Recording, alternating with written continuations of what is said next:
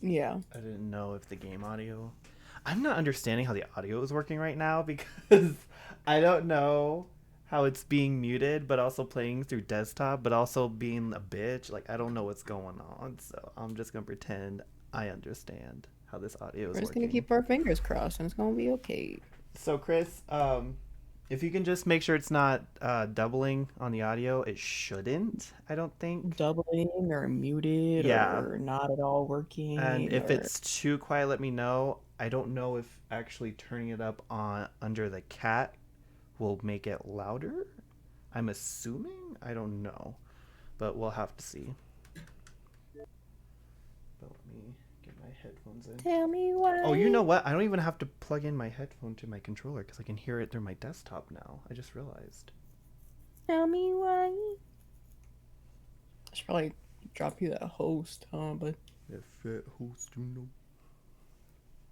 I'm sorry, I'm just too busy looking at sushi, man. They got pink seaweed wrappers over here. Oh shit. Like my mind blown.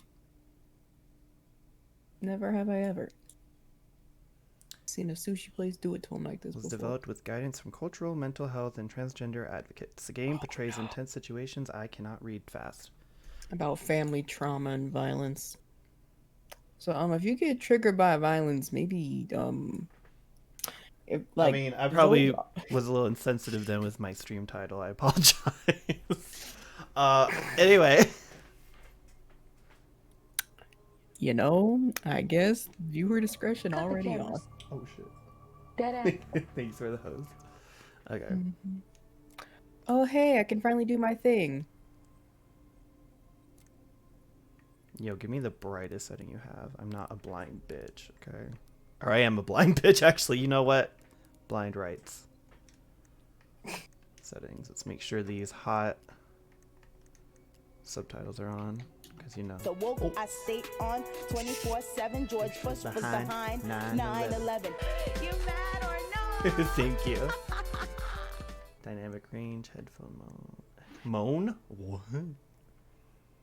Nah, bitch. I want to spit. I want to choke. Yo, what other languages you got? Don't even. No. Yes. I had to make sure because it was clowning me. Closed caption. Yeah, I want to see every sound. Thank you. Dyslexia friendly font. Actually, yeah, fuck me up because I do be like that. What does that even I would mean? love to find out, so we're gonna find out together.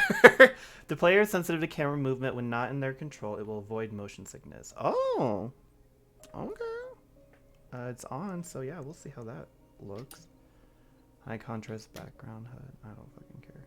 Dyslexia friendly Oh, font. Is oh, that's Arial comic. yeah, that's it right there. And then if it's no, it's just Yeah. slightly bigger. It changes the font. That's all. We'll see. We'll see how it goes. I think it's because the font's actually like stick thin. Yeah. That's why. Okay. Only on our collectibles. There's a lot of fucking collectibles. Holy shit. Okay. It's a story-based game that takes your choice into account to shape your relationship with other characters. Choose wisely. No.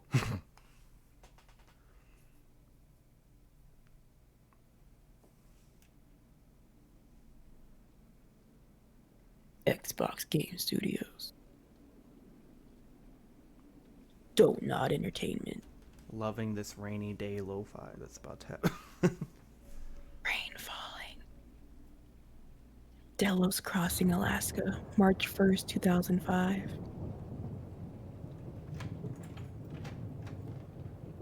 Well, we definitely are covered in mud and looks like blood. Me squinting. Hey, kiddo. I need to ask you a few questions, okay? Okay.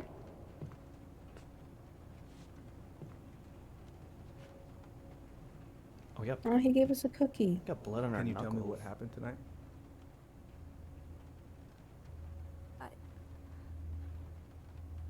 I went to show her my haircut. She had a gun. Take your time. She She freaked out. I... It's okay. No, it's not. It's not okay. My mom tried to kill me, so I stabbed her. Thug I life. killed my mother. Well, Homecoming. just coming out. We going out the gate with it. Huh? Just jumping right in the gate. Oh, yo, look at that loading or save icon. The hell is that? Oh, upbeat music. Thank God. After that awful I stabbed my mom. Fireweed Residential High School Center, Musical November just starts 2nd, playing. 2015. Fireweed. What a dumb town name. Alaska Okay. Okay.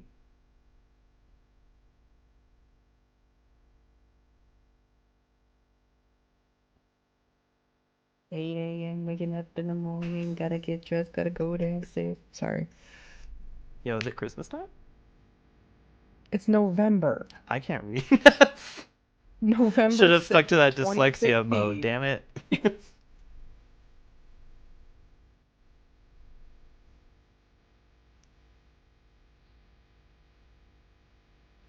Damn. I feel really bad because I literally read their names in the description and I already forgot. I think his name is I'm Tyler, sorry. and I think her name is Ellen? Mm-mm. I don't fucking know. Oh, she's talking to herself. Oh, really good. Did you get copyright stricken for the music? Oh, fuck me. Or, because you know it's gonna happen. Fucking bitches. They didn't even have an option this time, so No. better not be. They know better. Oh my god, maybe I don't know better. I didn't actually look. Oh my god. Yo, after this cutscene, I'll have to pause. Matt, Alaska chocolate snacks. No. For anyone tuning in, this is your first time seeing me. I'm not so much of a crackhead. I'm sorry. Please give me water and sun. Yo, you gotta let me read that shit. Are you Aaron? No, the note's not for you.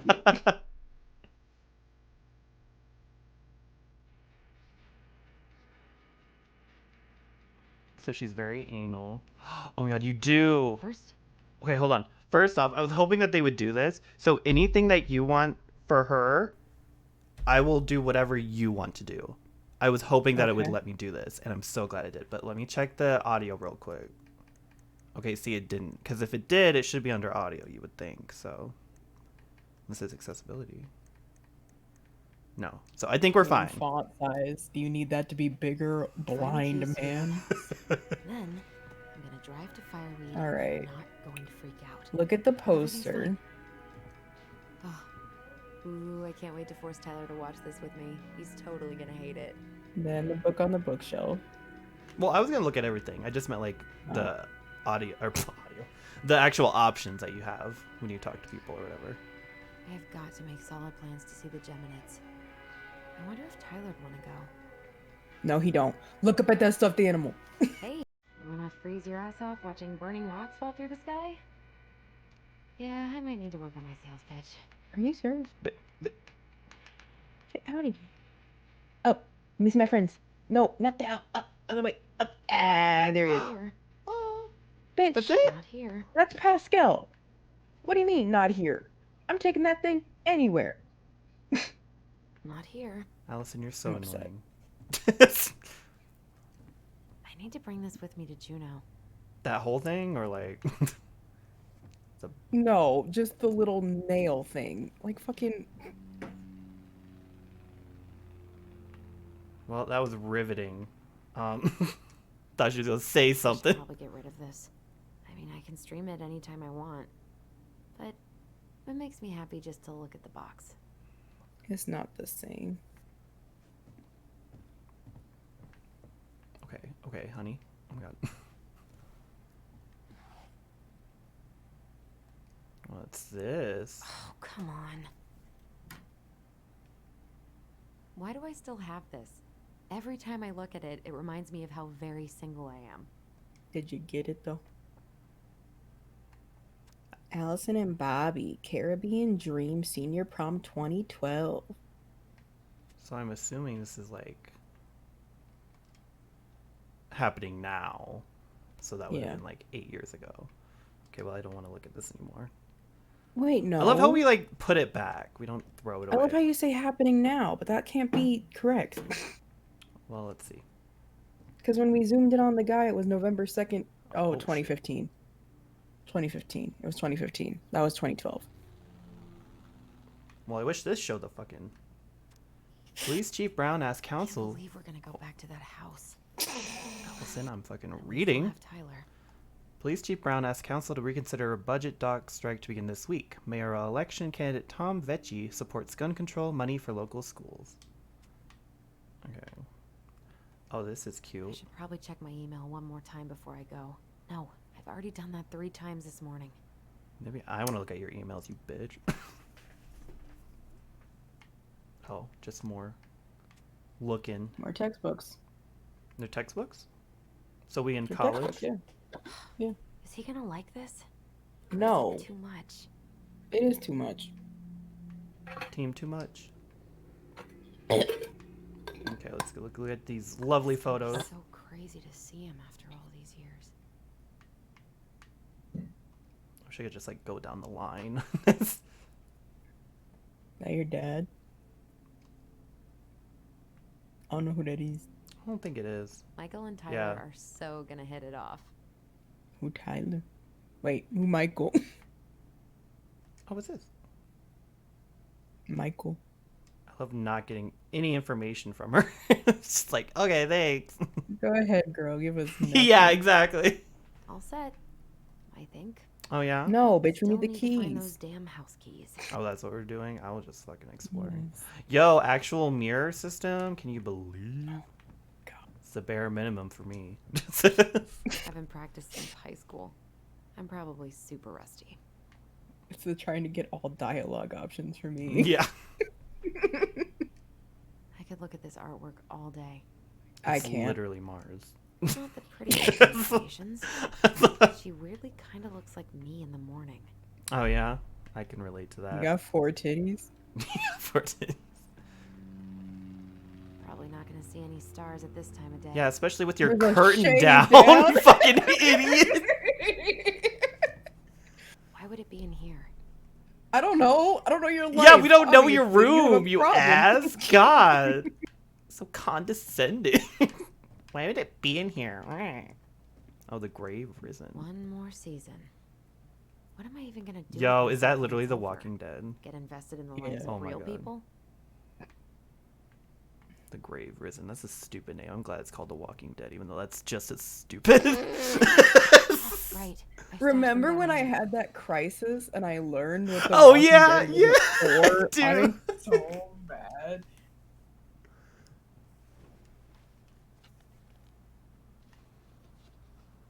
If you have your keys in here, oh my god. Oh, well, I guess that makes sense. You're not going there like every day. You weren't allowed Yeah, to. like, So that's where Yeah. you've Look at been those hiding. titties. Baby Yoda, baby Yoda. Look at this. This feels like another lifetime. Pick it up. Oh, she won't let me.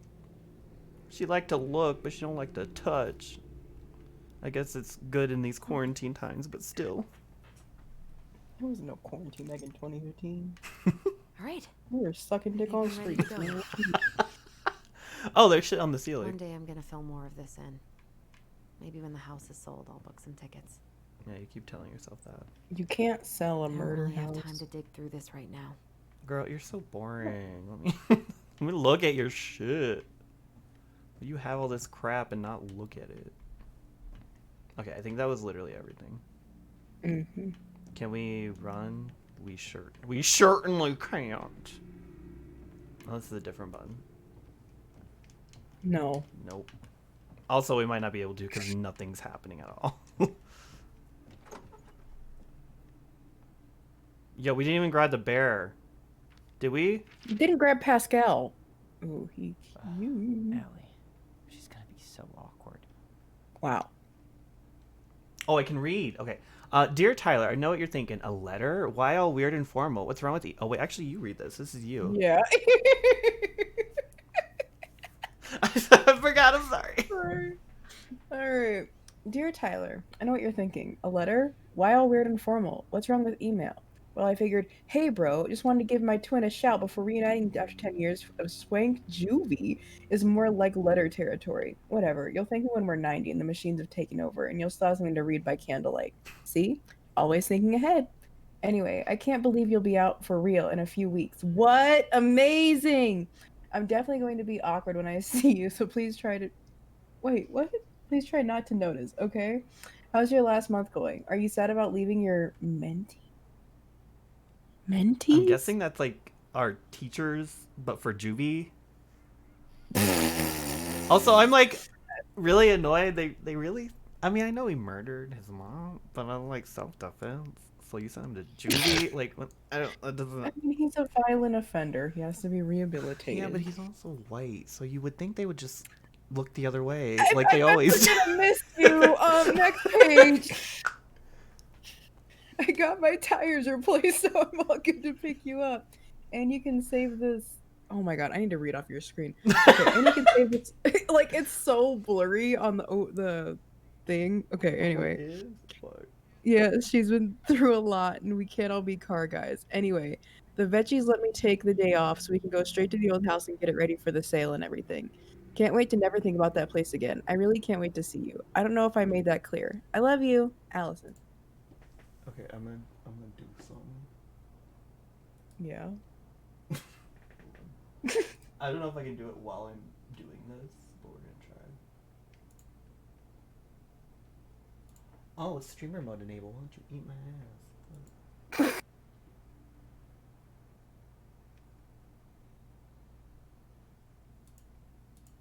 Really? Well, I was gonna change it for you, but I guess I can't. I'm gonna get It's okay. Nitro. It's But okay. it's stuck in streamer mode, so we'll just close this again. Okay. I will live. I have both things open. Can't believe I'm about to leave this room for the last time. Okay, I'm pretty much done here. And you're gonna leave your plant? Goblin, and Oh I'm my god. Yo. Oh, so you could take your goblin, I can't take my goblin? Watch, we're gonna walk out just like she did, though. Because honestly, that's what it seems like. What the hell is that? Enemigos. Southside flip it. Okay. Oh, there. Delight distribution further. Duplex duo, the dark arc of destiny. bummed I have to leave this behind, but the old house would probably collapse if I blasted this inside. Been listening to this on a loop lately. Man, the soundtrack to my angsty teen years. I'll leave it for the next rebel. Oh my You're god. gonna need it more than I do. Let's hope they murdered their mom too. Man, he's gone. Pass the torch, if you will. I'll be able to say I helped him on his way. I can't read it? Oh, I can't read it.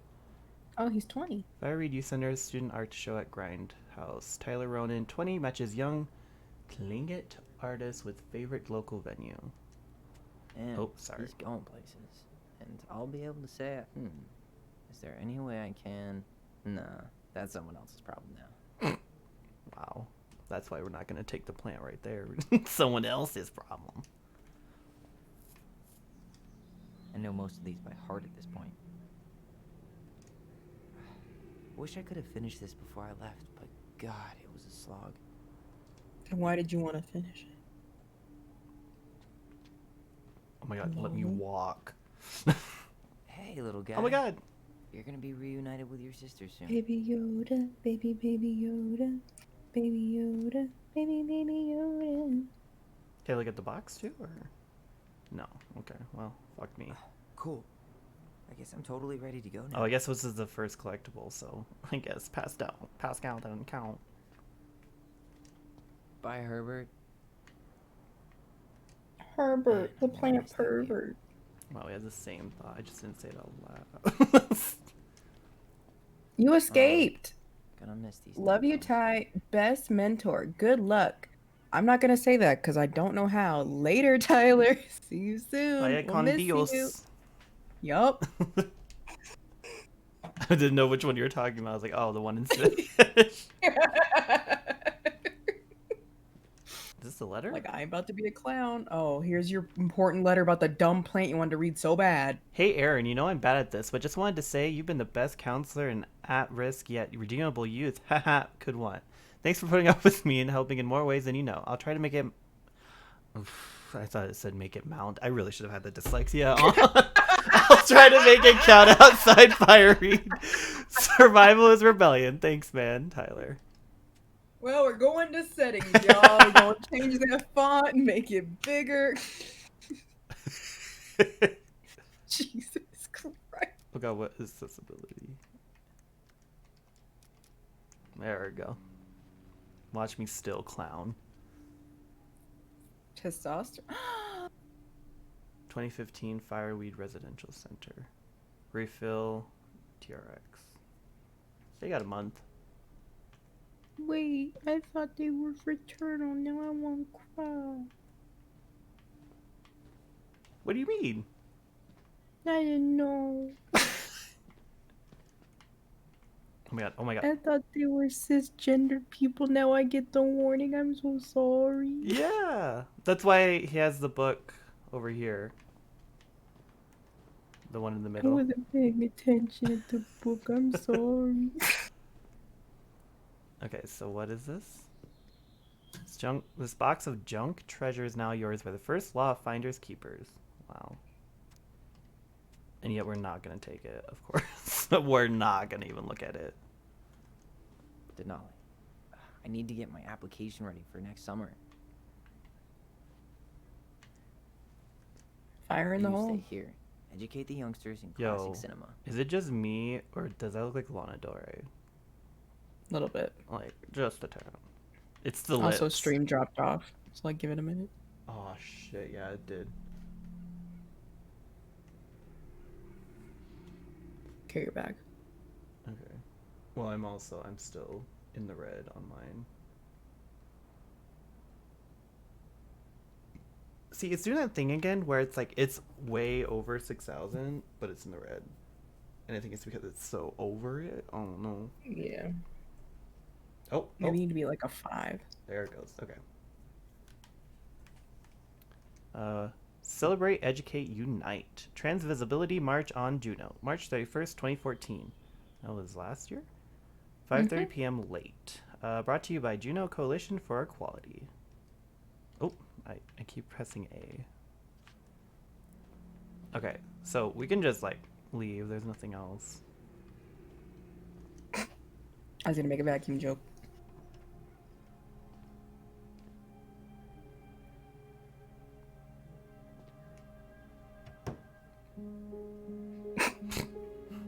Well, you see, we already read that, so...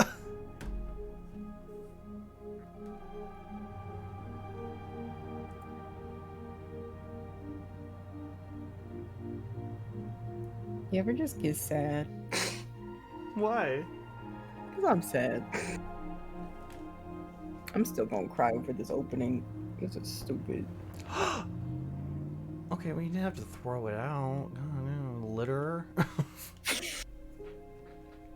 Yo, that snowman is a mood.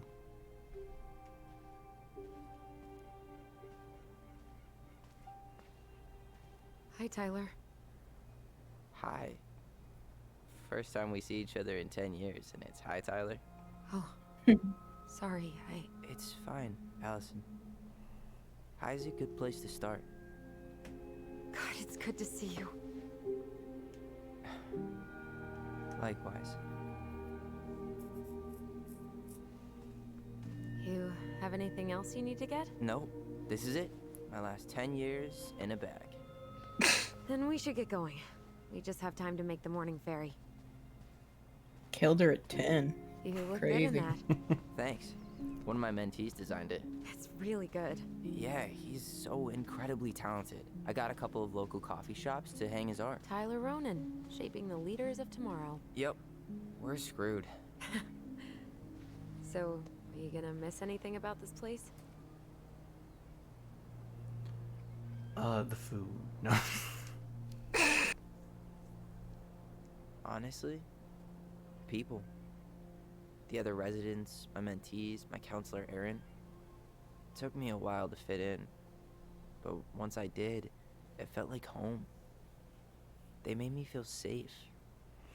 Safe enough to be me. That's so great. I'm really happy for you. We planning to drive Like, to at least it Delos wasn't all Crossing or sucky. push? You are fuck. Nah, I'll take my chances. Need one last look or anything? Looked. Let's go.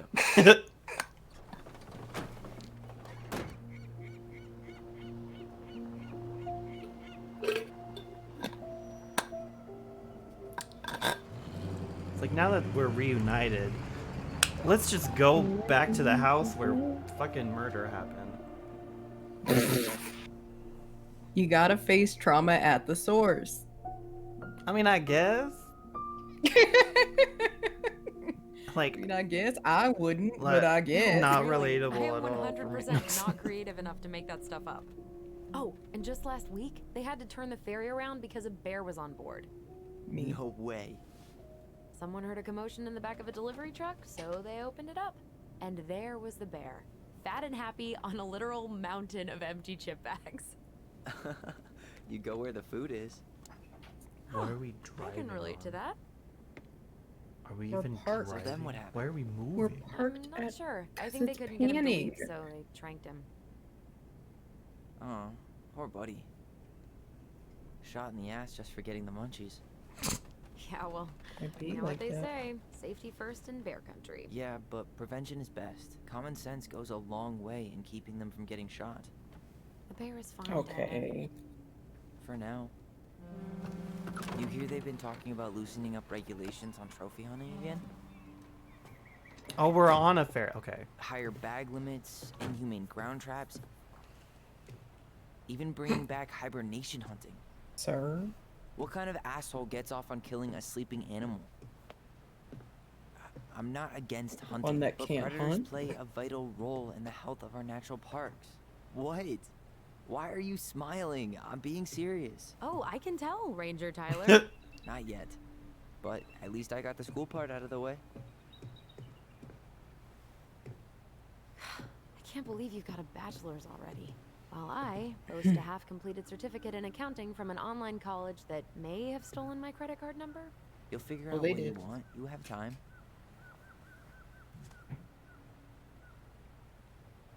How are you feeling? Like I'm about to drive straight into a whiteout and my fog lights are dead. Fair? Life do be like that. Or am we doing something? Oh. What about you? Allison? Whoa. Zoned out there for a second. Sorry. What's up? I'm sorry. I'm just trying to wrap my head around the fact that you're right here, standing beside me, on our way to Delos. You don't have to apologize. It's a lot. Oh. Why did we take the ferry instead of the coast road? 'Cause I didn't want to be stuck in the car with you for an extra 2 hours. Ha ha. We have to take the ferry. It's the only way to reach Delos from Fireweed. I see. Well, good. I don't think my stomach could have taken 2 more hours of how you handle curves. I'm sorry. Do you want to take over driving when we dock? No. You're gonna have to get back behind that wheel at some point, you know. Look, I put a fireweed van nose first in a ditch. Hey, at least you missed the porcupine. I'm guessing things haven't changed much. You mean in Delos? Still the capital of East Jesus Nowhere. Can't wait to get out of here. Oh god, who am I? Ooh. I think it's you. Was it really that bad? Pretty much. But it could definitely have been worse. Like if you'd been tucked away in a center for troubled youth? Right. At least you had Michael. Yeah. I don't think I'd have survived high school without him. Bet you're gonna miss him when you move to Juneau. How's he doing? Good. Good. But I haven't seen him much outside of work lately. He's been busy with his dance and helping his clan organize a potlatch. Is that smoke coming out of Stonehouse? Guess someone finally bought that old shack. That, or the ghosts are cozying up by the fire.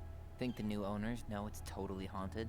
I'm sure Tina did her best to keep them from figuring it out. At least until the paperwork was signed. Ugh. That house always gave me the creeps. Those windows are like huge gawking eyes. You think people talk about our house this way? Worse. Oh yeah. Probably. Hell yeah. I would talk about the house that way. Anything to look at? If so, we're really going back there, huh? To Stonehouse? I mean, we're going home. Yeah. Yeah, we are. Think the house will sell? No interested buyers yet. Turns out people don't line up to buy murder houses with no electricity. At least it's got one hell of a view, unlike Juneau. Hey, Juneau has mountain views aplenty. It just also has people and fun. You still thinking you might be my roomie? Thinking about it. Hey, can I ask you a question? Again? Shoot. I was told... I mean, after you, well, graduated, I guess, and became a mentor 3 years ago, you still basically spent all your time at Fireweed, right? Pretty much. There were a few times I tried to go to these meetups for trans people in Juneau, but something always came up. I probably should have put myself out there more, but it was better to be around in case the residents needed me. So you were free to come and go as you pleased? Yeah. Why do you ask? Oh, nothing. Just being an overly invested sister. Curious how you spent your time.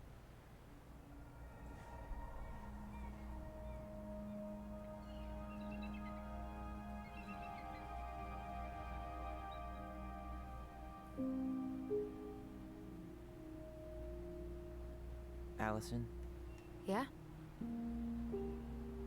spit it out. Okay, you need to promise not to freak out. What is it?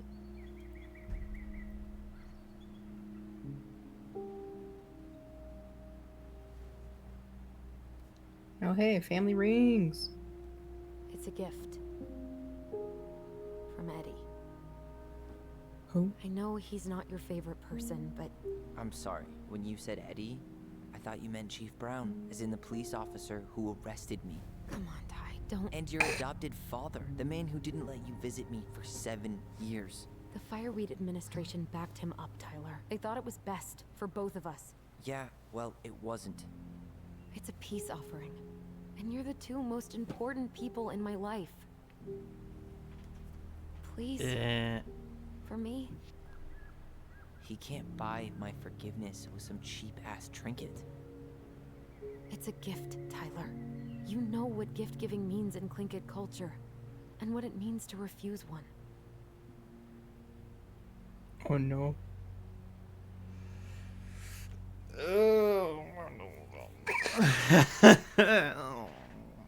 Run out of time.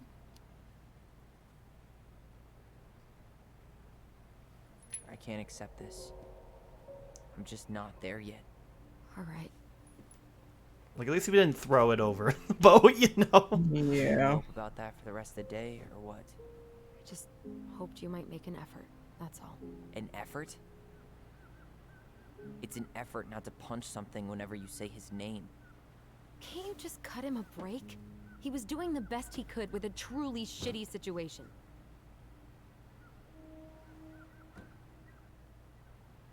But Juvie, though? Can I get a oof in the chat? Oh, we got a whale breathing. Did you hear that? Yeah, whales be like. Okay. Fucking polar.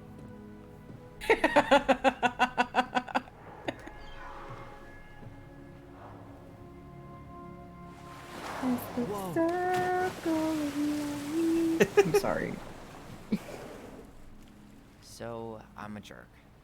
Yeah. You just always need to have the last word. In other words, a jerk. I didn't need to dig in like that. I'm sorry. Still not gonna take the ring though. I'm sorry too. I just hoped we could wrap everything up with a grand gesture and move on to our Could have perfectly had matching normal lives. rings. It's gonna take about 3 years for me to, or sorry, 3 chapters What? for me to This get through isn't this. normal? Man, he's Still so your brother? hot though. Man, she just broke his Still your hand. sister. I was like, if you won't wear it, you don't get the finger then.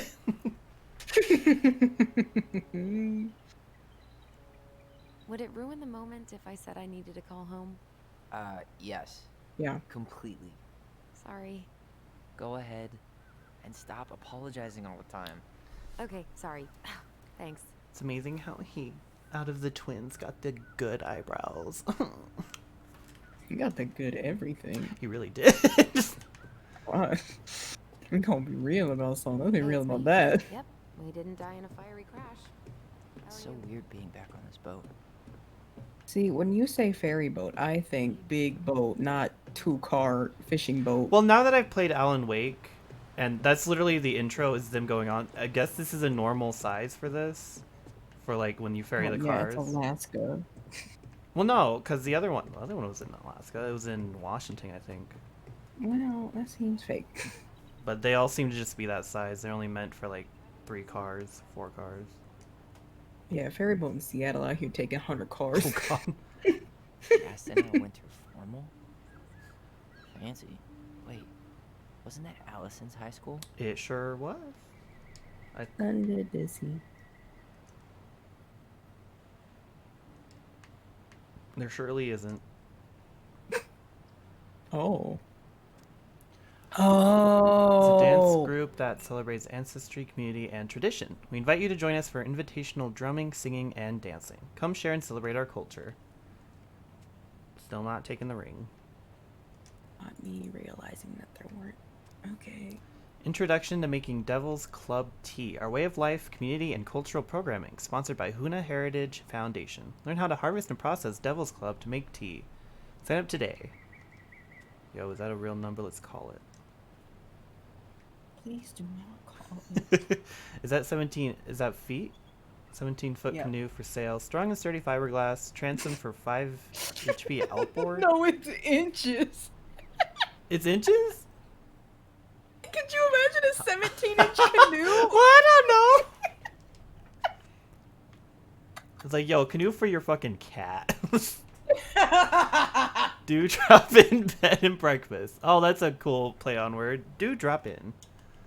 House has walk-in freezer and space for deer and fish processing. 17-inch. Denali Expeditions. Oh, this is a crown jewel? Is this your crown jewel? Hey, Allison, can we take the scenic route? No. Allison, get the fuck off the phone. Guess not. Scenic route's longer, but the view's worth the time. Oh yeah, Where forehead. you headed? Delos Crossing? Same here. You from around here? Yeah, I just killed my mom. Born and bred. Ah, you don't say. I moved to Anchorage around your age. Delos was mostly Alaskan natives then. Clinkhead, Haida. I haven't been home in 5 years. Oh, so you owed your family a visit? I'll say. You may not know it yet, but your folks, they get old real fast. She ain't getting any Mom's older. dead. I'm Alex, by the way. Alex Gershwin. No relation. Huh? To George Gershwin. Gershwin, the pianist. Folks are always asking if we're related, so I try to head it off at the pass. Oh, What'd you say your name was? Lucky for you, I only listen to metal. Just call me Tyler. I don't want to do just call me Tyler. All right. Good to meet you, Tyler. Likewise, sir. Good talk. You don't need to know that I murdered my mother.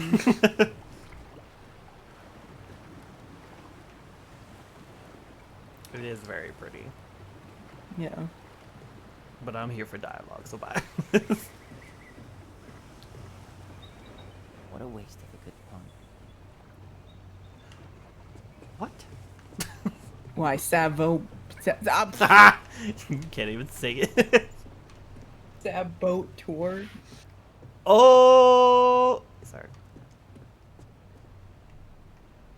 Remain in vehicle while ferry is docking. Watch me take a fucking swim. I mean, I think they're more worried the car would come undone, you get smashed, but like, go off. Yo, I want to say hi to that whale, you know. I love how I can just leave. Check my Fuck. six-pack. Yo, you got any other dumb stickers? Let's see. I want him to like break your Oh. ass for living in his truck. What? Hello? Oh, damn it, we're here. Aw. I could look at shit. Let's go. No, I want to look in his car. No! What did I fucking tell you?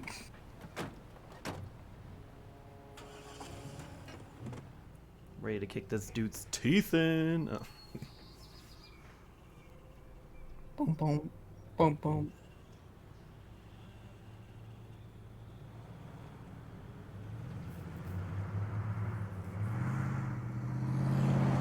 What was the name? Eddie? Or Teddy? Yeah. Eddie. EDDY. EDD. Oh, so the What? loading thing is the goblin. Gotcha.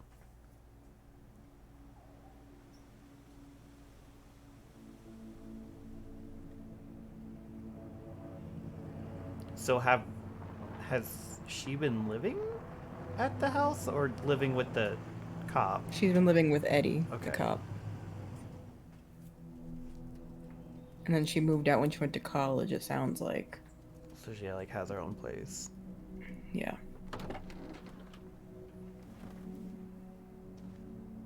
Oh my god, she's still salty about the ring. I think she doesn't want to go inside. I think it's a mixture. Adding to the bad vibes, you know. Like, yo, last time I was here, you were over mom stabbing her 84 times in the chest. I don't...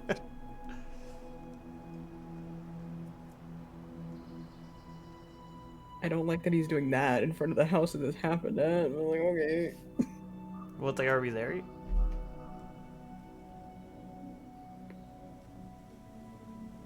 Like, did we immediately go to the house or did we go somewhere else? That's what the only reason they were going there.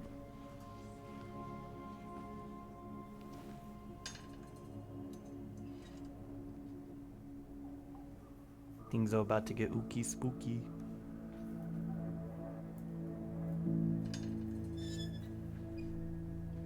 Number 12. I mean, it's a simple house. Cute. Basically, exactly like I remember it. Only faded. Like a Polaroid left on a windowsill. From the outside, it almost looks charming. Charm's not the problem. Structural integrity may be an issue. You think there's a chance whoever buys it will just tear it down? Yeah. If someone buys it, they can do whatever they want with it. You wouldn't care at all? Nope. Would you? Sure. Everywhere I look, I see a piece of one of our adventures. Everywhere I look, I just see her. Allison, we could go grab a bite. Start this tomorrow? No. The only way to get this done is to do it. Okay. Hmm. I mean, I'm hungry. I wasn't really After asking.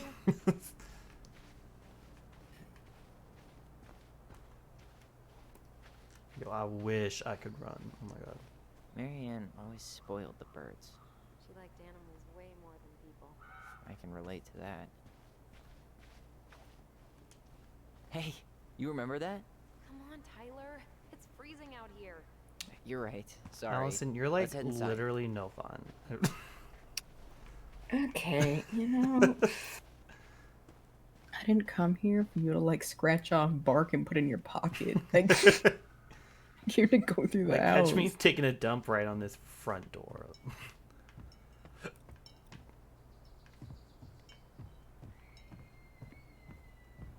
Okay, a kid just screamed outside my window. I don't know what the fuck is going Did on. you smoke something before you left fireweed?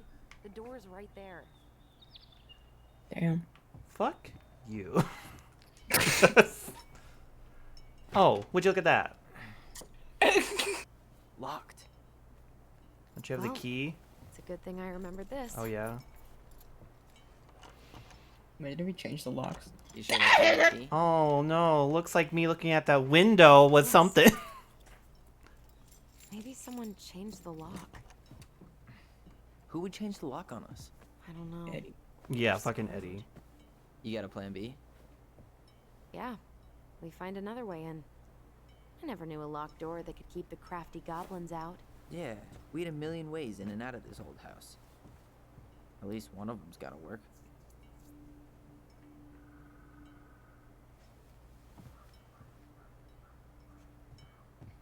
Walks right to window.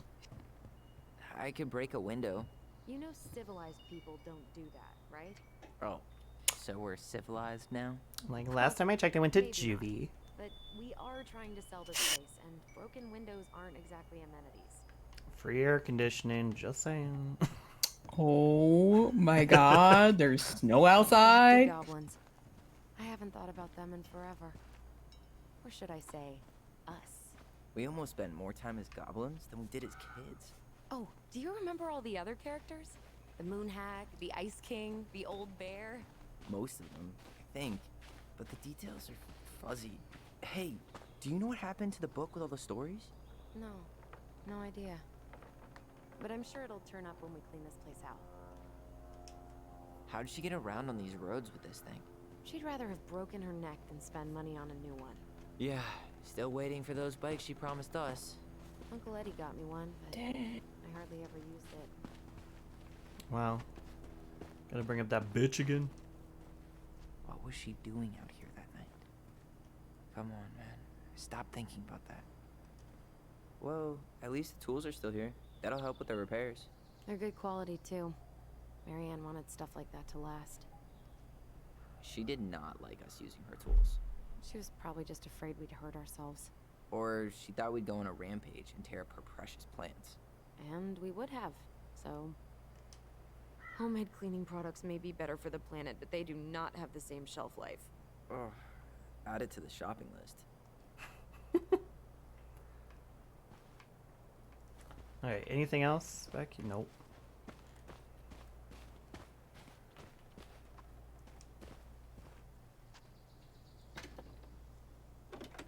Hey, it's locked, all right.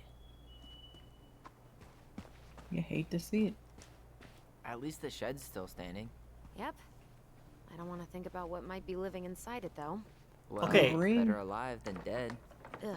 Allison, Yes. just yeet me to the side. Let's deal with that later. There Plenty you else go. to do first. Like, literally get in. What the fuck is that? I can't believe these A are still frog. here. Yeah. We should hide them so they don't frighten away potential buyers. Now you don't vibe with the creepy frog. You're not down to Remember how frog. mad she'd get if we didn't use the compost? And she always knew when we were lying. Waste not, or kiss the planet goodbye. So you can definitely tell he's more like his mother and she's more like, I'm guessing, Eddie. Well, you say that. However, What'd you someone find? killed the Our mom. hidden treasure. Seriously? How do we think to stash it there? Goblin secrets are always well kept. Well, it's not like he wanted to. Well, yeah, I just Does this feel like you You wouldn't need a hand with be that? No, it should be fine. the person you Okay. killed. If we just get this board out of the way, I could probably squeeze through. So we need something to pry it off. Okay. It's screwed in pretty good. We need a screwdriver. Oh, like the one in the shed that you can't get I into? think I saw one back in the shed. Let's go check. Or There's a Open whole. sesame. Let me guess. It's locked. Yup. Know any other secret passwords? Honeydew? Nope.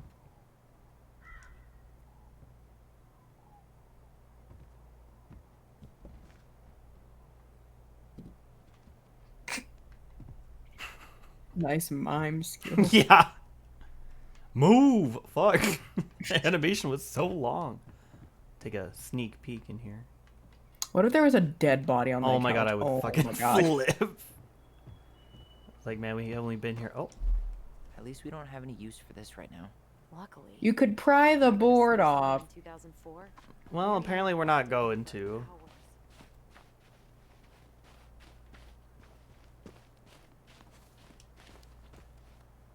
Of course. She was too proud to call another adult for help. Yep. Why do that when you've got free child labor? Doesn't seem like the greenest source of energy. Not like she had the money for solar panels. Okay. I'm gonna go to the boathouse and then. Oh, wait, there's another thing down here. Oh, it's just kind of still leads to the boathouse. I don't think there's anything over here. The water. Yeah, let's go in the water. Dude, it's a little early to try to cross the lake. I know it looks totally frozen, but there are probably thin patches. Hey, the dangerous part of the fun. Yeah. Let's not press your luck on your first day back. I wonder if there are still fish in the lake. Uncle Eddie taught us to fish here.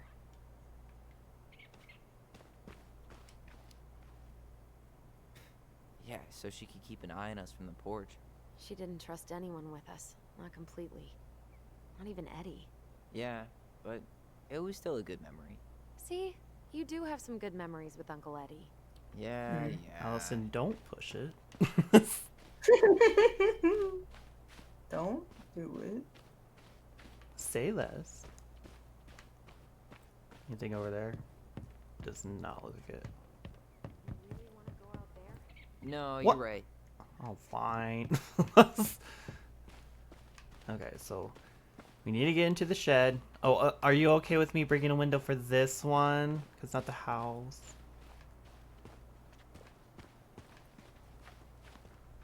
Oh, we all sit. You need a break already, Ronan? No, just sitting. Enjoying the view.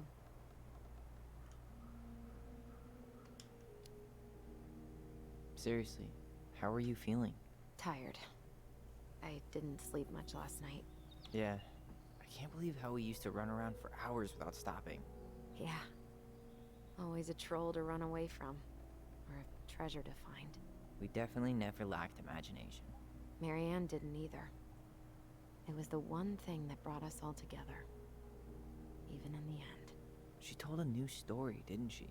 That night? It was weird. She built this bench, right? If you're trying to scare me off so you can steal my seat, it won't work. I'm literally No, sitting I next to you. Remember us all sitting here after. I fell asleep and woke up really stiff later. I don't remember us sitting anywhere for more than a few seconds, which sounds exhausting now. Guess we're just old. At least we've got a few more years before we're... As old as her. Come on, that's enough rest for us. Let's get inside. All right. Love to know what that story was about. Oh shit. We need to talk. Okay. Nothing different with that.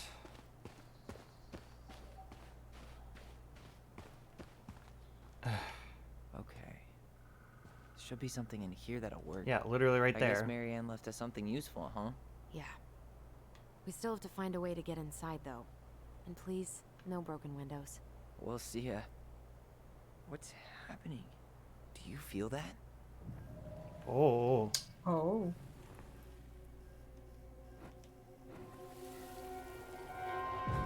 And don't leave this room until everything looks as clean as a whistle.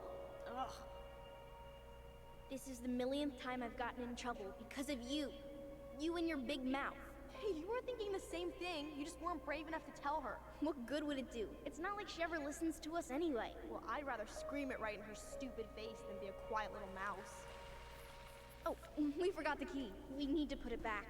Maybe we could hide it somewhere. You know, for fun. Oh. Goblins are supposed to help the princess, not play mean tricks. Whatever. You're not fun. I'm only trying not to make her even worse. Whoa. Did that just happen? I don't know, but I saw it too. It felt like it did when we used to share thoughts with our voice. It did, but that was a memory of us 10 years ago, right? I vaguely remember it happening. I think so.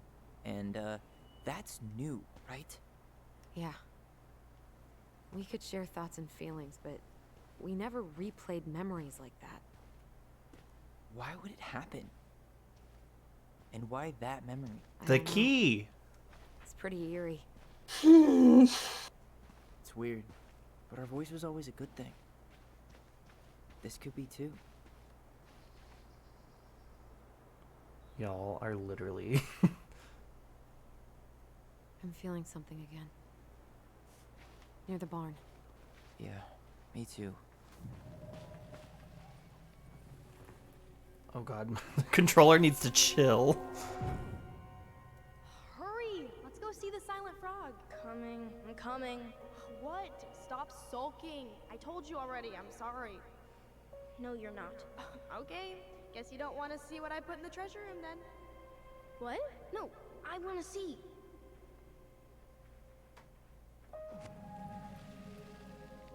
Guess Double we know where to frog. search now. We just have to remember which one is the silent frog. Probably the one So, in the middle. which one of you is hiding the key? Hmm? Hear no evil, see Damn, no evil, where's the speak key? no evil. Yeah, Seriously? it's right there. Kidding. Oh, come on. Okay, sorry. Nice job keeping a secret, buddy. Okay.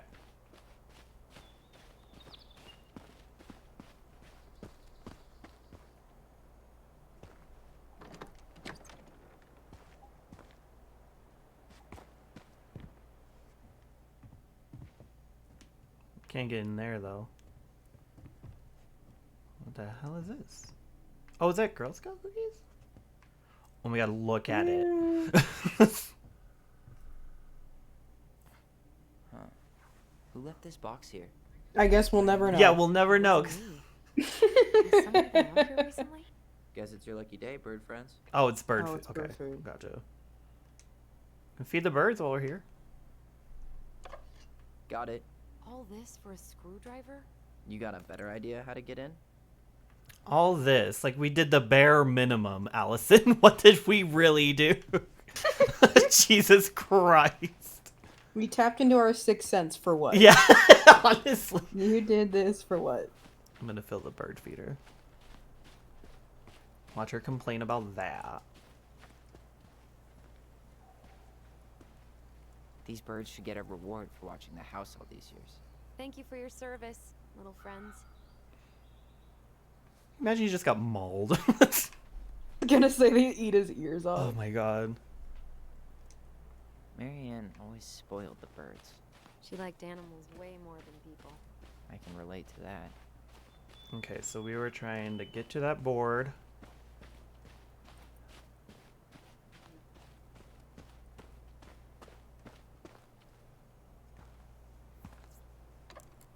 Oh, thank God there's no quick action for this bullshit.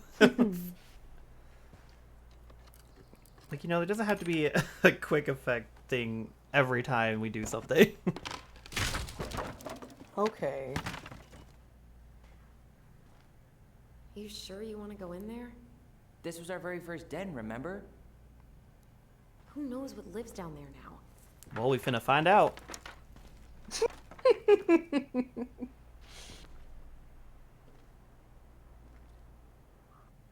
Everything okay down there? Tyler? Literally throw the screwdriver at her face. Oh, that's not funny! Then why am I laughing? Okay, fine. But you're still an idiot. Alright. I'm going in for real this time. Okay. See you at the front door in a few minutes. Also, I'm gonna do everything. Okay, Allison. I'm about to just chill here and not even let her in. Out of spite. Can I go this way? No.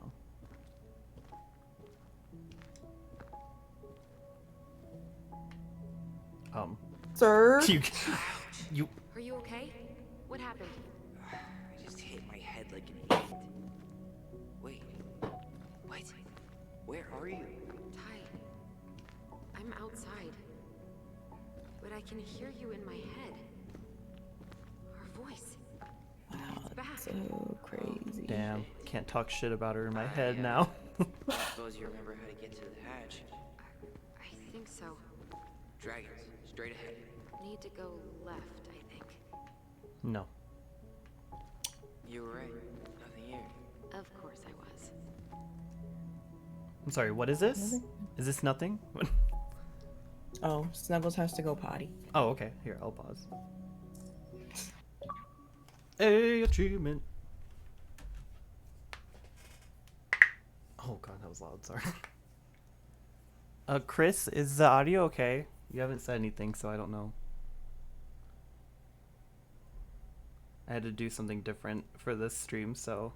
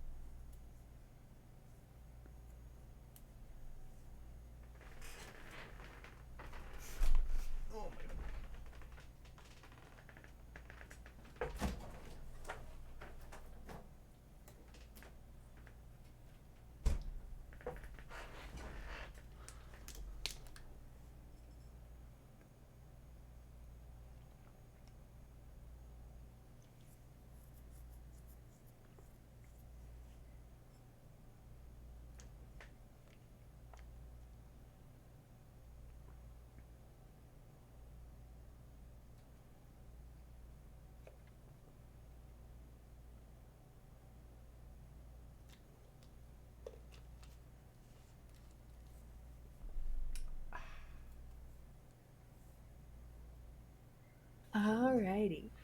Alright. Oh wow, what the fuck? Good job, Snugs. Good job. So proud. The Mad Hunter. I would have taken the gold. Not even in your dreams. Ow. Excuse me.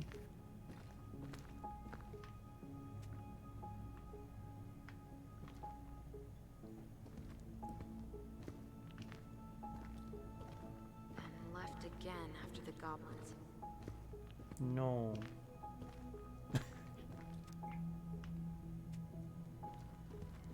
I like how the mom was a Nope. princess. It was on the right. My bad. Oh, you Oh. were wrong? Okay, well, fuck. I like how we were the goblins and mom was a princess, apparently. Well, Mom just seems like uppity. Wow. Can't say I ever expected to see you again. Aw. It's been a long time, buddy.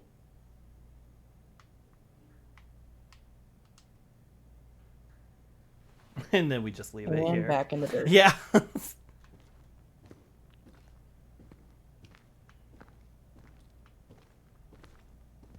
Could you imagine this is what underneath my house looks like? Maybe so. I ain't never going under there, but could you imagine? Probably a lot of spiders. Mm-hmm. Oh shit, here's the corner area. You were right, sis. Of course. A goblin never forgets where she stashed her treasure. Not even should 1,000 years pass. I found her old kite. I think its wings have been clipped, though. Rest in peace, brave bird. Pink. It always had to be pink.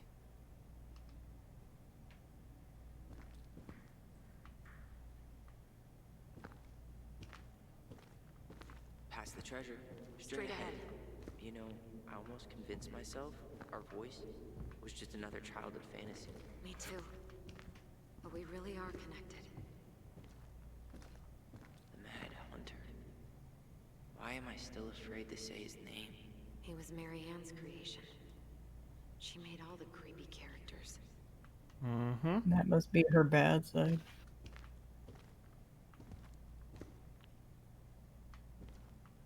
Okay, that should be the hatch. Yep. Okay. Whoa. Sorry. Weird animation. Hatch was locked. Well, considering everything else was, I'm surprised this is.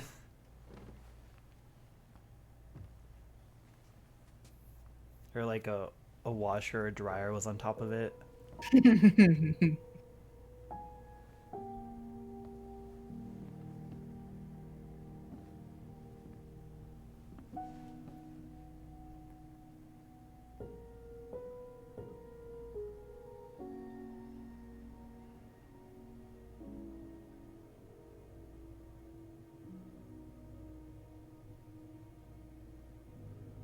I tried to ask Chris how the audio was, but I don't think he's watching. I texted him. He said it was good at the beginning.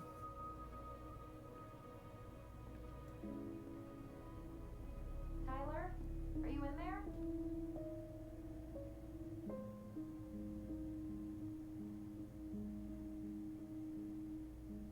Tyler! Coming!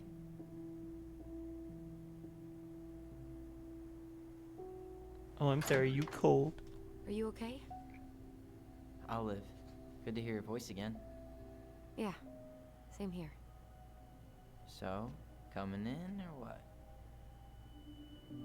Just working up to it.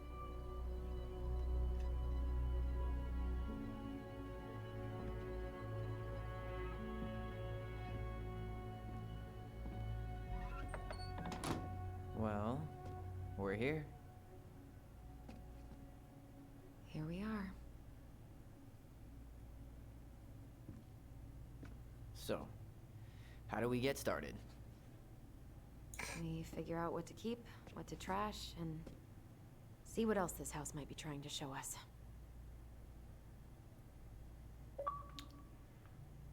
Homecoming. Okay, hold on. Okay, there's nothing. It doesn't seem real. Surprised they're not like a journal feature or anything. I mean, no one's an artist. No lights, no power. Well, no, just like for writing. No one's a writer. Machine repair. Alright, let's see.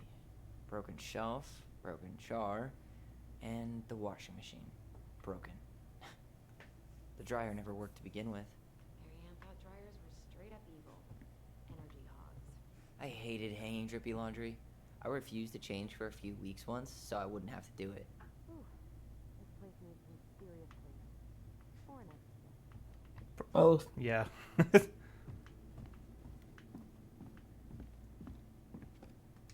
I'm trying We to should see if take there's down like the a. creepy masks if we don't want to scare the buyers away.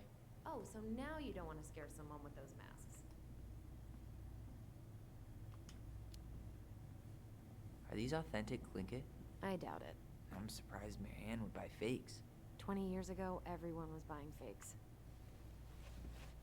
What were you wondering? I was trying to see where the bloodstain was, where she died.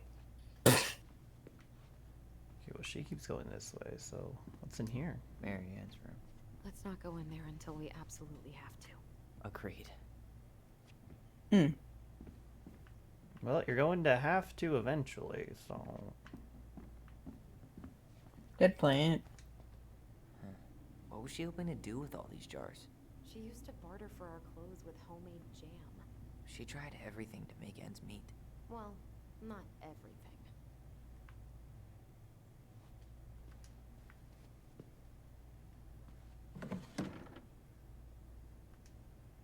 String, glue, duct tape. The holy trinity of house repair. Marianne loved having something to fix. I wish she fixed herself, damn. Whew. But not the part where it got broken. Especially if we were the ones responsible. I know. I'm just saying she liked to save broken things. After all this time, I thought I'd feel more prepared to deal with this mess. Best mom. You think we ever really believed that? Or were we just trying to make her happy? Either way, it wasn't true. Sponsorized by the local goblins. Guess we never had time to complete the collection.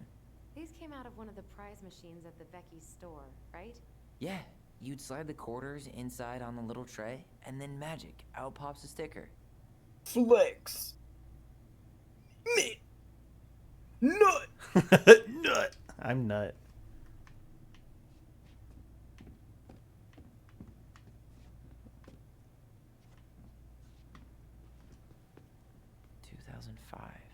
Of course. Hey, she drew some little hearts here. Oh, What? March 7th. Oh. Oh.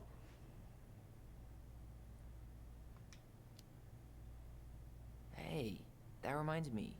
I owe you like 10 birthday gifts. I think we can let that slide.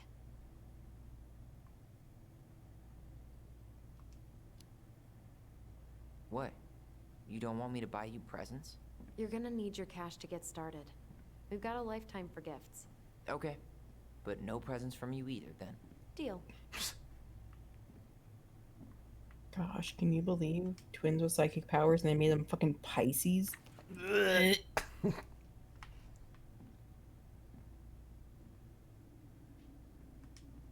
last few months are almost all blank. Only a few appointments. Most of them canceled. What kind of appointments? Hairdressing, I think. Oh yeah.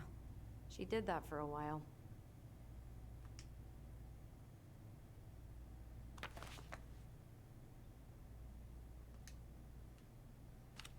Oh, what? No, that's not. I thought that was something to look at. That was the end of the first of the year. Huh. Me too, but don't write here. Fuck you, Mom. We're gonna do what we want. Anything up on the ceiling? Let's see, upstairs. Huh. This bathroom still smells like Marianne. Good scrub and we'll be rid of that too.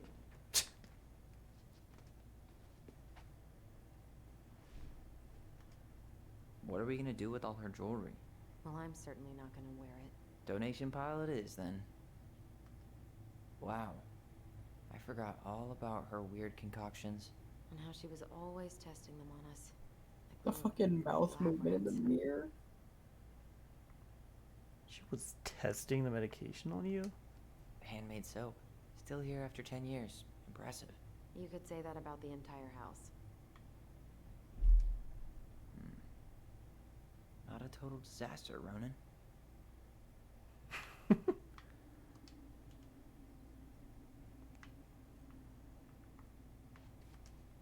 tried to bury this dress in the backyard, but Marianne caught me. It was a pretty dress. Yeah, well, we both know pretty was never my thing.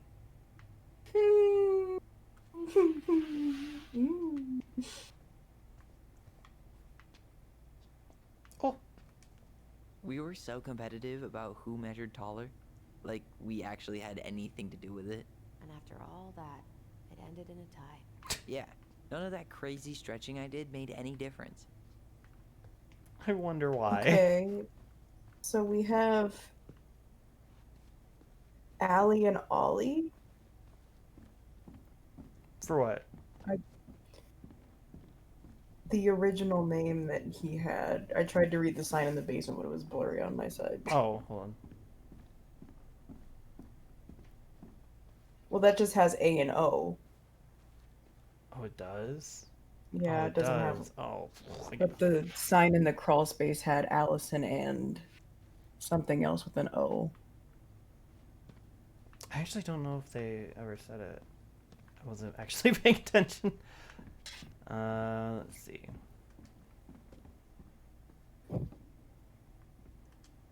She pinched every penny. Looks like homework. Oh God. Broke something. Hey mom, we're sorry the vase got broke. We didn't know you love it so much. We need to be careful not act up in the window room. Next time we'll try and use good judgment. Judgment. Next. Please forgive us for doing bad things. Oh, so it was Ollie. The next one's you. Like Judge Mint. It sent me to the moon. I'm sorry too. We should be more careful. I'm very sad we made you cry so much. We should play outside instead. I will tell Ollie not to be wild all the Oh my time. God. We aren't going to do it anymore. We are sorry. Always blaming me. I'm sorry. Who can't spell judgment? What are you reading?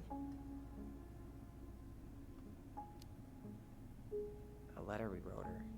To apologize a for breaking bear? that stupid vase, remember? Bore your kids into good behavior. Great parenting strategy. Old textbooks. Tessa gave them to us, right? Yeah, she thought we were gifted.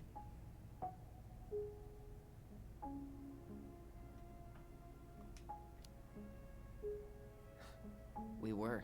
Just not like she thought. You think she knew we were sharing answers? We shared for fun. We both knew them all anyway. I mean, you say that, but I don't know shit. Judgment? Like, Oh, hello? yeah. Obviously I didn't know. Oh shit, there's a memory. What the fuck? What the fuck? Where is it? Oh, I hate this. I hate this. Don't you hate when you can't find the memory? What am I looking for? Okay, I don't know what's happening. Oh, here we go. Okay, it was like, can you stop vibrating? Mom? About me joining the hockey team? Mom, Sorry, what? Not now. Maybe next year. but you promised. Keep whining, and my next year will become never. Can you cut my hair? Your hair is fine. But I want to cut it short, really short. What? Look, I'm tired, and I'm busy. Let's talk about this later. You always say that. You looked real busy. Marianne said no to everything. Made me so pissed. She was always on edge those last few months. Yeah, and completely deaf to everything I was telling her I needed. She pretty much always said no to me too. True, but it felt personal with me. She was trying to save the planet way before Al Gore made it cool. Has Al Gore ever made anything cool? Nah. I guess she was right about one thing, but you can't really blame anyone for not listening to crazy Marianne Ronan. I didn't realize how much I missed the smell of firewood. I miss the cold winter nights curled up here with big mugs of hot cocoa. Yeah. Marianne was so tired she was usually asleep on the couch. Ah, that's why it was so nice. Oh, Marianne. We'd use our voice so we didn't wake her up.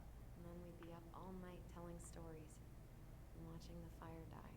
And Marianne was none the wiser. Oh, I love houses like that. What? Where you can see the living room from the upstairs. Oh, yeah, yeah. There's something right here. Oh, no, it's She was Al trying Gore. to save the planet way before Al Gore made it cool. Has Al Gore ever made anything cool? Nah. I guess she was right about one thing, but you can't really blame anyone for not listening to crazy Marianne Ronan.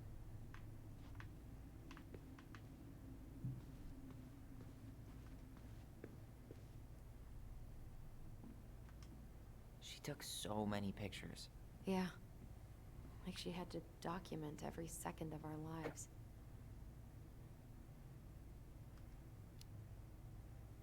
You can keep some of them, if you want. No thanks. I mean, I like the photos of us, but I don't think I can forget that she was the one aiming the camera. Wow. I'm so embarrassed for us. Many Da Vinci's we were not. She saved every drawing we ever did. There's a couple of these I might keep.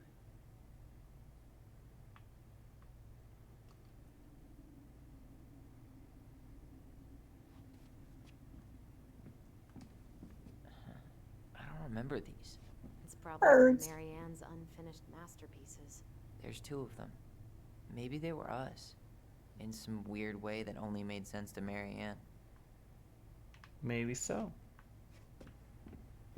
Okay. Looks like that's all there was down here. Let's go upstairs. I can remember. Okay. I was like, I don't remember how to get there.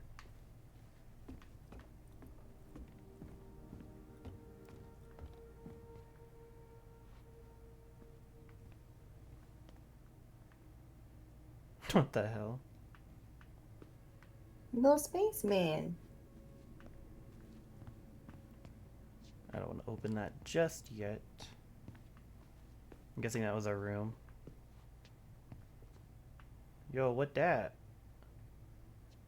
Paper airplane. Yo, I wonder if that has something on it.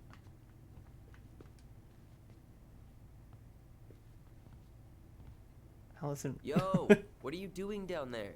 What do you think I'm doing? Trying to figure out if anything in Marianne's mess is worth keeping. Any progress? Fair. Not really. What about you? What are you doing up there?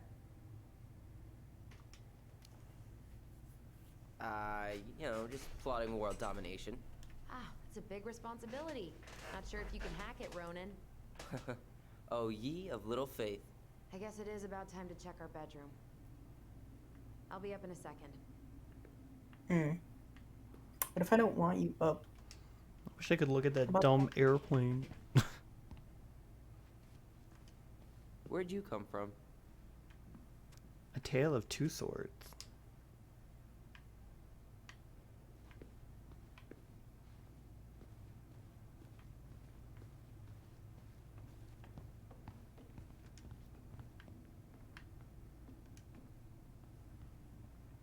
Open it.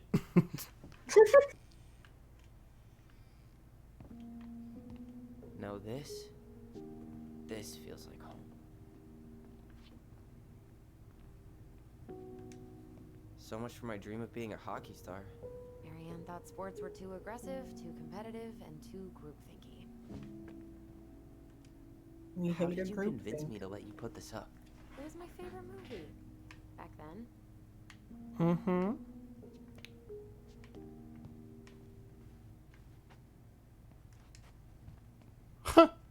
You know, if there's one thing you gotta give Marianne, it's that she let us explore our artistic side. You should have seen Eddie's face when I tried to repaint his car. Yeah, I bet Uncle Eddie didn't appreciate your artistic touch. I'd rather you called him Chief Brown if you're gonna be an ass about it. Nah. I do what I want, and you do what you can do about it.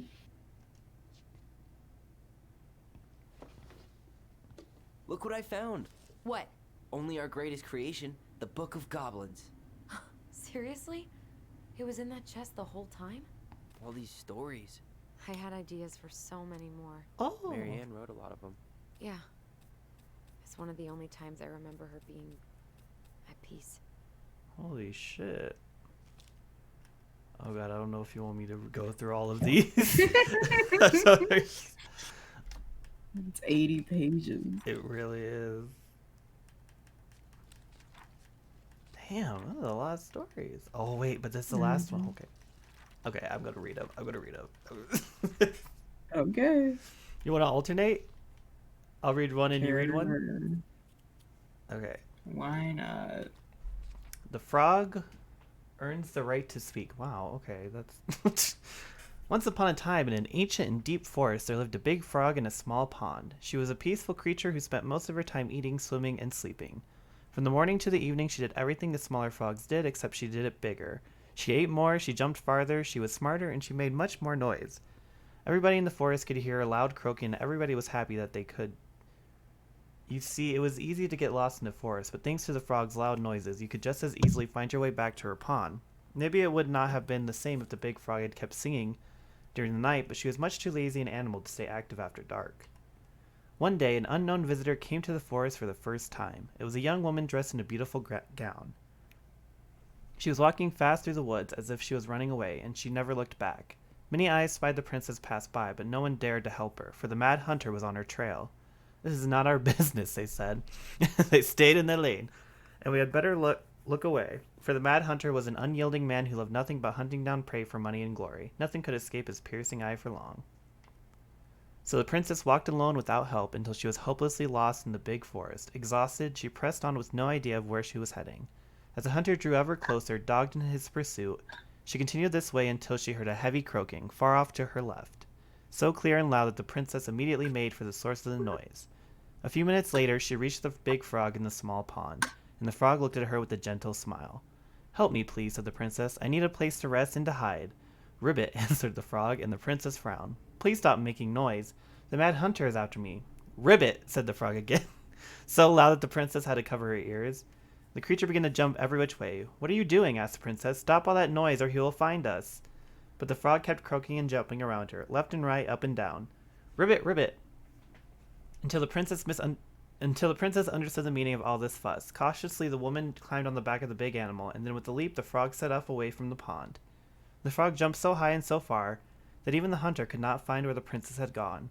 With a few jumps, the princess was out of his piercing eye, and a few jumps more, and she had vanished for good. The princess closed her eyes and let her clever mount carry her wherever the creature pleased. Less than an hour later, the big frog had reached the other side of the ancient forest, near the shores of the very deep lake. There she landed without a noise in front of a big wooden house that had been abandoned.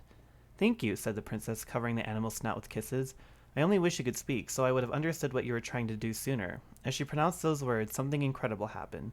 The big frog was suddenly able to speak. Her first words startled the princess. "The mad hunter is always at my heels. Now you're safe, and I've had my revenge. You can stay in this house. It has been abandoned for a long time, and no one will look for you here." And then without looking back, the big frog jumped back to the pond. And this is how the big frog saved the princess, and how she earned the right to speak. Oh. Sorry, I didn't realize there was actual pages. Do I get a thing? No. You get to suffer. The Bear and the Princess. Once upon a time in the ancient and deep forest, the old bear stood on the bank of the river, swiping at salmon on their way to the spawning grounds. Just as he's got his paw on a particular fat one, he heard a woman shouting for help. He considered simply eating his salmon, but then she screamed again, and he lumbered over to investigate. After a short walk, he found the princess clinging to the top of a tree, while a wolf snarled and snapped at the base of the tree. Old Bear would normally not get into the middle of such a situation. After all, as a fellow predator, he understood the wolf's need to hunt.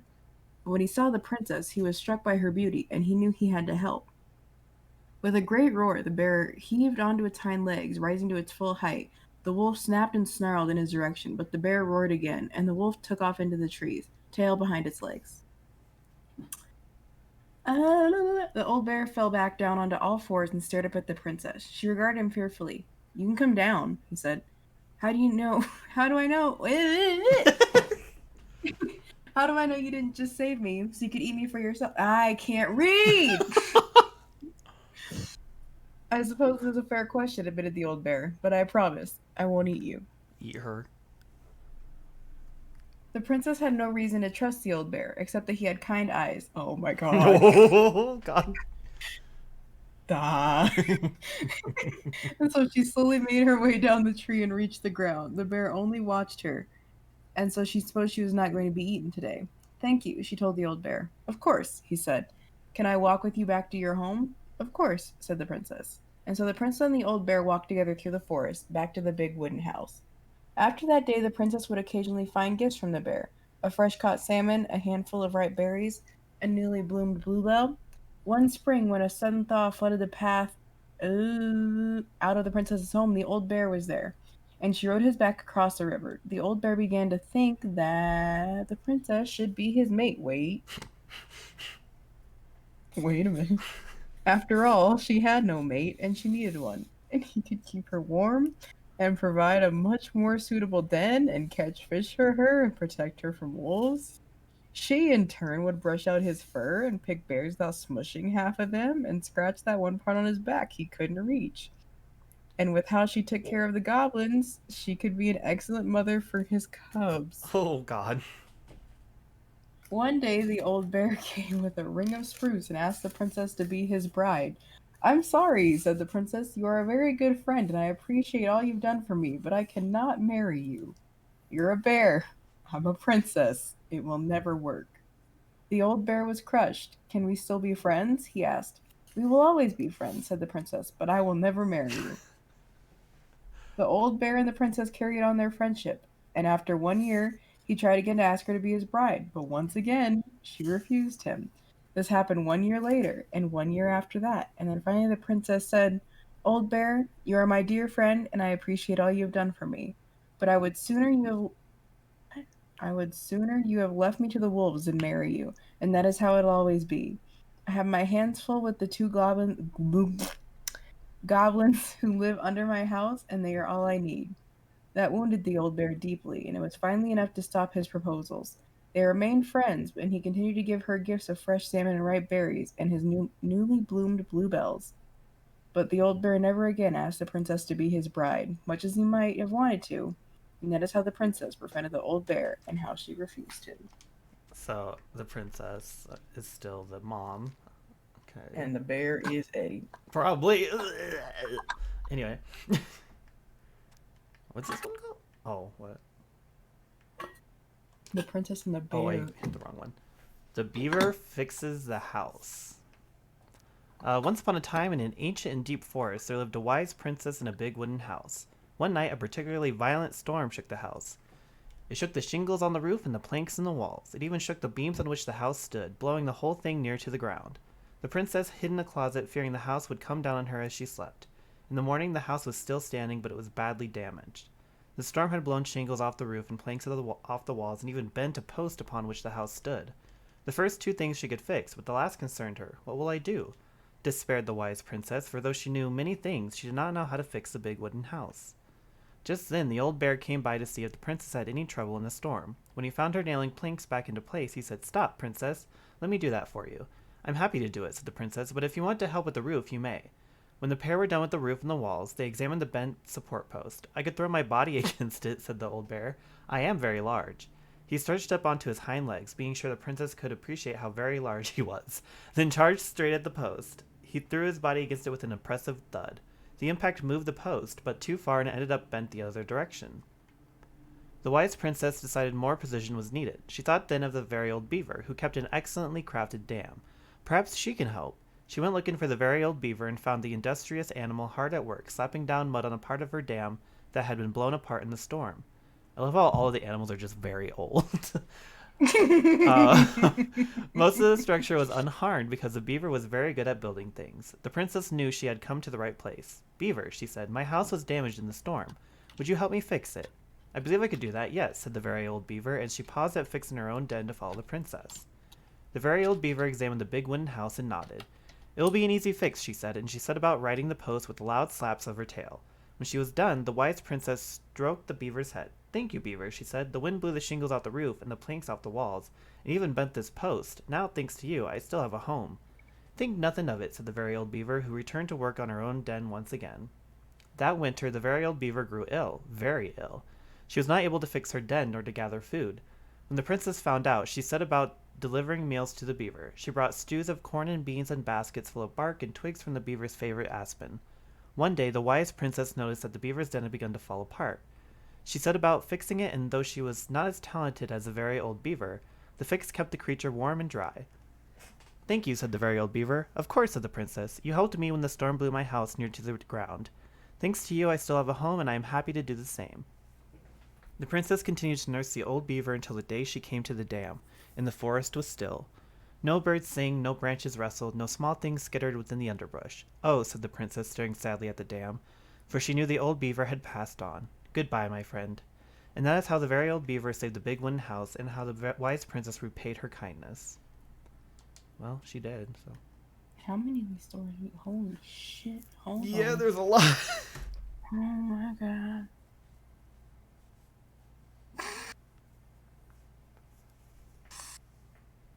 I have to read 9 more. Okay. The Princess's Party. Once upon a time in a deep ancient. Oh my god! This is dumb!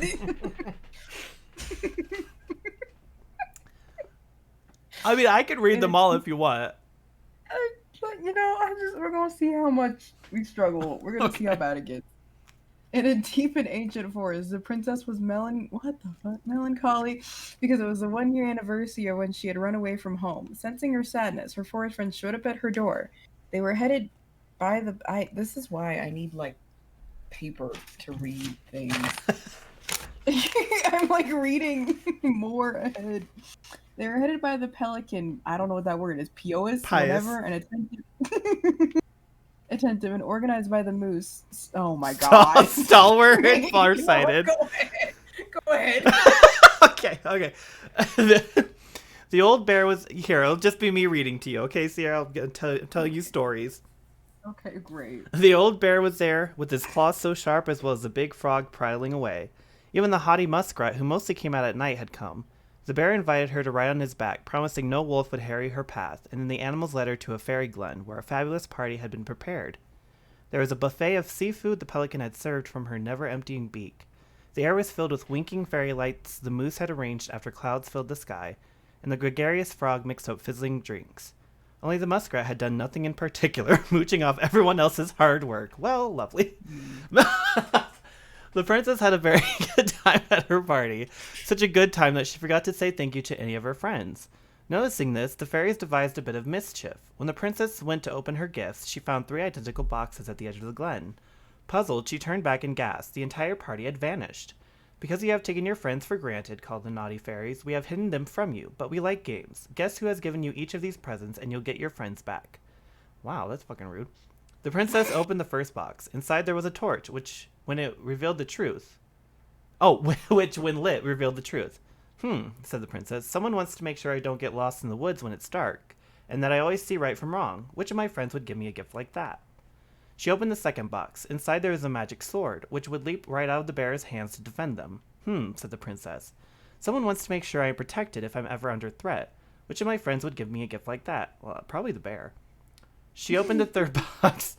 Inside there was a fucking bag of dicks. There was a bag of coins. Like, no, sorry, that's what the bear said. It was a bag of dicks. There's a bag of coins that always provide money if it was for something the bearer truly needed. Said the princess. Someone wants to make sure I have money to buy food when I am hungry and clothes when I am cold. Which of my friends would give me a gift like that? The princess thought about her friends, and then she smiled certainly. Fairies, she said. I may have been thoughtless, but I appreciate all that my friends have given to me, and all that they have done for me. She gave her answers, and the vexed fairies were forced to restore the party in a flash of colorful light. One by one, she gave the animals a hug and thanked them for the presents, the party, and all they had done to help since she'd moved into the forest. And that is how the princess celebrated her first anniversary in the woods. Oh, you ain't gonna give us the tea? Alright, I'm trying to get this cardboard thing out of this envelope so I can read. What's to read what? I'm gonna try again. Okay. Unless I see another big word, then I'm just gonna give up forever. The Goblins in the Ice Cave. Once upon a time in a deep and... Why is it always in a deep and ancient forest? Well, she doesn't go anywhere. Jeez, we're wanting to go to the store or something. The crafty goblins were playing near the glacier when they discovered a hole in the ice. They crept through a gradually widening passage and found themselves inside a spacious ice cave.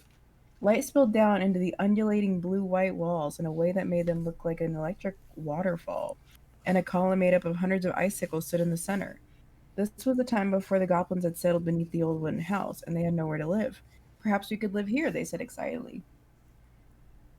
Moments later, the sound of stomping feet interrupted their play, and they realized that perhaps someone already lived there.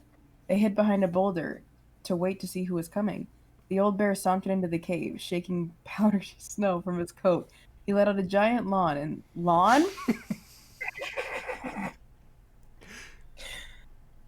Let out a giant yawn and lay down. Man, this is with dyslexia filter on.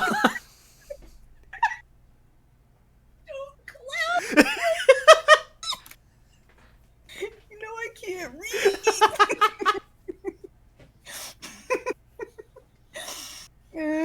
Snoring within seconds. When they were sure he was deep asleep, the goblins conspired to claim the caves for themselves. Why? Just leave. They chipped away at the glacier until they had filled a basket full of ice and then hid once more behind their boulder and started tossing chunks out of it onto the sleeping bear. Wow. Now they... Jesus Christ, what dicks!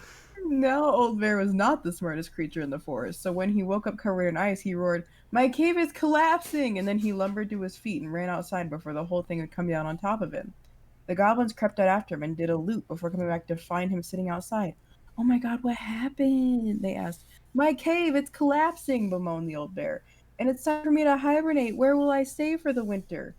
It had not occurred to the goblins that the old bear had settled in for the winter, and they felt a little bad. They did not want the old bear to know what they had done, so instead they offered to help him find a new den. Together they searched. They inspected cavernous stone and hollowed trees and deep-pocketed knolls. Nothing they found was beautiful as the ice cave, but the old bear settled upon the packed earth fuck. Bag earth On a eat. On a packed earthen hollow that would keep him warm. Good night, he yawned, and the goblins gleefully returned to their new home. In the spring, the old bear woke and went for a nice long walk to stretch his legs. His path took him right to his old cave, where he heard the curious sound of laughter. Making his way inside, he was surprised to find the cave was intact, and the goblins were inside playing a game. "What's this?" growled the old bear. The goblins stopped playing and looked ashamed. "We're sorry, old bear," said the goblins, "but we had nowhere to live, and it's just so beautiful. We didn't realize you were about to hibernate, and then we couldn't bear to tell you what we'd done." The old bear was so angry at the trick, but the young goblins looked appropriately ashamed, and so he said, "Come with me." He led the crafty goblins to the hollow in which he had hibernated for the winter. "You two can have this spot," he said, "and look. Someone had built a big wooden house right over top of it. No one lives there now," said Old Bear, "but one day maybe someone will." The earthen hollow was not as beautiful as the ice cave, but it kept the goblins warm and dry, and they were excited that someday they might have someone living overhead, someone who baked cakes and tolerated their mischief. And that is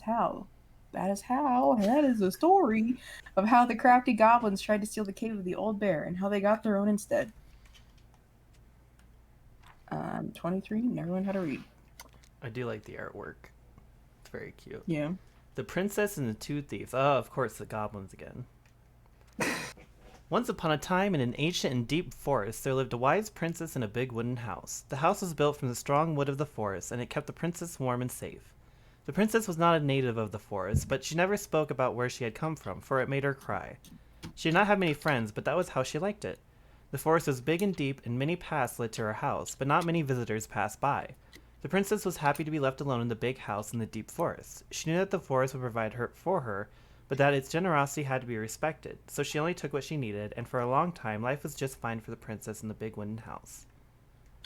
One winter day, when snow blanketed the earth and ice spent the trees low, the wise princess realized that food was disappearing from her house. It was not much at first, only a few fruits and nuts and eggs vanishing during the night. "Maybe it's the birds," she said, "or the mice." And for a time the princess was okay with losing some food, for the winter was long and little creatures needed to eat too. But then small items started to disappear as well. Spoons and plates, forks and knives, and blankets. It was as if every time she was in one part of the house, something disappeared in another room. "That can't be birds or mice," said the princess. "I think I have a thief." Oh. So she went outside to look for traces in the snow and noises in the wind, but there was nothing to be found, nor to be heard. "That's strange," said the princess. "Maybe the thief is hiding inside my house." For many days she hunted, looking behind the curtains and under the bed, in the attic, in the chimney, behind the poles and under the carpets. But she found nothing, and as she searched, food kept on disappearing night after night. "I will make a cake," found the princess, "a big cake with every egg and fruit and nut I still have, so that I only have one thing to keep my eye on." She spent the whole day making the cake and using everything she had left. The cake she made was so big she could hardly carry it. "If I manage to protect the cake, I'll be able to survive the long winter," she said. So she added a log to the oven, and she kept the big cake safe inside. But the next morning, the lock had been opened and the cake had disappeared. At first, the princess cried because the cake was the last of her food until the snow melted. But then she noticed 2 trails of tiny feet in the spilled flour, and she followed the tracks to a hidden hatch in the floorboards. This is how the princess realized that 2 tiny thieves were living under the wooden house right below her feet. Oh, she's gonna make friends with them. God, I swear to God, it keeps taking me back to this deep and ancient forest. It does! The princess makes new friends. Once upon a time, in an ancient and deep forest, there lived a wise princess in a big wooden house. She had been living alone just fine for a very long time, until the day she had noticed food and small items were disappearing from her house. The thefts? Okay, the thefts went on until the day her last cake, which had been made with the last of her eggs, the last of her fruit, the last of her nuts, and the last of her flour.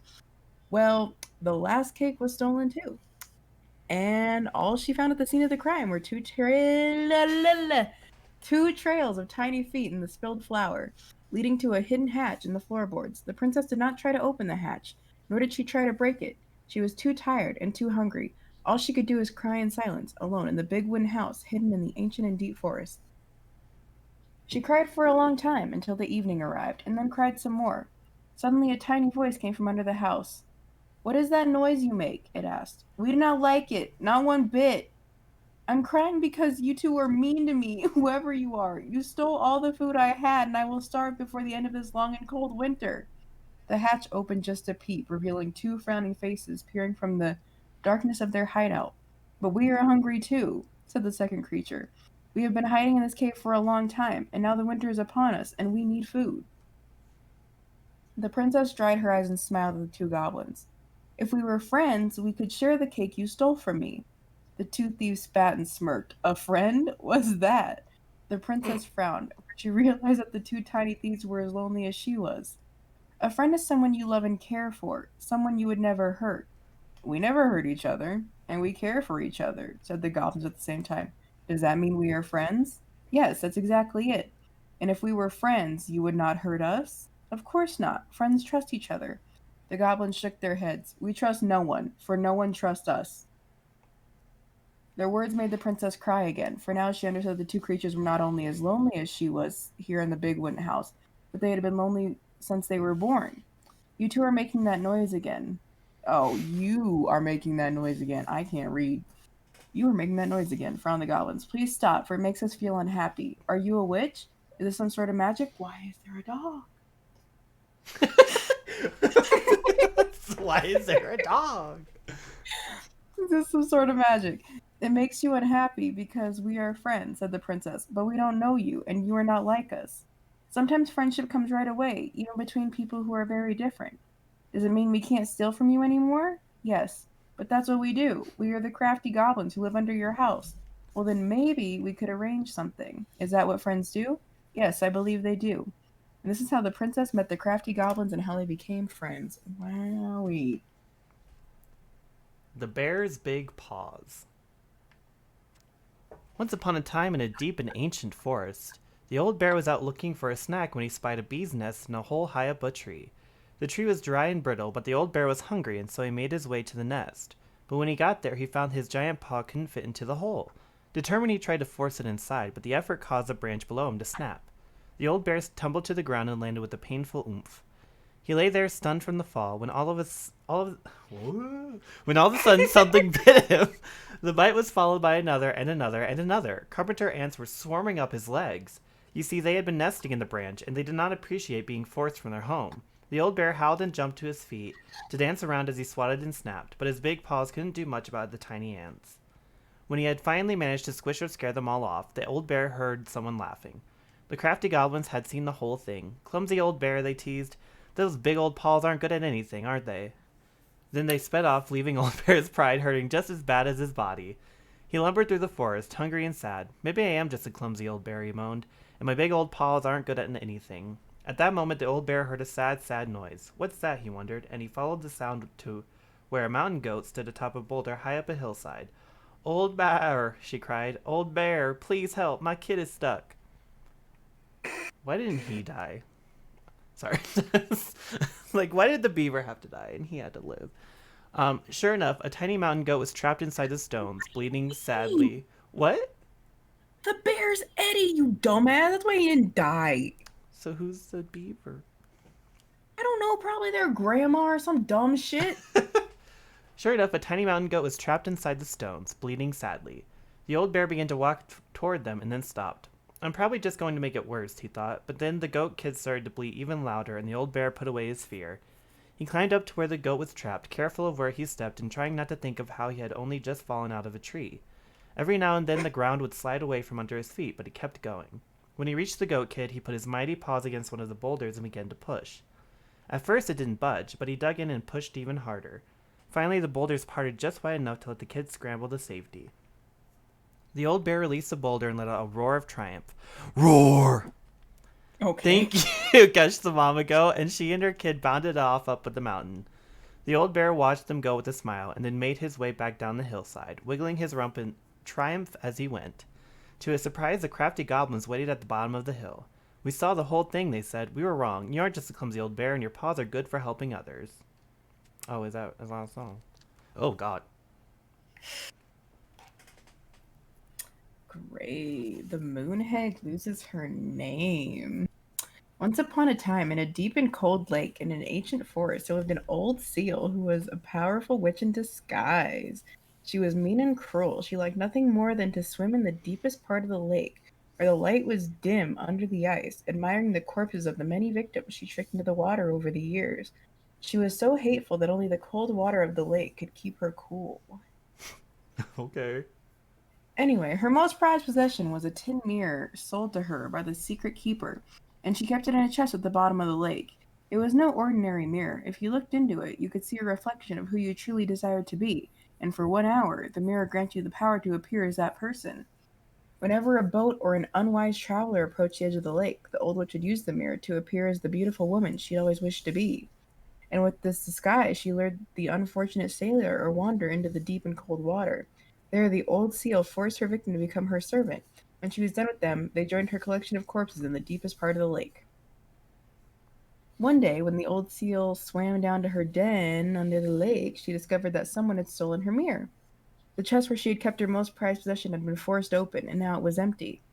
Who would have committed such a crime? Who had dared to deprive her of her only treasure? The old seal went mad, and her anger heated the water of the lake around her. For a time, everyone was happy with the temperature change, for the weather suddenly became sweeter and the air warmer. But after a few weeks, things started to get ugly. First, the fish began to die off, for they could not live in the hot water. Then the glaciers began to melt, and the water of the lake rose and spilled out, flooding the forest and the meadows. And finally, the weather grew so hot that even the Ice King himself was awakened from his long sleep and decided to see what was going on. In the deepest part of the lake, he found the Mad Witch steaming among the corpses of her victims. So angry that the lake was about to boil, it only took a few minutes for the Ice King to understand what had happened and demand that the thieves present themselves before him. The thieves had no choice but to appear, for no one dared to disobey the Ice King. Oh my god. The crafty goblins presented themselves mirror in hand. Why did you steal the mirror? Asked the king. We were curious. We just wanted to see what we really wanted to be, apologized the goblins. But the stupid thing is broken. We look the same. That does not mean it did not work, smiled the Ice King. Now apologize and give the mirror to me, for it is too powerful to be used on thieves or a mean old hag. Whoa. Whoa, chill. The goblins apologized and gave the mirror to the Ice King, but the old seal was still angry. And what about me? She asked. I have been deprived of my treasure, and I demand compensation. The Ice King frowned as he spoke again. Old hag, you are mean and cruel, but I concede you have been wronged. For now, you will be allowed to leave the lake and walk the earth as the hag you really are. But only when the moon is full, and you, the goblins, had better stay away from the lake, for I won't protect you from the moon hag's wrath. This is how the two goblins forced the moon hag to change her name. Well, oh, Nana. What's her name? Oh, the goblins tricked the Mad Hunter. Once upon a time in a castle just beyond the ancient and deep forest. Oh, so we're finally got a scenery change. The Mad Hunter was punished by the Gold Lady for failing to return with the Wise Princess. For your failure, said the Gold Lady, I will take your left hand. You will return to the ancient and deep forest and hunt the Wise Princess, and if you can bring her back, I will return your hand to you. Fail again, and I will take your right hand. The Mad Hunter could Hmm. hunt with just his right hand, but if he lost both his hands, he would never be able to hunt again and would no longer be a Mad Hunter but only a Mad Man. So the Mad Hunter returned to the ancient and deep forest, searching with his piercing eye for the wise princess. We're getting some backstory, okay? The crafty goblins were out searching for mischief when they saw the Mad Hunter on the prowl. We cannot let him find the princess, said the goblins, and so they devised a plan. It was wash day, and the princess had hung her beautiful gown out to dry. They stole it from the line and stuffed it full of straw, and then returned to where the Mad Hunter was scouring the paths of the forest. As the Mad Hunter turned down a path that would have led him to the big wooden house, the goblins danced the straw princess in and out of view in the opposite direction. The ruse worked. The hunter fixed his piercing eye on them and followed. Through the day and into the night, they led him away from the true princess. As night fell, the crafty goblins realized the error in their plan. The Mad Hunter was now hunting them. If he caught them, he would not be kind, so they put their heads together to come up with a plan. It did not take them long to realize where they should go. They led the Mad Hunter to the edge of the deep and icy lake, and when he came into view, they weighed the fake princess down with stones and dropped her into the frigid water. Careful not to plunge into the depths themselves, lest the moon hag take her revenge on them. The Mad Hunter removed his clothing and dove in after the fake princess. He followed the shape of the sinking princess deep into the chilly water, down below where ice covered the lake's surface. Finally, he caught her, but when he spun her toward him, he realized she had no head and that her body was stuffed with straw.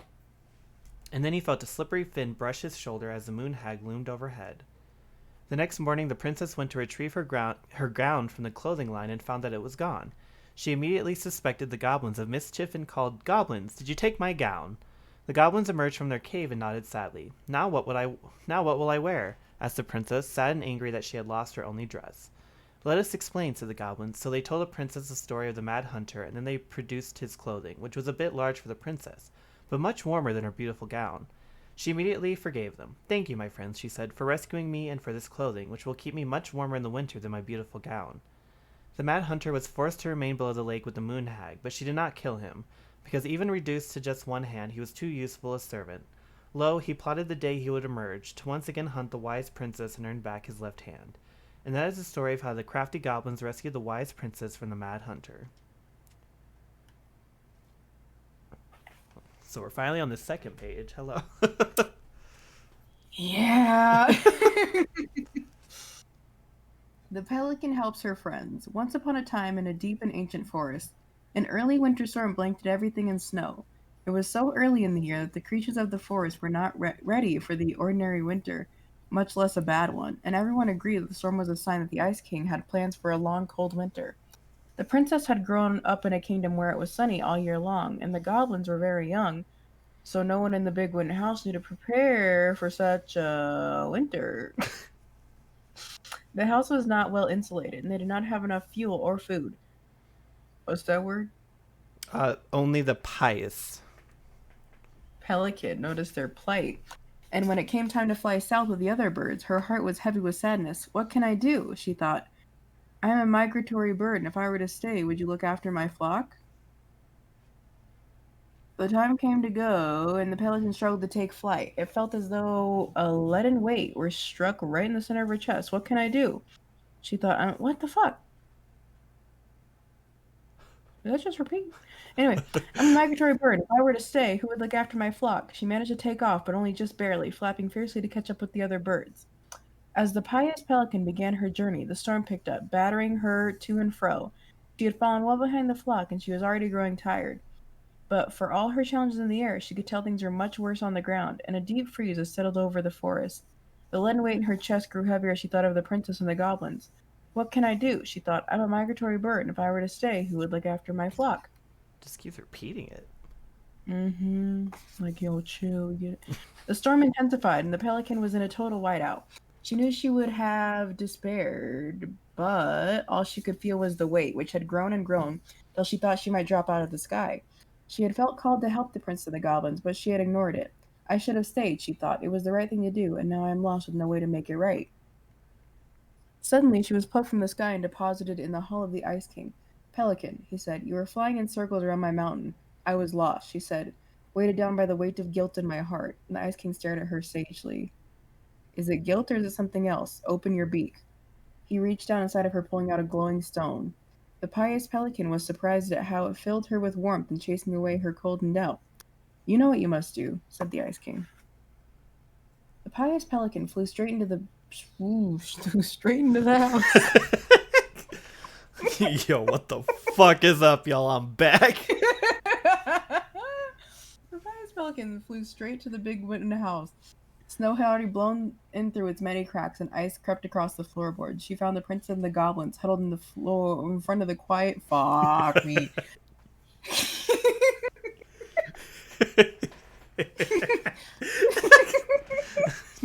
They were dead in the ground.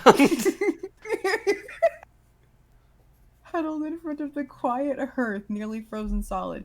No, she cried, and she placed the stone in the princess's lap. The warmth of it spread through the whole house, melting all that had frozen. The princess threw her arms around the pelican's chest, and the goblins clung to her legs. Thank you, they cried. You're welcome, said the pelican, smiling in deep satisfaction.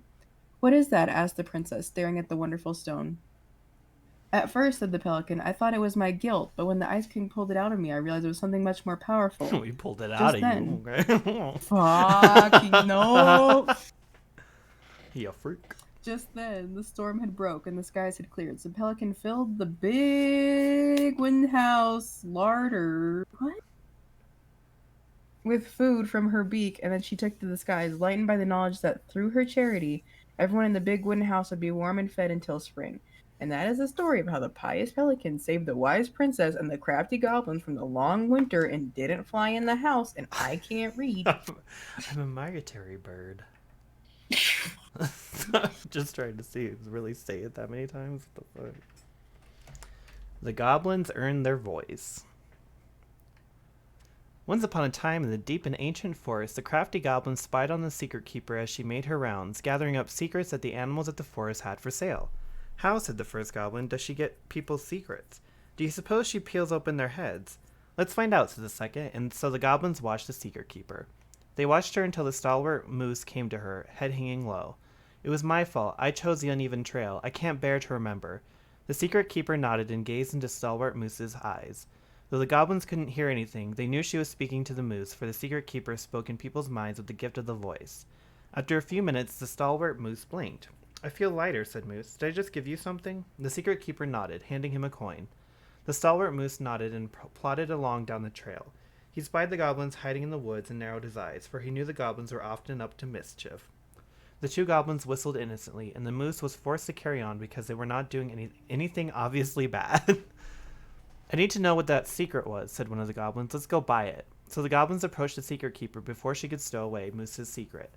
We want to buy Moose's secret. What do you have to trade? Asked the secret keeper, her voice filling their minds.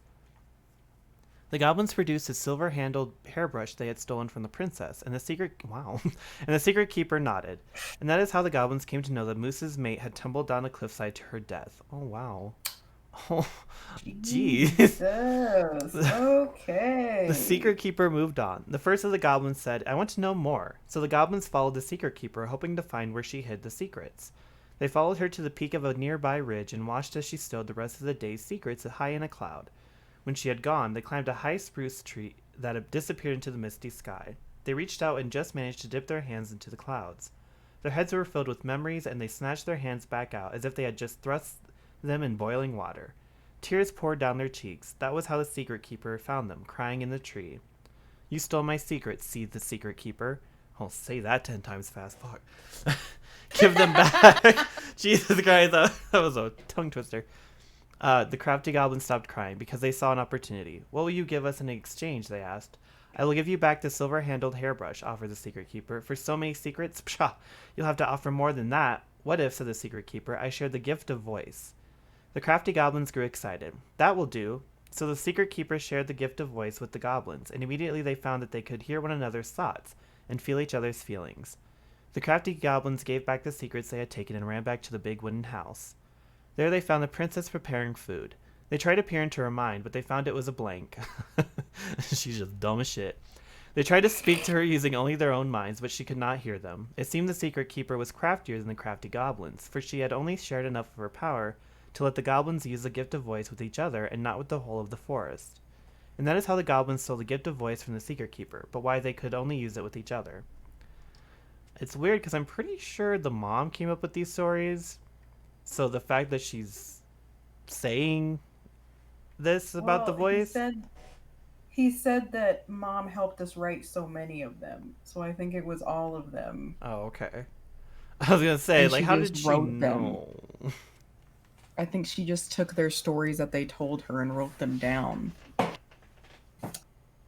All right, here we go, y'all. Hooey, the big frog is punished.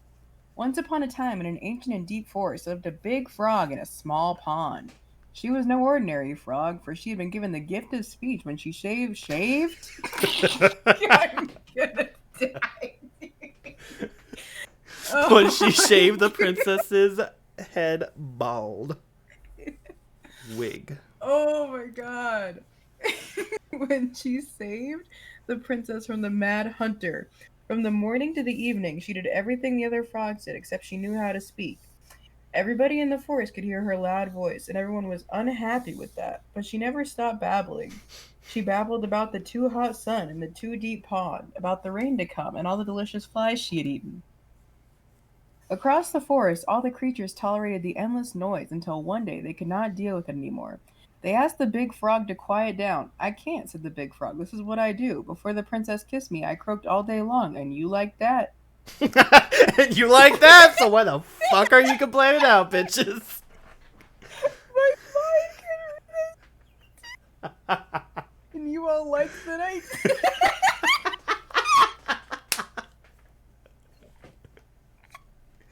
Oh my god.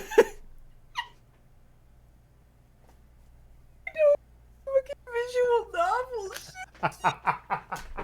Oh shit, I hit something. What did I hit? Oh fuck.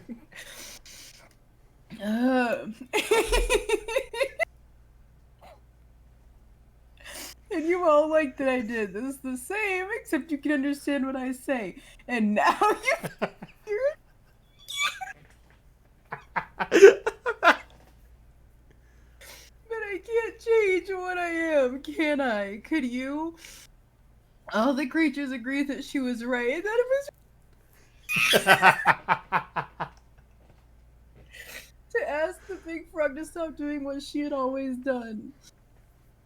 So they returned to their own parts of the forest and let the big frog do what the frogs have always done. Jumping and talking some more about the too hot sun and the too deep pond, about the rain to come and the delicious flies they had eaten. And for a time it was all right, but in the forest where it travels fast and everyone has a story to tell. The big frog, being who she was, gossiped and gossiped about everything she overheard. She told the bees that the old bear had stolen their precious honey 2 years ago. And she told the beavers that the eagles had stolen their precious wood. She told the deer who had killed her fawn. What? Oh, she told the deer who had killed her fawn. And she told the tall spruce who had carved a custard into its bark. Once again, everyone in the forest asked the big frog to keep quiet, for now everyone had a grudge against everyone else. But once again, the big frog would not listen. When I was just a frog, you never paid attention to me, and nobody helped me when the mad hunter hunted me for sport. This is the only. Nope, this is only a right for a wrong, and I won't stop talking. Oh, the fuss went on, and the noise was so loud that the Ice King himself awoke and decided to see what was going on. Silence! Bellowed the king, and even the big frog stopped babbling. Once the forest was all quiet again, the Ice King patiently listened to what each and every animal of the forest had to say until he finally made up his mind. Big Frog, you have abused the gift of speech, for you have only used it to get revenge. Despite knowing that words can be hurtful, you threw them around without caution, and you caused too much trouble. The big frog opened her mouth to protest, but the Ice King raised a finger before she could say another word. Since you received the gift of speech for a good deed, I will not dare take it away from you, so here is your punishment. I will tell you the biggest of my secrets. It is a secret so powerful and so dangerous that it will frighten you.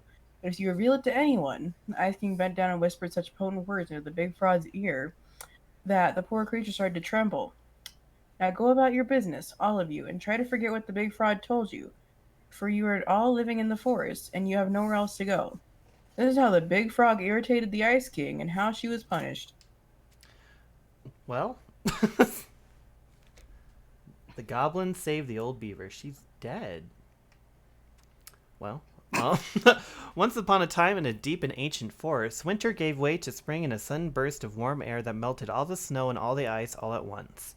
The river swelled until it could no longer hold all the water in, and then it spilled out to create new rivers in places where no one was expecting them. The whole of the forest went into a panic, looking for shelter from the rising waters. The very old beaver had been working on her dam when one of those new rivers came rushing right at her. She screeched and squealed, but whatever direction she ran, more water appeared. She was caught in the flooding, and though she had once been an excellent swimmer, age had taken its toll, and so the raging water carried her off at a speed she couldn't control. "Help!" she called. The crafty goblins had been running back to their cave under the big wooden house when they heard the beaver's cries. "We have to help the beaver," one goblin said. "You go one way, and I'll go the other." They ran, keeping in touch with the gift of voice. Finally, one of them spotted her, twisting and tumbling in the river, but she was on the opposite side of the water, and the goblin could not reach her.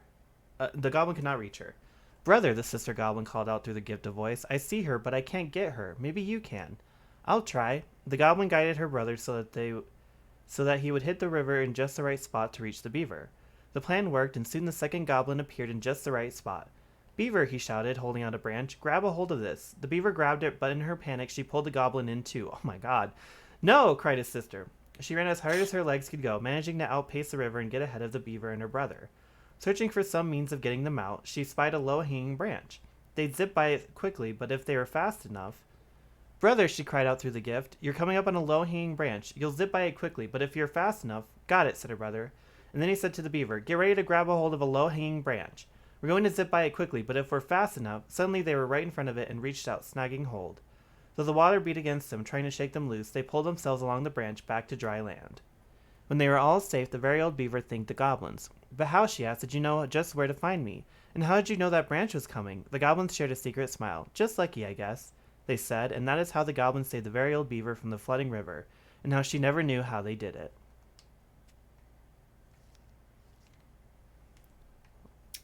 Oh, they gonna irritate the Ice King. Oh, shit. There's that dummy word again. You want me to read? Yeah. Okay. Once upon a time, in the deep and ancient wood, the crafty goblins were getting into all kinds of trouble. They had woken up in a particularly mischievous mood that day, and there was not a single denizen of the ancient forest who they did not manage to pull a prank on. They left a mud pie in the princess's kitchen, so that when she dug in, she got a big mouthful of dirt. Oh, okay. I thought it was a mud pie where it's just shit, but I guess we're not that nasty. Oh. She's got a big mouthful of shit in her. They used paint to draw silly pictures all over Moose's antlers while he slept. They told the mangy muskrat that his coat had been returned to its former glory. Glory? An Oreo glory. Former glory, which, fuck. Glory. It's rubbing off on you. It sure is. Which made him very angry. Or made him very sad. I skipped down a line, so I saw mangy. Made him very angry. Fuck. It really is spreading. Oh my god. Which made him very sad when he rushed to the water's edge and found he was in fact still angry. They stole branches from the very old beaver's dam in order to have a sword fight, and they filled the old bear's den with burrs. Every time they ran away in a fit of giggles, never stopping to consider whether their jokes had done any harm. They were on their way to... Oh, my voice. Wow. They were on their way to fill the pious pelican's beak full of bubbles when they were hoisted into the air by their legs. Though they thrashed and shouted, they found themselves staring into the face of the Ice King. "All morning," he said, "I have been hearing complaints about you two." "They're just pranks," said the goblins. "No one has really been hurt." "Oh no?" asked the Ice King. He forced them to see how each of the victims of their pranks was doing. The princess had stomach ache from swallowing the mud. The moose's antlers itched terribly where the paint had touched them. The muskrat was crying. The muskrat was crying, sad at being reminded of what his vanity had cost him. The very old beaver's den was flooded, and the old bear was trying to get the burrs out of his fur, but finding most of them hopelessly tangled. "For your punishment," said the Ice King, "you must help each of them undo the harm you caused. If you do a good enough job of this, there will be no further punishment. If you do not, you will have to give me your noses, so that you can no longer stick them into other people's business." In the end, they came before the Ice King to see if they had done enough. The Ice King surveyed the forest and found that everyone seemed to be back to normal. "What did you learn?" asked the Ice King. "That our pranks can make people feel bad," said the goblins. The Ice King smiled and nodded. "Yes, actions have consequences. In case you forget, I am going to leave you with a reminder. Whenever one of your pranks is going to hurt someone, you are going to feel a little pit in your stomach. That will be your punishment and your warning." So every time after that, the goblins set out to do a prank that went a little too far. They felt a little pit in their stomachs, and they were forced to consider whether it was the right thing to do. And that is how the goblins irritated the Ice King and how they were punished. Mm-hmm. Oh shit, the pelican. Yo, the goblins got fat. Oh. You see their bellies? Please. Pious twins. The pelican forgives the goblins. Once upon a time, in a deep and ancient forest, lived a pair of crafty goblins in a cave below a big wooden house. They lived with a wise princess who shared as much food with them as she was able, but it was never quite enough.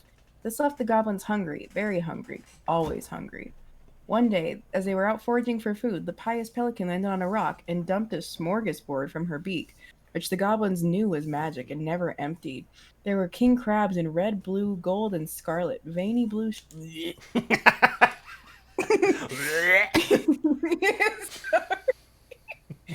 Veiny blue shrimp, pink shelled scallops, oblong brown clams, purple spiny urchins, and even one prickly red sea cucumber.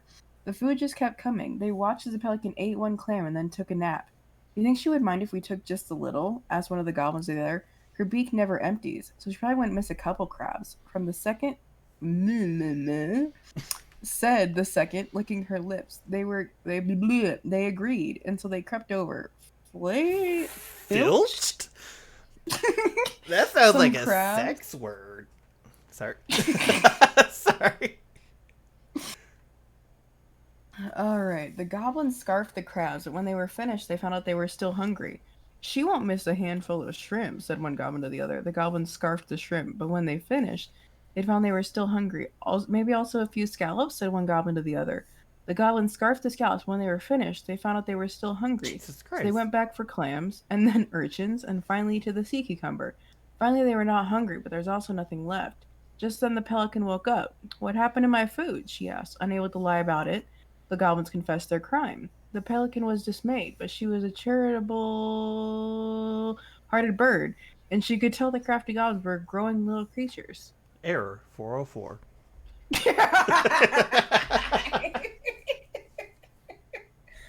Oh, goblin, said the pious pelican, I will share my food with you, but you must, in return, follow my example and be as generous with others as I am with you. Take that to heart, and I will have considered your debt paid. We have nothing to give, said the goblins. You have your nimble hands and your crafty brains and your loving heart, said the pelicans. The crafty goblins realized how much they had to give, and for the rest of the day they looked for other ways to help the other creatures of the forest. They found the stalwart moose struggling with an itchy, hard to reach spot on his back, so they climbed up and gave him a good scratching. Next, they helped the old bear who could not get the honey out of the fucking bear could not get the honey out of a narrow beehive. They climbed to the top of the tree with the hive and then dropped it, cracking it open. Finally, they found the princess crying over a loss she would not speak about, so they wrapped their little arms around her in a great big hug and stayed until she felt better. Once they were done, they returned to the pious pelican. Did it feel good being as generous as I am? Asked the pelican. It did, said the goblins. I'm glad, said the pelican. We all have our problems that we can't solve on our own, but if everyone goes about with generosity in their hearts, there is always someone on hand to help. But we must commit to do so, or there may be no one to help you when you need it. This made sense to the goblins, and they thanked the pious pelican for her food and the lesson. Of course, by this time, they were hungry again, and that remained an ongoing problem until the day the stalwart moose taught them to fish. But that's another story. And that is how the pious pelican forgave the crafty goblins and how she taught them charity. I mean, all this thing that keeps bringing up the princess, aka mother, crying about what she doesn't want to talk about. The ice troll. The goblins meet the ice troll. Once upon a time in an ancient and deep forest, the crafty goblins were awake long after they should have been asleep. One goblin said to the other, "Let's go explore the forest." Now the goblins were not in the habit of exploring the forest late at night, and they did not know what they would find. But this did not scare them off. They crept out of their beds, bundled up, and went exploring. It was dark. The light of the moon was just enough to keep them from walking into trees, but they could not see more than 15 feet in front of them. Every time a twig snapped or branches rattled, they'd considered turning back, but they didn't.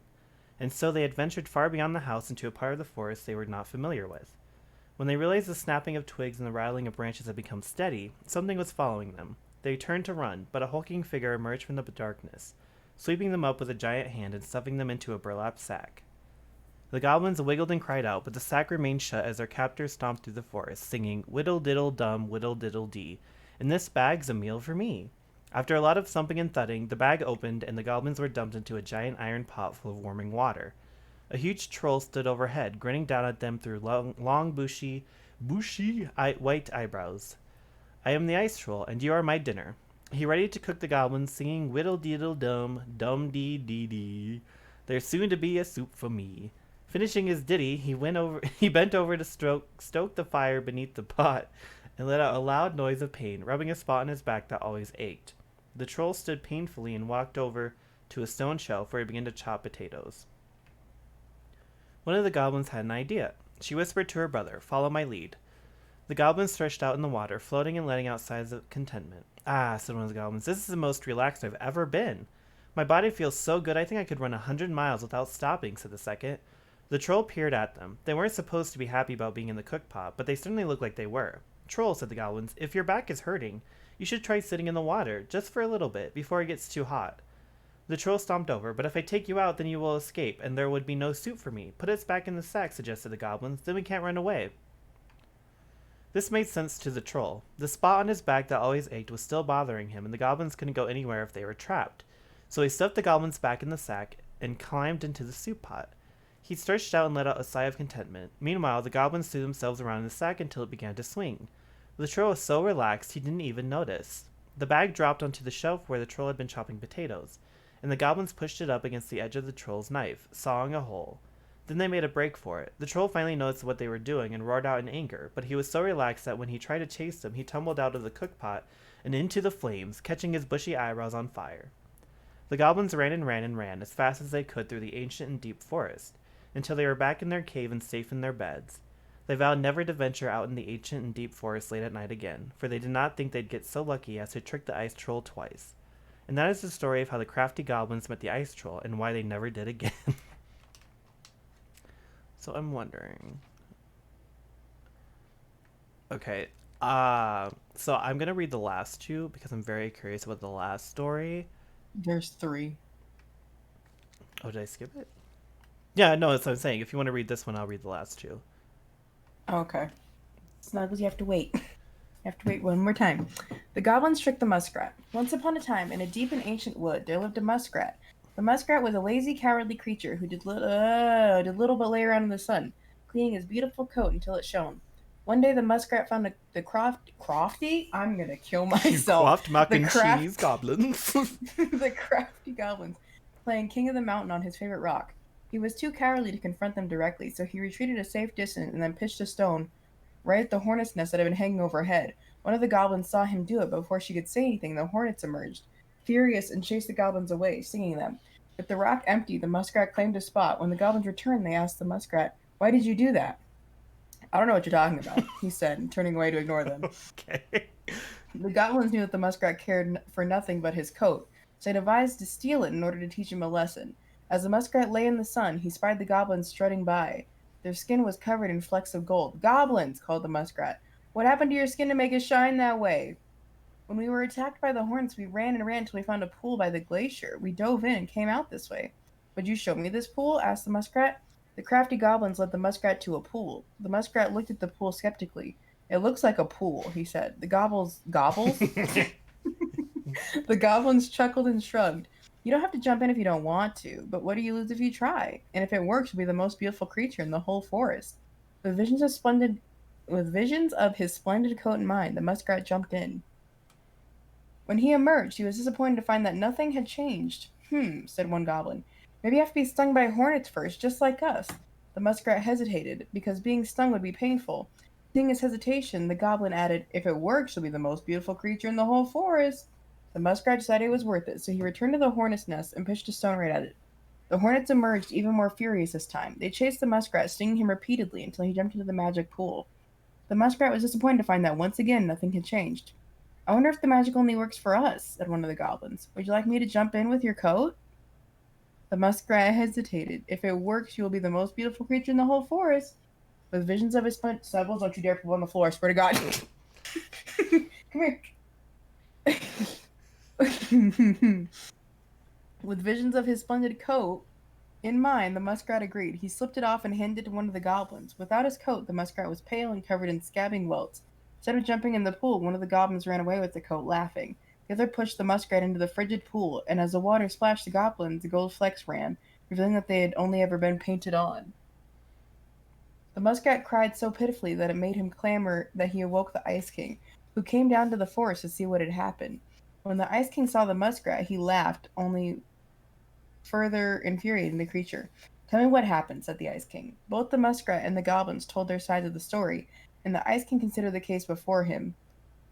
It is true that the muskrat is vain, and he thinks of nothing but himself, concluded the Ice King, but he needs something to keep him warm in the winter and the snow.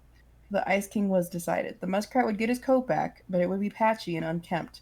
After that day, he became known as the mangy muskrat, and this is how the goblins tricked the muskrat into giving up his coat and how he got his name. Okay, if you want to take Snuggles out, I'll read the next one, and then I'll wait to read the last one. Yes. Oh, this is the one about the moose teaching the goblins how to fish. Once upon a time in a deep and ancient forest, the crafty goblins were hungry. This wasn't unusual. The goblins were always hungry, but today they were particularly hungry. They opened the wise princess's cupboards to look for a snack, but all she had was a small pile of nuts and berries and just one strip of dried fish. The goblins grabbed it all and gobbled it up, but they were still hungry. They went out into the woods to look for more to eat. First they dropped by the small pond. The big frog was asleep, and beside the pond was a pile of insects she had caught for eating after she woke up.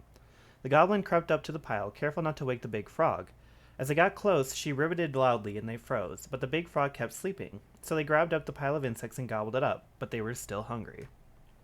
As they crept back into the woods, they found the stalwart moose watching them.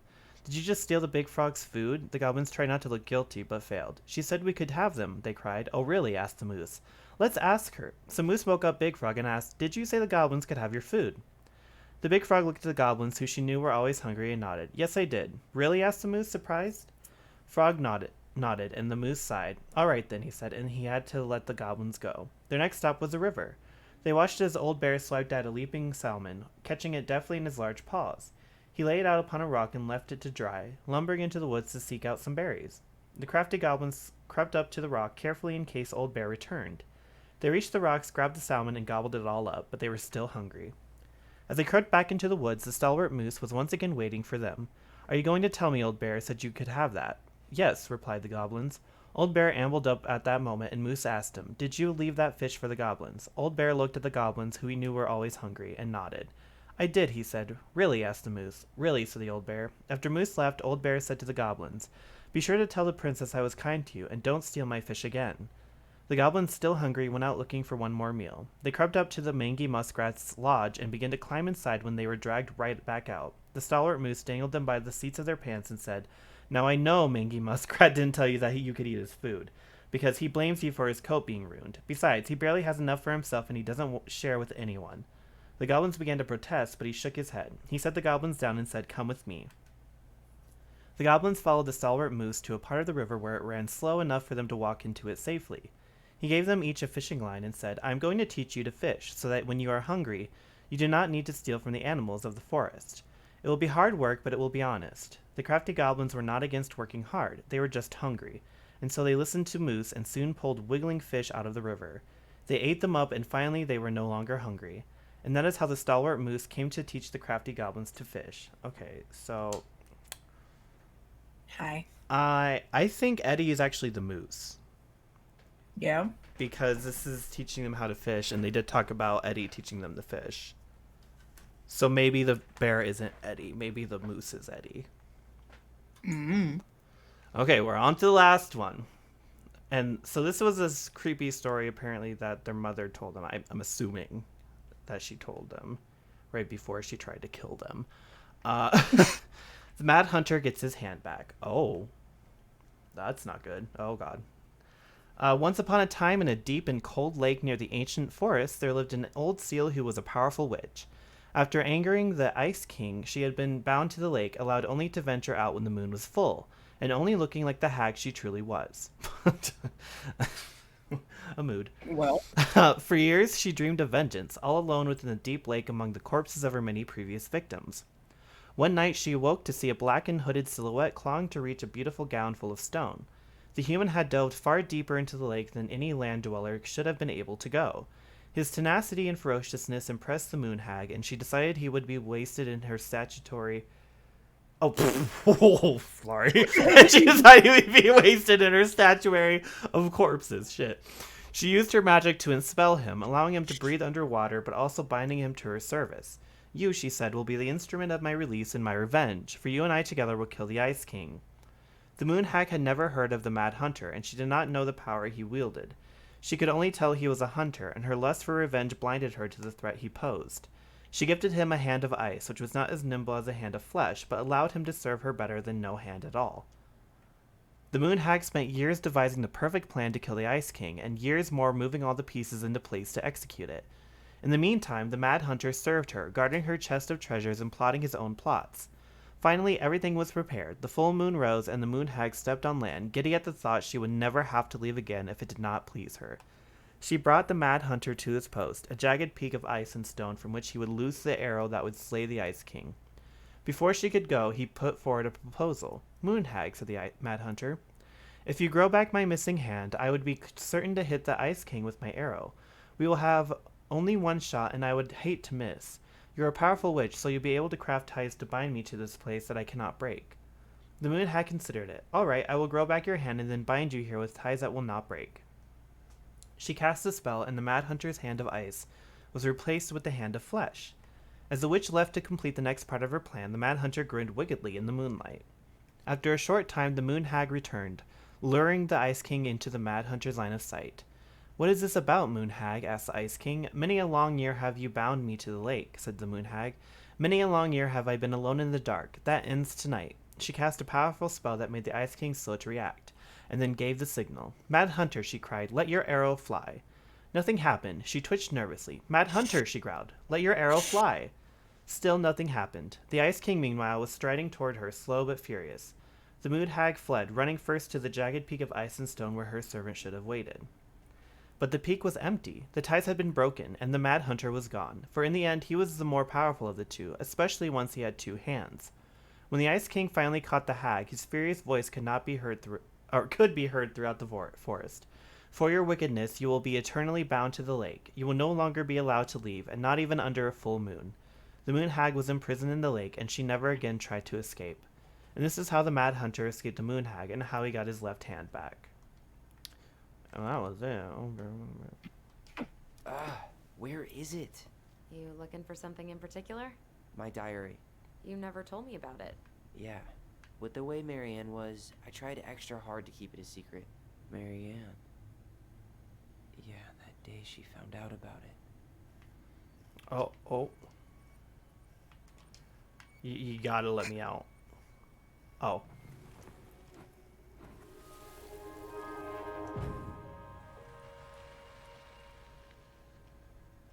Mom?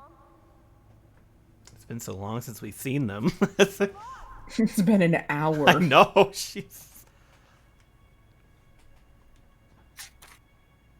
Mom, where is it? What did you do with it? What now? I can't find my diary. I know you stole it. Give it back. Sweetie, whatever I do, it's just for your benefit. You read it, didn't you? You had no right to do that. I have the right to do whatever I need to protect my little girl. I'm not your girl. I hate you. You will always be my little girl. And no matter how hard you fight me, I'll fight twice as hard to keep you safe.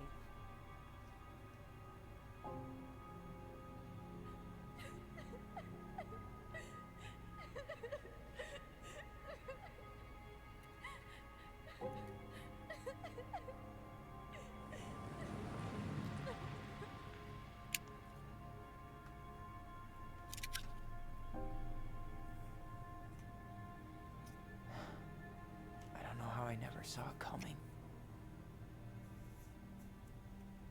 She told me right to my face.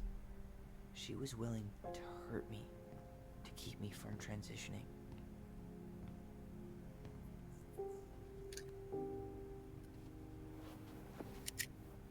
Tyler, there is no way you could have known she'd go that far.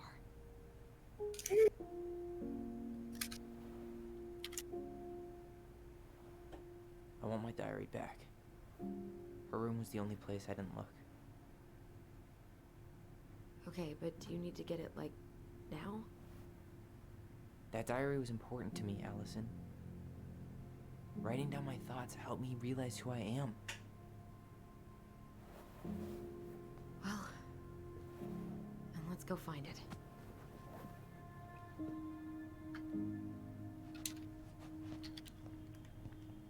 See, now I'm You confused. think her room is still locked?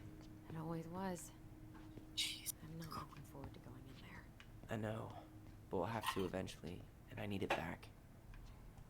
Okay, This first, chapter's 4 hours long. Jesus Christ. where? Oh, that box is right here. Okay, I was like, Ugh.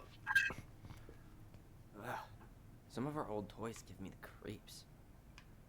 yeah, that's pretty fucking nasty looking.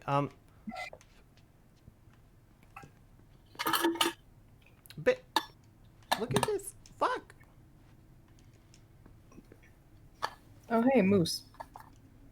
Hey, you. Found you in the basement. I just found your twin under the house. He's seen better days. Wow, of course. Oh, this one wasn't mine. I think you knew that. Tyler, do you copy? If we don't move fast, this whole thing is going to melt. Do you copy? We're basically walkie-talkies on legs, you know. Yeah, well, how do you play Ice Road Trucker Assassins without a walkie-talkie, right? Yeesh. Mr. Serious all of a sudden. Look, it's the game we made. Lucian Tramway. That game never made any sense. Didn't stop us from playing all day. Dude, we were kids. All we needed were rocks and bird feathers. The simple life.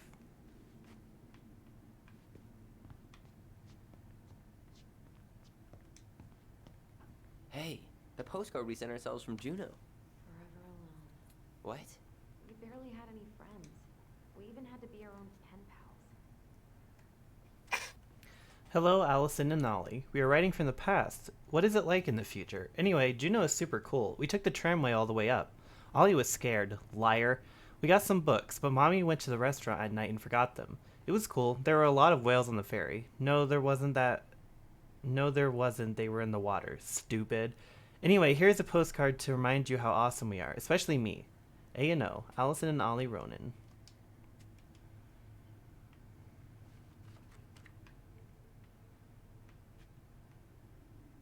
Oh, can I move? Fuck.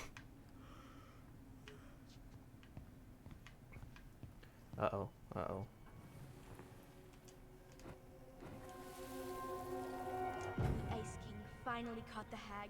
His furious voice could be heard throughout the forest. For your wickedness, you will be eternally bound to the lake. What? No way. Quiet, let me finish. You will no longer be allowed to leave. Not even under a full moon. The moon hag was imprisoned in the lake, and she never again tried to escape. And then the title. What do you think? Not bad, right? I guess that's okay. But I would have changed the end. What? No way. The Ice King. I totally forgot about him. We didn't. Because it was dangerous to mention his name. He was too powerful. Any memories over here while we're fucking digging in the past? No? Okay, cool. Let's go in Mom's thing.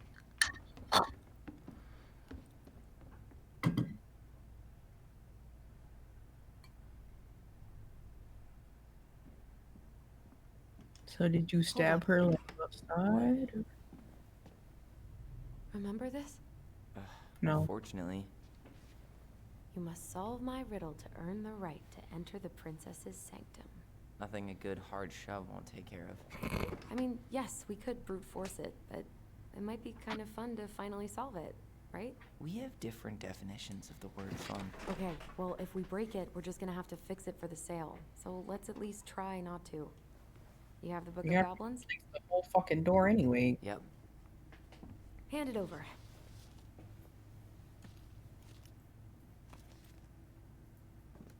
What are you looking for? The image on the door. It's making me think of a story from the book. One that Marianne wrote. You have a way better memory than me. Well, the Book of Goblins was my creation. and you'll never let anyone forget it. Here it is. The one about the princess's party. Give it a read. I think the symbols may represent something in the story. The gifts? First ghost Yup. memories, now storybook puzzles. What a weird day.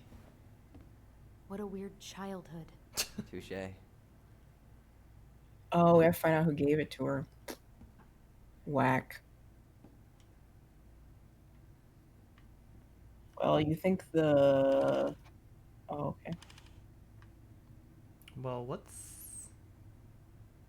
exactly is the clue here? The one, the sword, the stupid... Where is it?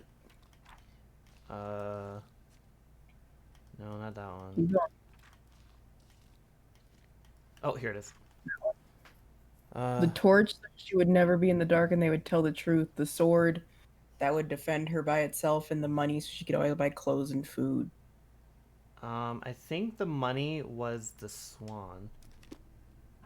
Well, what I'm wondering is is it in order of the gifts? Yeah. Okay.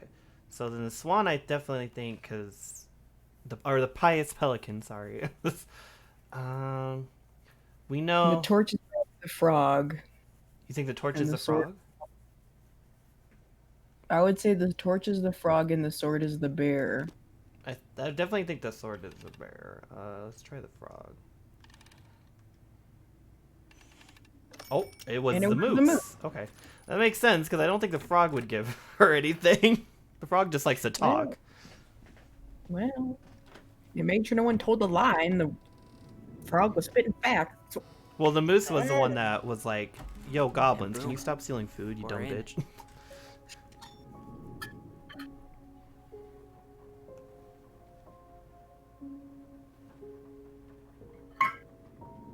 Oh, so she gets the cool fucking light show, but. Oh my god. You killed her. You really killed her.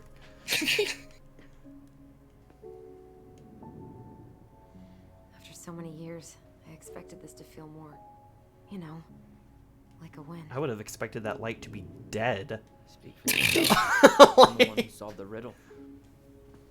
Why do I feel like you're not gonna let me forget that? Oh, it's connected to the door. That's why I was gonna say. Where do you think we should start looking? Ooh, ow. I don't know. Where in this mess would she stash someone else's personal thoughts? Well, we're gonna find out. By going through her shit. Sewing Oh, lessons God. were the absolute Stop with the worst. memories. She made all our clothes. I'm sure she needed the help. And I, for one, am happy I can fix a torn seam. Okay, where's the memory? I just can't get through. Whatever's going on, they won't let me in.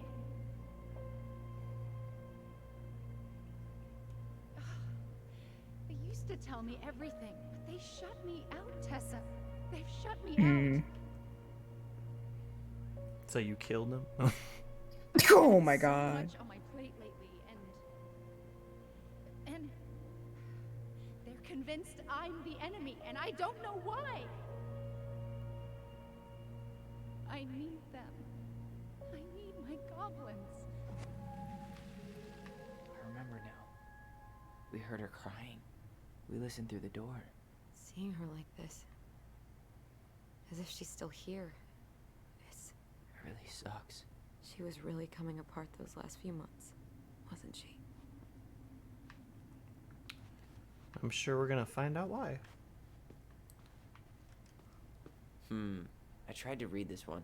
I could never figure out the order of the chapters, though. Didn't the author go insane or something?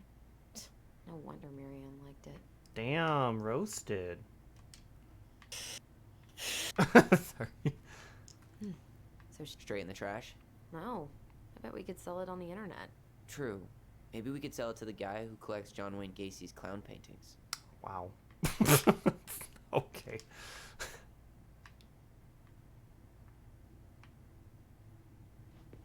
What this?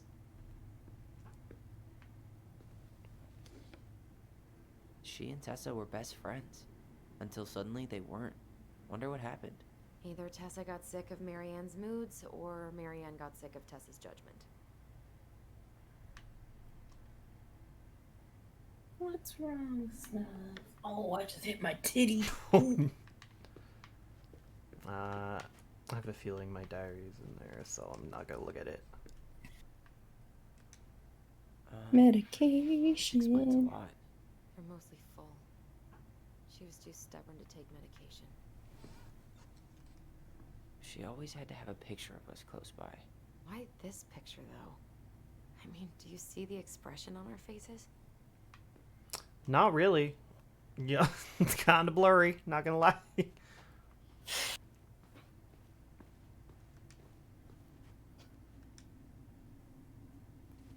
Oh my god, we almost bonked our head on the dresser when he bent down. Don't you hate when you bonk? Oh, it's a wise princess. Okay. Okay, so I'm gonna check that drawer because I believe it's in that drawer. What do you know? It's here. Ready for more reading? I knew it. I fucking knew Absolutely not. Do you think she read it? it. Of course. She was nosy as hell.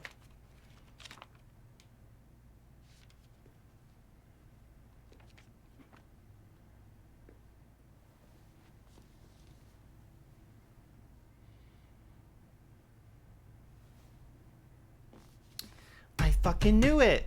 Sorry.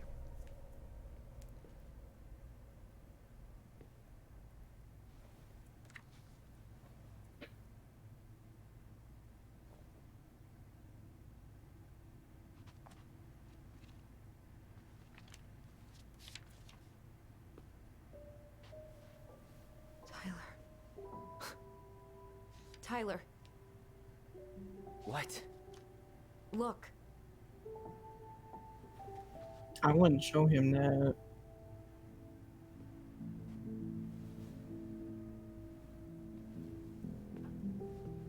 What?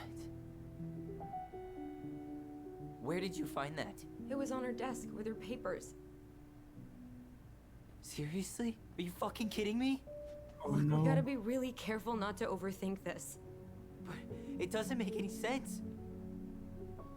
She was mad, right? She was mad I cut my hair. She attacked me because I cut my hair. No. She was mad and she attacked you. We both saw it. Then what is this shit? I don't know. I don't know. Tyler, come here. She can't do this to me. Not now. When I finally made sense of a few things.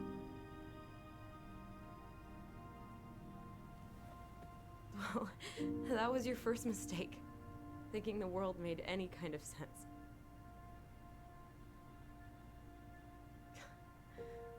"10 years in the grave, and she's still finding new ways to piss us off." Yeah.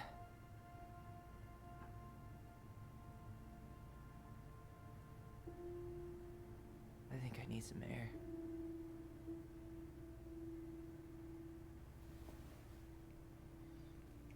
This is why I was confused, because the devs literally had an FAQ and they're like, she did not try and kill them because he was transgender. And that's why when he was coming to that conclusion, I was like, no. No. Well, Like something else was happening. I can understand why that would be the first thing you would think, but I don't think that was the actual issue. I mean, that was his justification. Yeah. So now he doesn't Yeah. have that. Now he gonna spiral.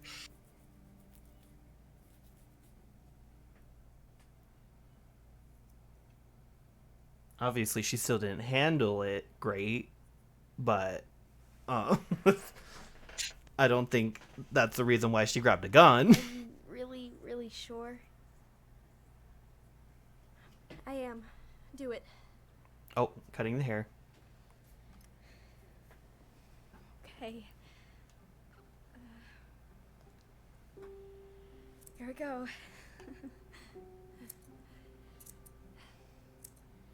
You're just panic.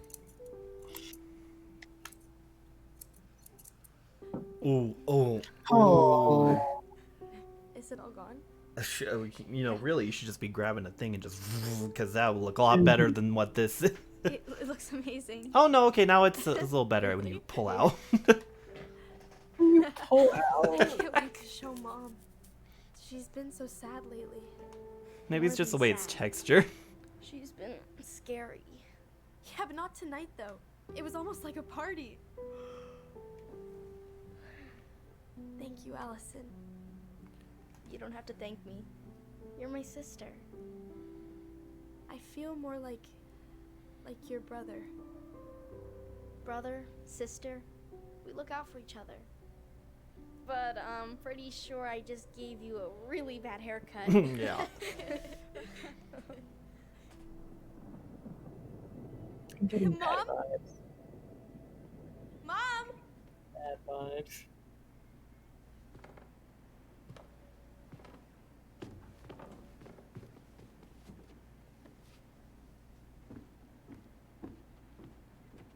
Oh God.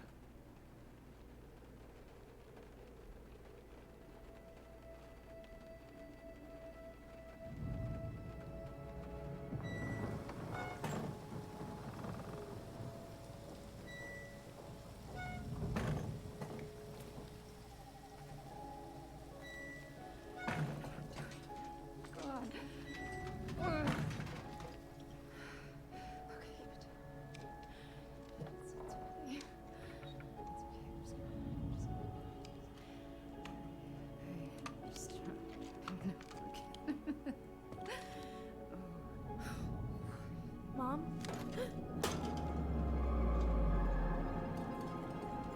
Oh no. No, no, no, no, no. This is wrong. This is all wrong. Wait! Stop!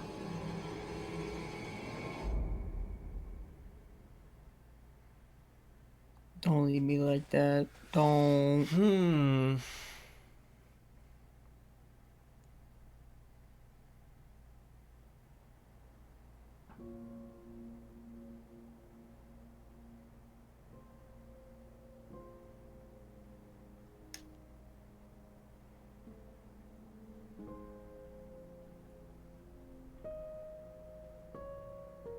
Glad we found your diary. I'm not. Yeah. Me too. She was trying to figure out where you were at. Yeah, well, she should have asked. I wasn't some goddamn research project. I was her child.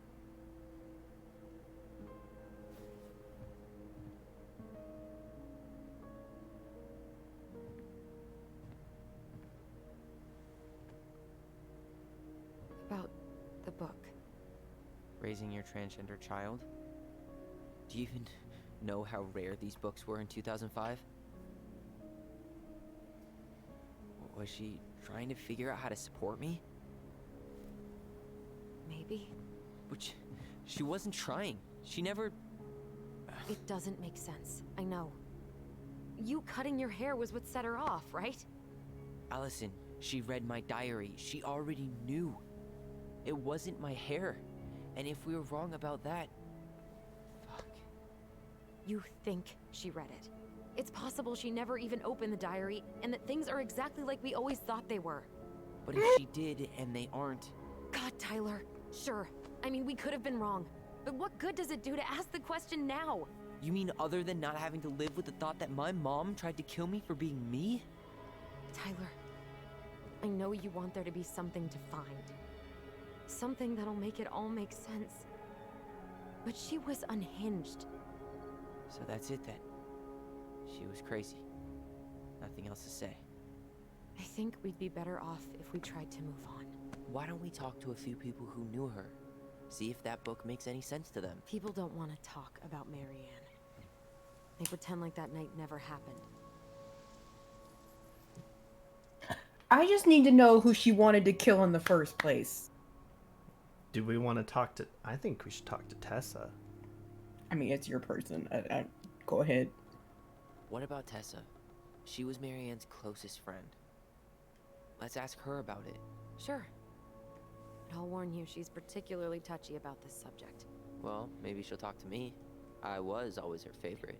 Operative word was. But Wow. I need to go by the store anyway to get a few things for the repairs. Great. 2 seagulls, 1 stale hunk of bread. I'm not sure I like that analogy. Listen, I know you don't want to keep talking about this. But you're obviously not going to be satisfied until we do. So let's talk.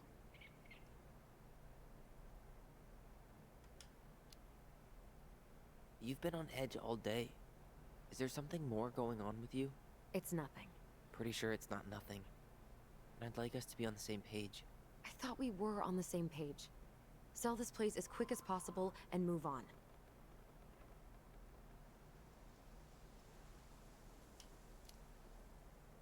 And then we found the book, and things changed. You really don't get that? It's just with the way you avoided this place for the last 3 years, I thought you wouldn't want to spend any extra time here. Oh. So that's what this is about. Maybe a little. Yeah. It's just... You graduated 3 years ago. And this is the first time we've seen each other in person. It's not that I didn't want to see you. I just wasn't ready to be Tyler in Delos Crossing. I tried to visit you. I tried to go to your fireweed graduation. I wanted to bake you a crappy boxed cake and take awkwardly posed photos. I know. But you shut me out. All I got was non-responses and half-assed evasions.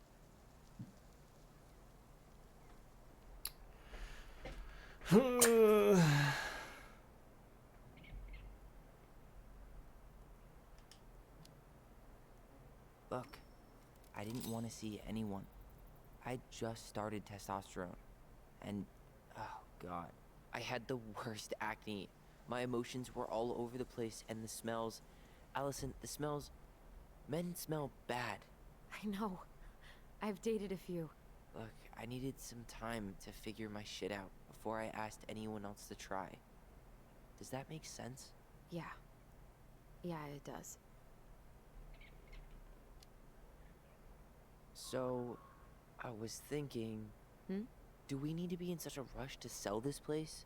Oh my god, Tyler. Really? What? Everything we thought we knew about Marianne just got thrown out the window. Maybe it did. Or maybe nothing's changed and we dig up that nightmare for no reason. So, it's not worth the risk to you? Not if it means throwing away all our plans. Your plans. It's your plan to sell the house. Your plan to go to Juneau. Me? I'm just looking for some goddamn peace of mind. How about we start digging without putting off the sale? And if it seems like we need more time, we'll talk about it then. Okay. So, we have a plan? Yep. We ask around about Marianne, but we also stick to our repair schedule. Sounds good to me. Ollie's diary. Whoa. It's been a long time since I heard that name. Was I the only one who ever called you that? Actually, no. I used it at Fireweed for a while, until I settled on Tyler. Most people were pretty chill about the switch. Not everyone, though. What do you mean? I had a mentee who refused to call me Tyler. He didn't want my help. He didn't want anyone's help. I'm sorry. I like the name Tyler, by the way. Thanks. Okay. Mom and Allison argued again. At least I'm not the only one Mom is screaming at now. Mom almost seemed jealous we didn't tell her what we were planning to do in the forest. Allie thinks we should tell her about our voice. I think she knows already. Mom seemed really upset when I asked to join the hockey team, like it's wrong for me to play a boys' sport. I'm going to keep asking. I will try again next week. She said no again. I'm so mad at her. Why does she always say no? Why doesn't she ever let me do what I want to do? Allison and I started writing a story. Well, Allison did. She didn't like it when I tried to change anything. Why can't one of the goblins be a boy goblin?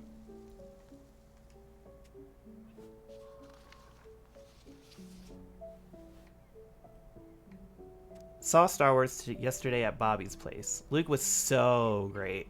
But Mom found out we watched it and got so mad. She said it gloried war ziom ziom. Okay, just sorry. Would Mom be happy if I could do what she wanted me to? When she looks at me, she just doesn't see me. I wish I could show her. I wish I could make her understand. I think she doesn't want to. Allison told me again that it was my fault Mom got angry at us. She is such a suck-up. Mom's barely said anything to us in a few days. Allie said she saw her throwing away pages from the Book of Goblins. Wow. Do this, do that. I'm sick of her voice, and I'm sick of that dumb name too. I'm Ollie the Goblin.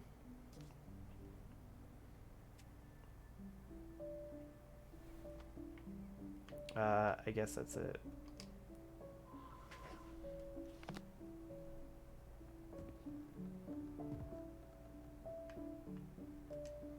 If you squint, you can almost forget Delos Crossing's only a few miles away. I'm sure Marianne tried to. Can't blame her. We're headed there for supplies later. You ready for that? Yeah, but I was really enjoying a day without assholes. Just a little longer, and every day will be asshole-free. That might be asking a lot. Not a bad view, right? I forgot how beautiful it is. We were in our own world most of the time. The lake wasn't just a lake. It was Moon Hag's lair, and the mountain was an ice troll. True. Plus, you get used to anything if you see it every day. Not always. I think I'd like to end up somewhere like this, just not here. Somewhere with more trees than people? Exactly. Just go into it with a little more of a plan than Marianne did. Already working on it. With my degree, it'll be easy to get a job as a ranger. After you spend a little time in Juneau? Still a maybe on that one.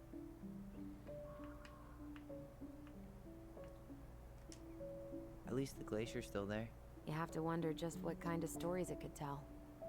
You know, if it had a mouth. Remember the ice cave? The old bear's den? That's the one. It would have made a perfect secret base if we'd ever been able to find it again. You know, I actually went looking for it a few years ago. Really? No way. So?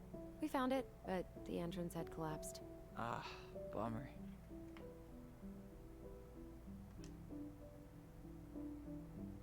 Nice ring. Gift from your boyfriend? Come on. No. I told you I'm not with anyone right You now. literally Don't know. rub it in. Why does it look familiar? It was a gift from Yeah. Eddie. He had You them both fucking made at dumb the same time. ass. Both? Oh, wait. Yeah. This ring is supposed to be linked to the one Eddie had made for you. You know, twins rings. Something like that. Oh, that's a little weird, but also kind of cool. I've still got it. Right here in my pocket. Nice try. But not today. Maybe another time, though. Yeah. In the future, definitely. If Eddie's not a complete tool. Well, guess we better get going. Here, I thought you'd never tear yourself away. Yeah, sorry. Views like this, I just tend to get lost in them. Go ahead. I'll catch up. Need to respond to a message. Oh, my sister, the social butterfly. Gonna leave the diary on the porch like that? Seems we got a trespasser. Who? What the fuck? Who? You got 5 seconds to talk me into defending my property. Your property? 5, 4. I'm Tyler. Don't know any Tylers. 3, 2. Sam! Ellie? What are you doing out here, girl? This is our Jesus. house. Was I talking to you? Sam, put the gun down. This is Tyler. My brother. Are you brother? Oh, shit. Huh. I guess I heard about all that, but I never... Jesus Christ. Damn, you look like a real man. So do you, Sam. You know what I mean. I just didn't know they could make a woman look so much like a man.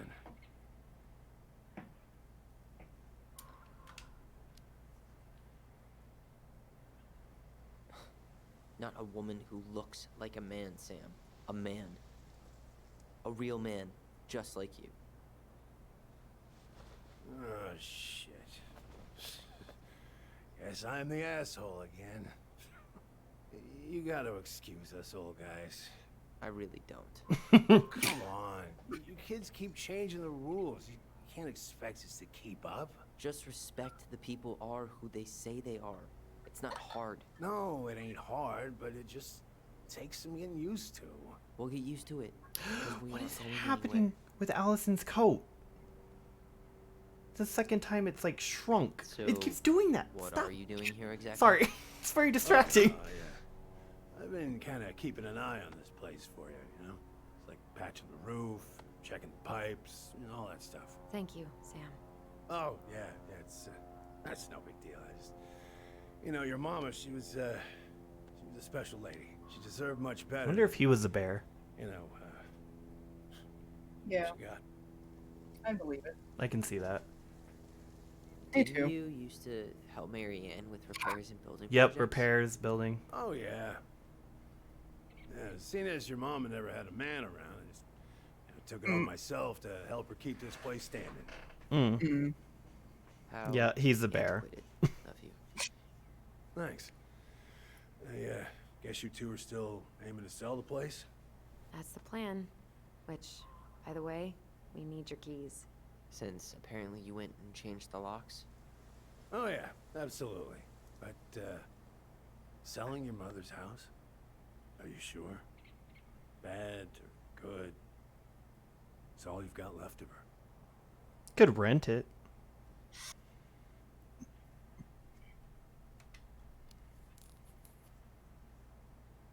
Not all.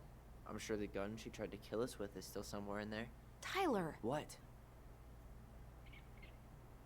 What Tyler means is, a fresh start is what we both need. Of course.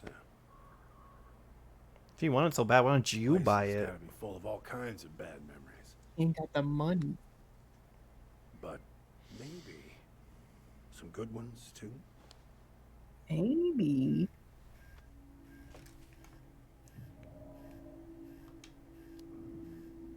Okay, chill, controller. Fuck. We get it. Can you hear me? Ty, we can't do this when we're in the middle of talking to someone. But this is pointless. He's hammered. He's always hammered. And who knows? Yo, my controller's still going crazy. You hear this? Now come on. People think our family is weird enough. Everything okay with you two? Yes. No.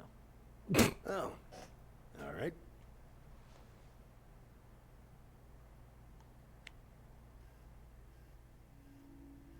Uh-oh. We should get going. That's all you think we'll get out of him? Oh my god, fine. Controller, shut up. I guess I could ask him a few more questions. Okay. I didn't realize that was the point. Controller, I get it. Fuck. Oh my god. I'm about to throw my Did you check controller. the door? Needs to Door? stop. The puzzle on her bedroom door. Oh, yeah. Yeah, you two kept sneaking in, giving her no privacy, huh? You ever solve it? Yep. Better late than never, I guess. Never solved it myself. I mean, not that I wanted to. So, guess you know all your mama's secrets now, huh? Well, she may have one or two left. I'm gonna fucking turn that off right now. I hate that so much. It does not need to keep doing that. Like, chill. Fuck. See? You see her jacket? How well did you know her? Yeah, I see Why it. does it keep doing that? Not as well as I thought. When I heard what happened that night, well, I figured people were bullshitting me. It really surprised you, didn't it? Much as anything ever has. Other folks say they saw it coming. Not me.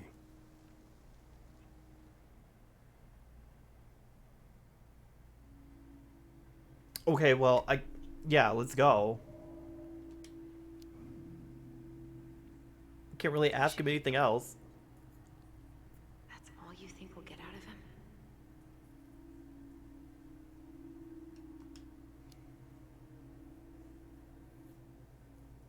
He's too wasted to be of any more help.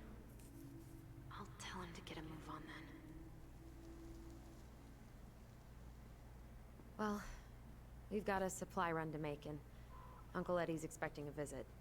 So. Right. Yeah, of course. Get going, you two. Sam? We all gotta get going. Oh.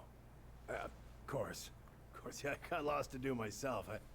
Lots of to-dos on old Sam's list. Mm-hmm. And you don't want to keep Brown waiting, you know? Thanks for looking out for this place. Happy to do it. Don't hesitate to reach out if you need anything. Anything at all. You hear? Oh. Sam? Huh? Sam? Huh? The keys? Oh, yeah. Of course. Of course. Yeah, they're yours. This place, it meant a lot to your mother. It almost felt like it was a part of her. And it's like some part of her is alive here still. Hopefully the house doesn't turn out to be a murderous psycho that tries to kill us in our sleep, huh? Yeah. Well, take care of yourself. Both of you.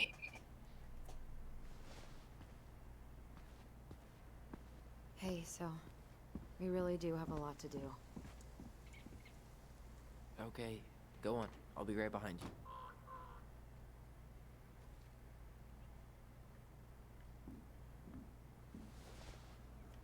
The clothes physics in this game are not great. I'm gonna tell you that right now. Don't you hate when your jacket go? Yeah, like his jacket was doing it, her jacket was doing it. It's just like that whole time.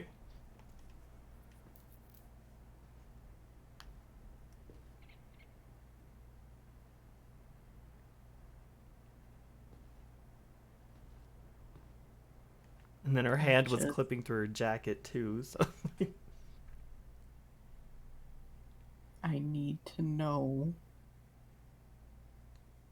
which one of these animals tried it. What do you mean? The shotgun wasn't for the kids. I don't believe that. I don't believe that either. And I can't believe it was for her. But I'm wondering how it got to the point where he murdered her. Like, something had to happen in between that point, those 2 points. I imagine she went back and chased him with the gun, and that scared him enough to... Yeah. I don't know. But I do not think that what happened is what they think happened.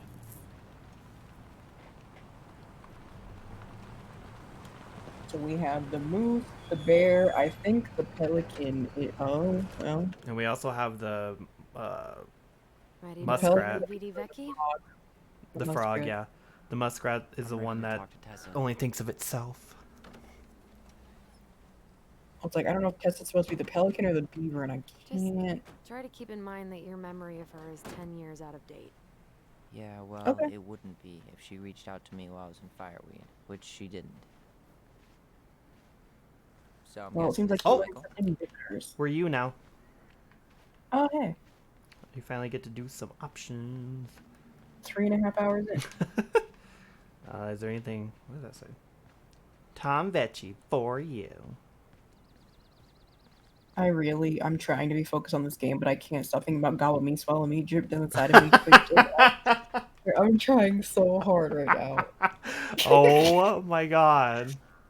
Truly a cultural reset over here happening. I said... Hey, isn't it your day off? Yep, we're here as patrons. Tyler, meet Michael. This is the annoying coworker I was telling you about.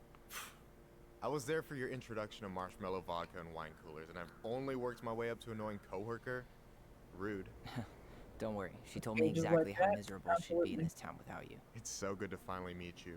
The Tyler talk goes on 24/7, so I feel like I already know you. So, you here to grab some stuff for the homestead, or? Yeah, we decided it'd be easiest if we just stayed out there. We'll get it cleaned up faster if I we literally deadass cannot thought he was escape about it. to Hey, fucking all for a fish. axe his head in. Oh. What's that? It's like, Tyler, please. Oh, what do you want? He maybe gonna be roommates. Michael is moving to Juneau too. We were thinking of being roommates. Oh, okay. Thinking about it? You better not be backing out on me. The only thing that gets me up some mornings is marking one more day off the calendar. Don't worry, she won't. We'll get the house sold, and you guys can move on. There could be room for you too. For sure. The more Ronins, the merrier. I'm studying to be a chef, so, you know it'll be good eating. And hey, I only snore during allergy season. And baseball. Me. How can I say no to that? You okay? Dead on my feet, girl. Got up at 4 to fish before work. It's been a day. Oh, you like to fish? Yeah, there's this spot called Buzzard Hole I go to at least twice a week. It's like an hour drive, but it's so chill, especially first thing in the morning. Shut up. I used to go there all the time. For real? Yeah. Hey, well, if you want to go sometime, holler at me. I don't mind sharing. Cool. Most guys I know get all Smeagol about their fishing spots. Oh, look at you two. Bonding over the most slow and boring way to kill an animal. She's just jealous because she couldn't catch a fish, even if she filled the lake with cyanide I'm first. not... Never mind. Tyler, we better Roasted. get started with our shopping. Yeah, I'll be around if you need anything. I like Michael. Michael's cool. Anyway, when Future I, mayor of Delos like a Crossing, dumbass, Tom. said gobble instead Yeah. of Is it goblin. really that big of a shock? He runs the only store in Delos Crossing, Gobbledy and gobble, he's chummy with the Old gobble. Boys Club. I Pussy's guess. so fat. He never I really don't even know. showed I don't know. Sorry. He's not exactly charismatic. Oh, they're talking about the mayor. I thought he was talking about Michael. I was like, wow, okay. Like, yo, Michael, you're not fucking charismatic, and you smell. I mean, he probably does smell. He's a man.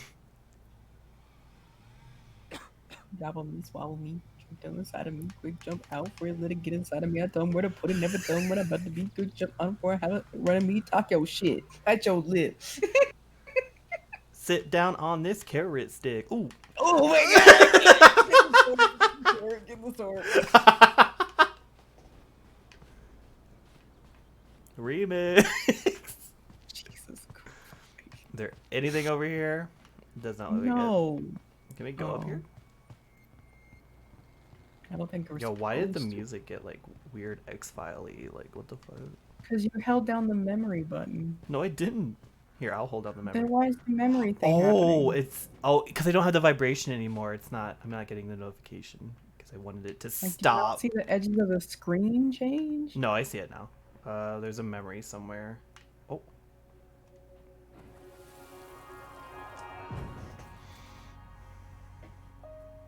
Hey, Ollie!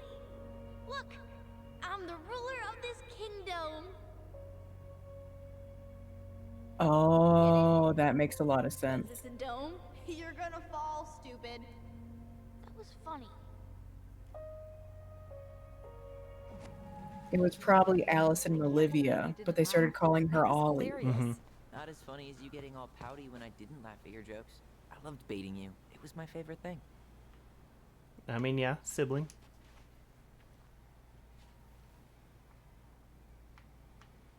This was such a riveting look. Thank you for that. Hold on, I had to turn it back on. Oh my god, now he turns it back on. Well, otherwise I'm gonna miss it, and I don't. Wait, yeah, apply it. Sorry. When you talk shit about a feature, yep, there's another turn one. it off and then turn it back on. Where is it? What am I looking for? They turned that van into a billboard. Yeah, Tessa didn't want to get rid of her old food truck. Too many memories. Great marketing though, right? You can't miss it.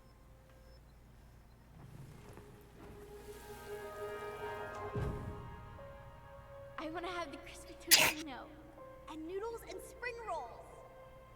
And can we I get a want coconut spring cake rolls. for dessert? Easy, easy, my hungry goblins. We have to leave some food for the other customers. But Auntie She's Tessa a said we pelican. can have whatever we want. Oh. She's a pelican. Yep. Yep, she's a pelican. Okay. Man, I miss Tessa's cooking. Does she still make those fried banana rolls. Tehran? Right. Yo, Tyler. No, Fucking I'm watch pretty it. sure she made them special for us. What's up on here? Tessa's still doing You should that have seen the Bible way I study just here wrote every out Wednesday? moose. Wednesday nights are always packed. She cooks tons of bibinka and the Hail Marys start flowing. There's gonna be a lot of leftovers after the rapture. More for us. So Eddie's a moose. Sam's the bear. Sam's the bear. Tessa's the pious pelican. So we have frog, muskrat. Isn't that it? There's only 5. There's only Crazy 5? that they haven't caught him yet. Recently, we've had multiple incidents of mail theft occurring in and around Delos Crossing. Residents have reported letters and packages stolen from mailboxes, particularly in the East Point and Almada sections. Delos Crossing Police Department encourages all residents to increase awareness and consider purchase of locking mailboxes. Okay. I really hope they get enough signatures on this. On what? They want to build a fancy hunting lodge up the river. It's gonna totally screw up salmon migration. Oh no, you care? I'm just kidding. Here, let me look at this again. 1, 2, 3, 4, 5, 6. Oh no! Oh, the beaver, the old beaver. But I think the beaver's dead. Well, But I'm sure we'll find out who the beaver is. I made a sticky note. Extreme bubblegum. Extreme. Extreme. Yo, okay.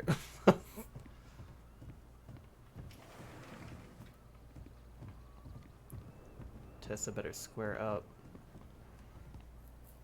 You're looking at the BTK killer. What's up? Well, hello, Miss Ronan. Did you forget something in the office? No, just doing some shopping. You remember my brother, Tyler? Your brother? Oh, right, Tyler.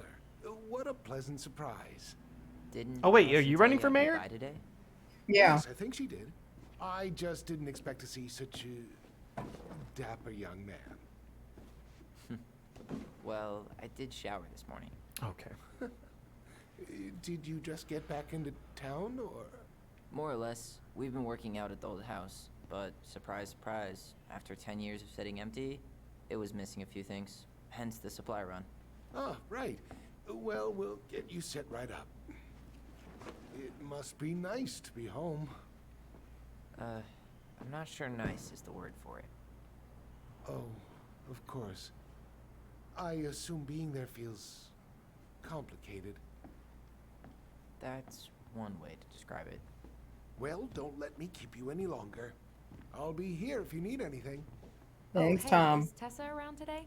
The wife's not in at the moment. Your I'm wife? sure she'll be around later, though. Jesus. Tessa. Okay, so we need candles and an all-purpose cleaner. Plus Okay. snacks and drinks. I'm starving. Nothing over here. We'll save talking to him for last.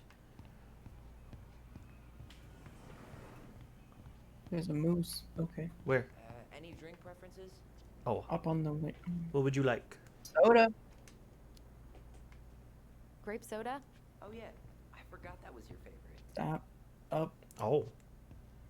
Big nose. Wow. Riveting. Again, I really love looking at stuff. So, what kind of lure would you use for a steelhead? Well, it's hard to Pussy be willow. locally I'm of, sorry. but depends on conditions. Wait, is this a pop quiz? Hey, I had to be sure. What, you think I'm like catfishing you? Well, can you blame me for being skeptical of an outdoorsy Ronin? No. Oh. No, I Talking shit about me as usual, I see. Oh, bitchin'. Michael, you want me to pick up some birch syrup for you? Is that some roundabout way of asking me to make you two my world famous pancakes? Ooh, busted. And we're not even gonna grab it. Okay. Snack-wise, Got me are you a swallowing. candy girl or a chips girl? What you want? Candy. Oh man, I haven't had a candy bar in forever. Candy was currency at Fireweed, like ramen in state prison.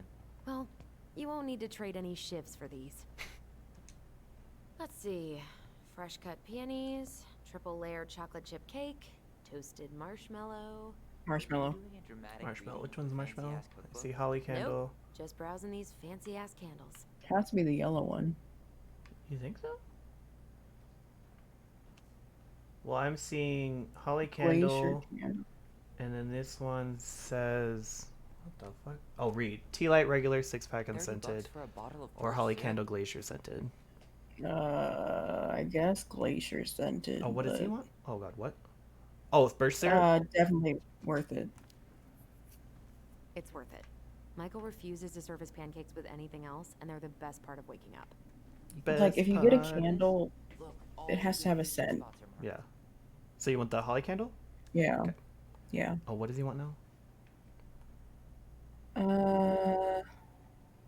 Maybe later. Later. We've got some shopping to do. Can't wait to have a midlife crisis. You only live once. YOLO. Okay. He wanted her to take a picture of the map with the fishing spots on it. Oh. Okay. And she was gonna say she forgot her phone. It's like, that's a lie. Shut up. Ew, canned ham? How do people eat this? Broke people. Did 10 years in fireweed make you forget what it was like to be broke? Sorry, that was shitty. I remember Marianne stretching vegetable stew for a week once. Canned ham would have tasted amazing by the end of that.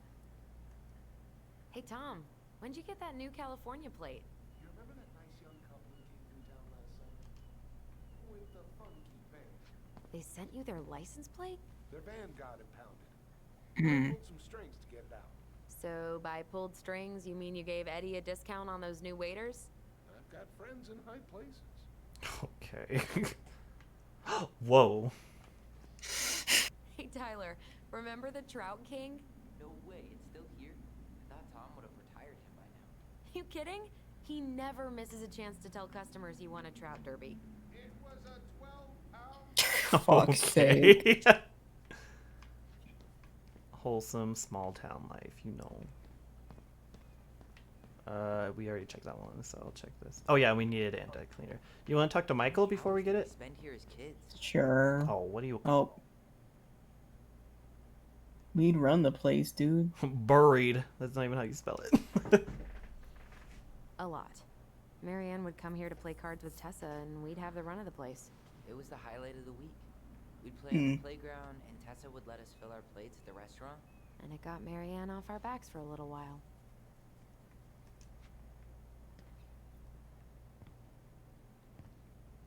Inventory, huh? Yeah. My mind is so numb right now. Anyway, how's the shopping spree going? Finding everything you need? Just waiting on Tyler. A lie, but... Yeah, I'd be done already, but I'm letting Tyler browse and take it all Oh, sure, sure. Weird for him to be back here. He seems alright.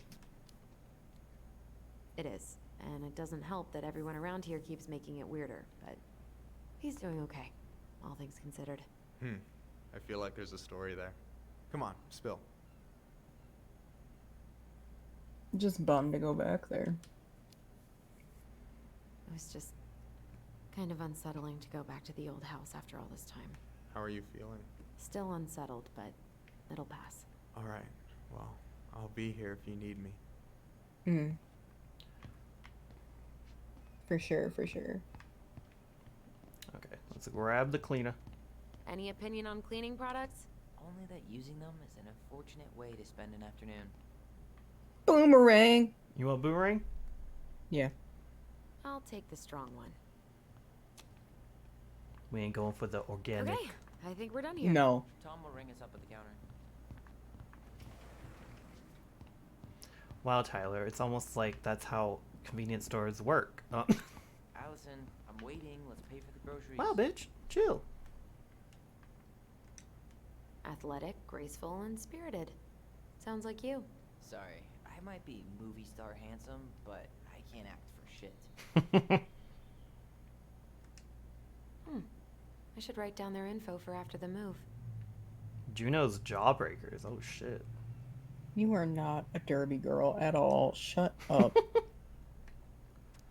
The Delos Dulcets Live, Catholic Halloween celebration. Catholic celebrating Halloween? It's more likely than you think. What's the hell is this? Can you believe Tessa and Tom were ever young? I heard that. Wow. I was gonna say it right there. Hair department, but you should see the rest of Delos. Oh yeah, look at his hair. Shit. Fair enough. Got a full weave going on. Dude really said. Okay. Remember when Tom had fucking hair and wasn't an old ass bum to his face and just thought he would let it slide? What the hell is this? Aren't you running for more gun control? My platform calls for sensible regulations, but folks around here need guns for safety. And as you know, we run extensive background checks before each and every sale.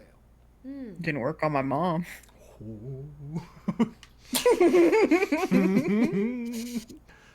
Oh, anyway, child, here's 20 bucks. Is that everything? I believe that is everything. What's up? Will that be Awkward stare. Hi. Yes. Thank you, Tom. Oh, it's like 20 cents. Okay. Oh, hi, Tessa. We were just meaning to come talk to you. Hi, Tessa. Long time no see. Why you doing like that? God, you look like a completely different person. It's me. Plus beard. Yes. So we were out at the old house today. Heavens, why would you go there? Surprised it's even still standing. We found some stuff in Mary Ann's room that took us by surprise. Oh, really? Tessa, why does it feel like you're about to We wanna shoot ask you us? some questions about her. You're the only person who might have known Mary Ann better than us. I don't know about that. It's been a decade, kids. I know, but I need to ask. What is it? Did she ever talk about me being a boy? No. It never came up.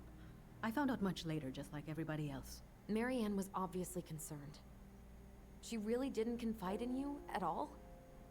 Your mother was intensely private. She didn't need anyone else, and she made that clear. But this was about Tyler. She was always willing to ask for help when it came to us. Not at the Oh god, end. his scarf. Look, I have a lot on my plate today. I'm sorry. My advice to you would be to try to move on. It's not that easy. What happened that night? You can't understand something like that, but it was God's plan. Tessa. That's all we can know. I need to go now. Best of luck to you, truly. What the hell was that? Yeah. I told you she wouldn't talk. It's like she's got CIA training. Something's weird here. It's weird, right? That was really weird. Yeah, I feel it too. It's like something's on the tip of my tongue. Another memory? I think it was meant for her. Okay. I really do. I do believe that. In The a good, gun? bad way. Yeah. Okay, where's this memory? I feel it. Oh, this is open now. Is she in here? Oh, she's in here. Get out of here. Like, I ain't trying to be that bitch yet. I've been about to be that bitch, but we gotta wait. I'm that bitch. Been that bitch. Still that bitch. Okay, something right here.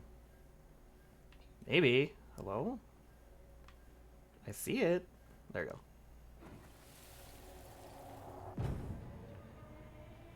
Hey guys, you all done yet? Yeah, Mom. Can we go outside while you and Tessa play cards?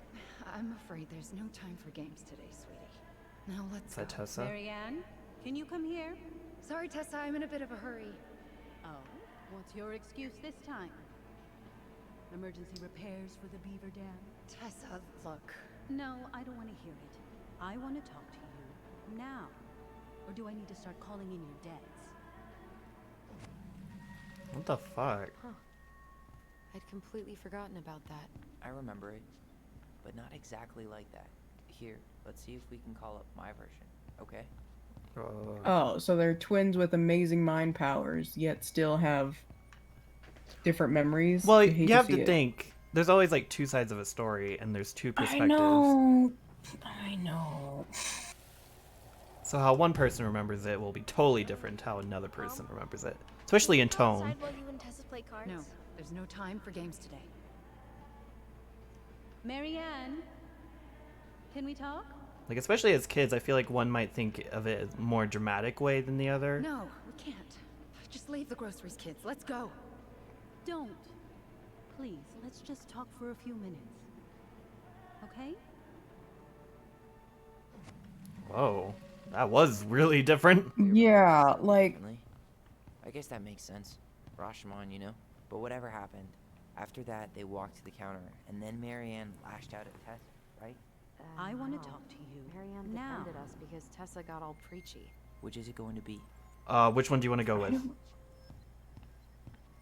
I feel like he's remembering right. You think so? Yeah, Because I think I think it does seem like Tessa was angry at Marianne because she wasn't accepting her help. yeah. Oh. So this one? You hearing me? Yeah. Marianne was looking for a fight. Please, let's just talk for a few minutes. Because that one actually makes more sense, especially with Please, Marianne. I'm just trying. Stay away from my children. They don't need your guidance. I'm just trying to help. I don't need help. Oh. Not from you, not from anyone else in this fucking town. I'm done with all of you. You're done with the food I give you? The fuel? Maybe you are, but the kids Are my children, Tessa. Mine, not yours. Please, let's not do this here. Let's go into my office. Fine. Okay. This was the bad memory. Oh yeah, because she said they went to the. What is wrong with you?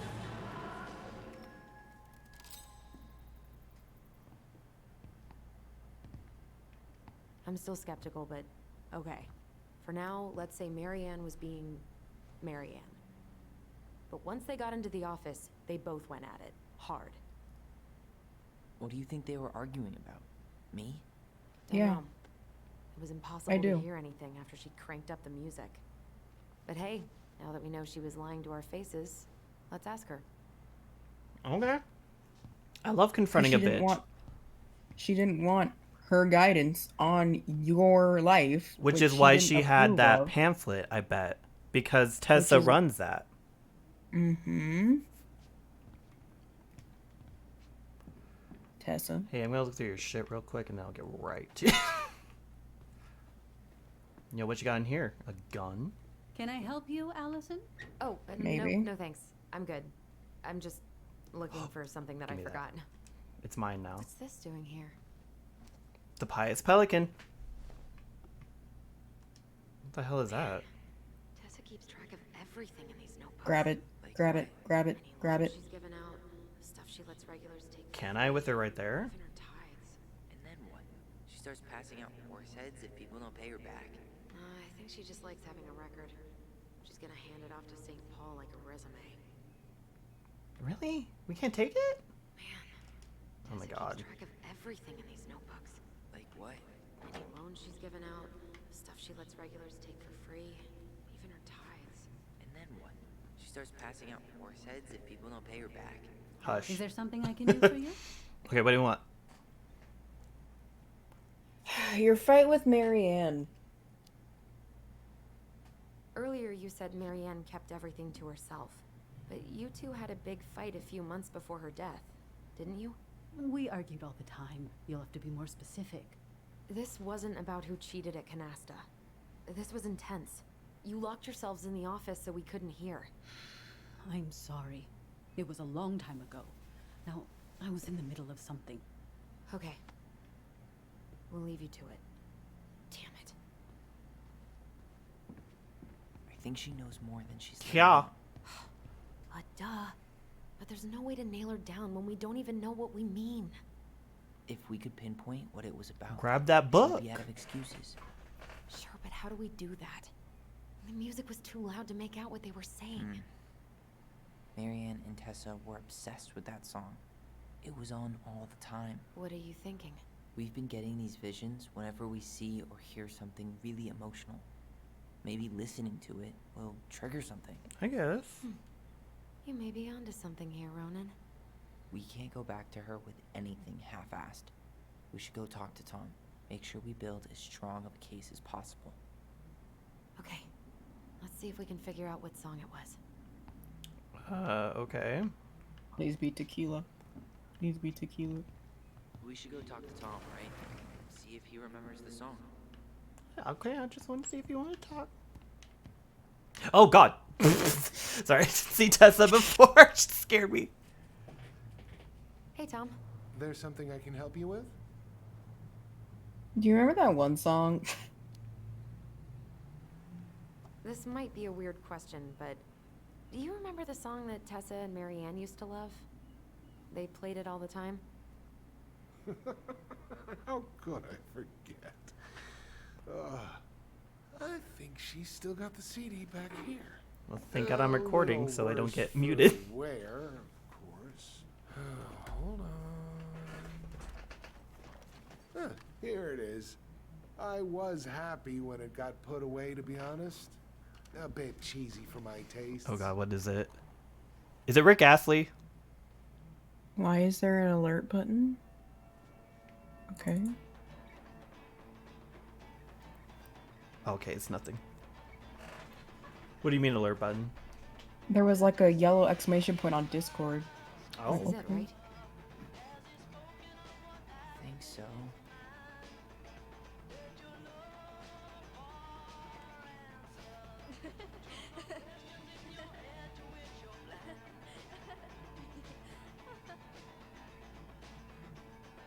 Whoa. I just got hit with a flood of memories. You seeing what I'm seeing? Yeah. Okay. Should we check this one out? Oh, weird. It's clearer when they do the memory thing.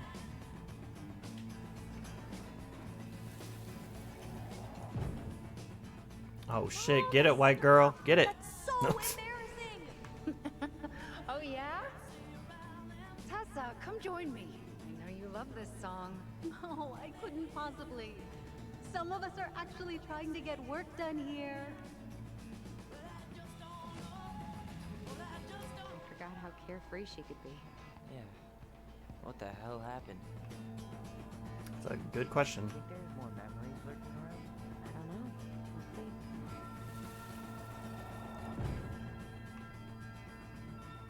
The kids keep pestering me for these candies. They're so expensive. I'll just grab a bag. It's fine. Oh no, I can't, Tessa. Oh, I couldn't possibly. Oh, Okay. no. No, not me. Okay, okay. Whatever you want. There. Happy? Yes. And I'll be by on Wednesday to help you close, like I promised. Tessa acted like she was Marianne's mom sometimes. I think you mean Tessa was self-righteous and treated Marianne like a charity case. Like the pious pelican. We should go find that notebook she was holding. Pretty sure I saw one marked 2004 in the office closet earlier.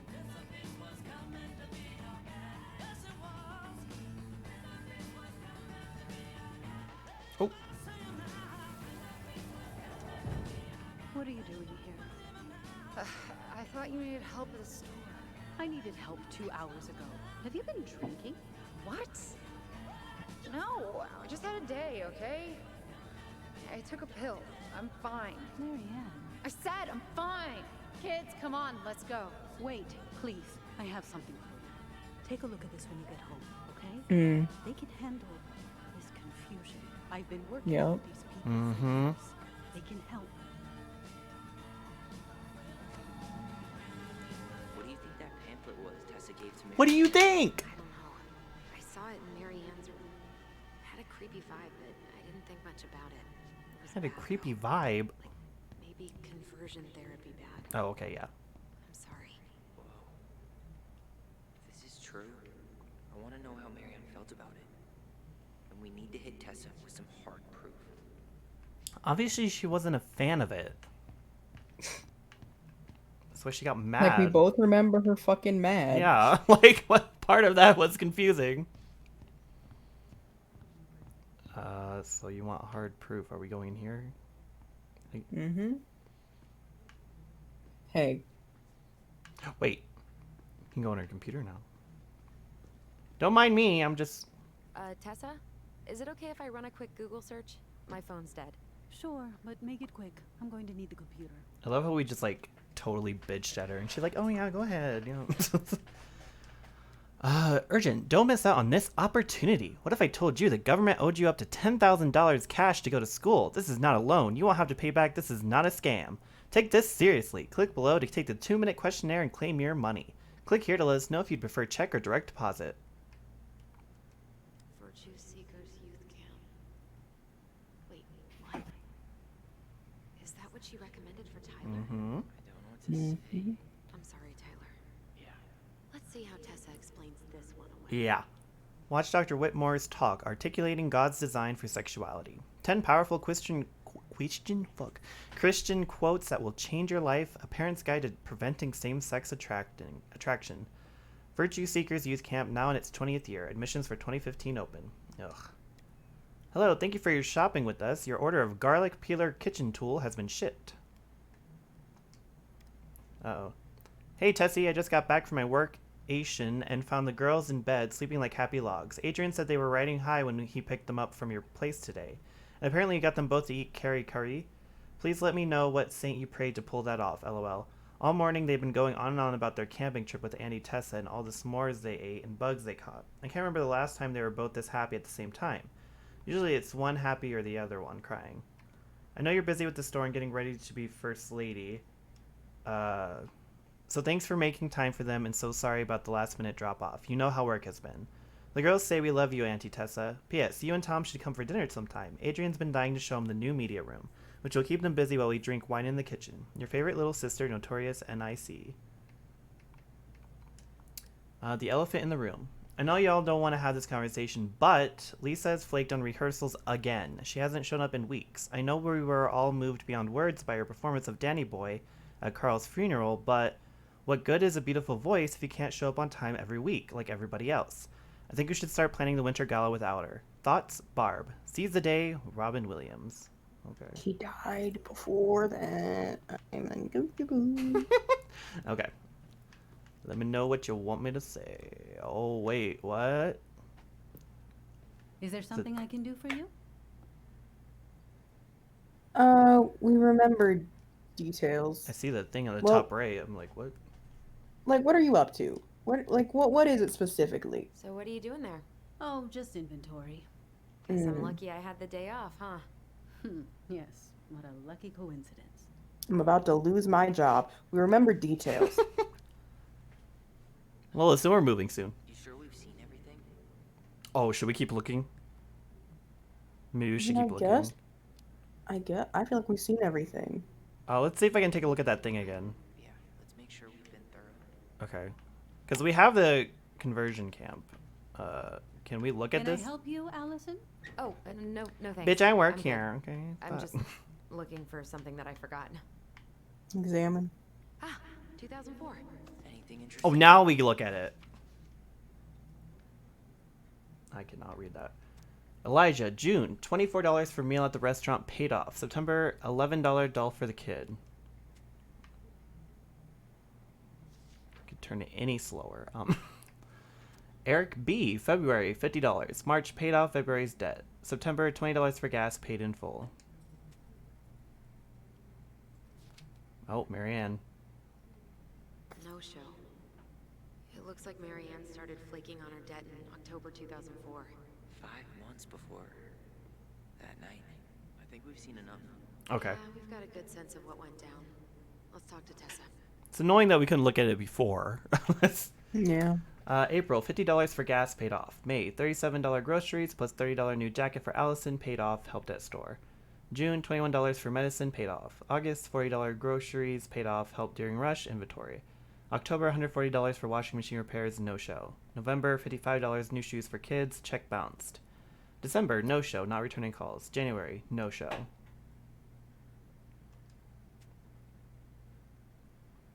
Okay. So now, when we talk to her, which one do you want to confront her about? The debt. Okay. That's why he's so mad. What are we waiting for? Let's go talk to Tessa. Well, that's why she was mad. That's not why Marianne was mad. Is there something I can do for you? Oh, well, we remember details. We're back. With details that should help your memory. Oh, really? Yes, really. Marianne was having one of her days. Oh, we're just gonna trying throw to both talk, out? but she Both of wasn't them at her? cooperating. The two of you started arguing, and you went in the office and cranked up that song you both loved. And when was that? Well, our memories don't exactly have timestamps. Oh. But October 2004 seems great. October 2004. That was when she stopped trying to pay her debts, right? Yes. I don't know why. She always found a way to pay before that. But we never argued about money. I was frustrated, but you can't squeeze blood from a stone. Yeah. We didn't think you guys were arguing about money. You told her about the camp. We know you support the Alliance for Traditional Families, and that you gave her the pamphlet about their camp. What camp? It's the Virtue Seekers. Fuck. Okay. The Virtue Seekers Youth Camp. It was conversion therapy. You told her that Tyler should go there. Look, your mother was in a bad place. It was clear she was coming apart at the seams. She told me she'd been struggling with you, and I'd heard such good things about that camp. Your answer to my mother's bad moods was to send me to conversion therapy? It's what I thought would help both of you at the time. Tyler, it was worse than bad moods. She was not well. Not well at all. Do you know what they do to kids in those places? I do. Now. And how did Marianne take your helpful suggestion? Badly. She wanted to let you be whatever perfect little butterfly was in that cocoon. And yes, we argued about it. So she was cool with who I was? She was more than that. She loved you. Listen, I don't mean to be rude, but I really do have a lot on my plate today. Okay. We'll get out of your way then. Thanks, Tessa.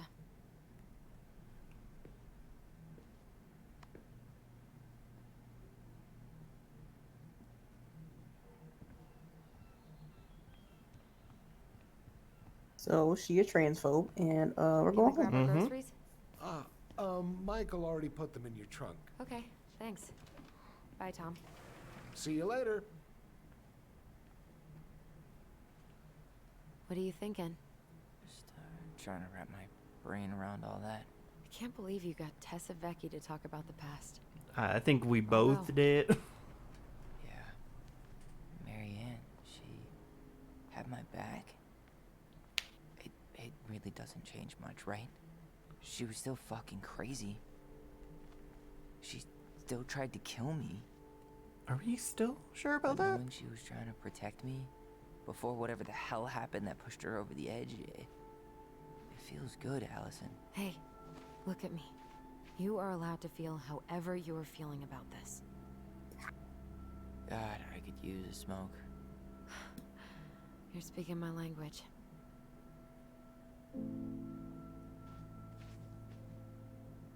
What? Sorry, I'm just thinking about what this means. Yeah, me too.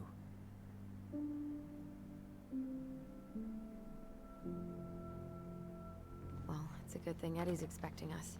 He knew Marianne pretty well, and he was in charge of her case. Did he ever mention anything about the investigation to you? No, I never asked. And I'm sure he thought I was better off not knowing. Yeah, probably. Guess that might have made for some awkward dinner conversation. Exactly. But I mean, he's a good cop. Thorough. I'm sure he's got something. Let's go. I would just like to point out that she just went off a curb when there's obviously places to turn out onto the road. Like, no wonder he's like, yeah, I don't want to drive with you. Hey, girl, you put this car into the river?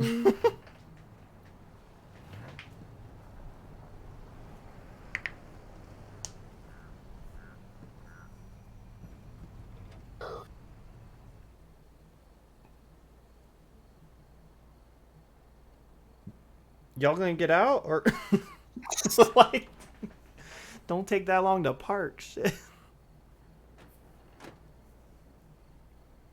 You can already tell it's gonna be great because the police department is missing lights from the letters. It's usually more crowded, but the other officers punch out at 6 o'clock sharp.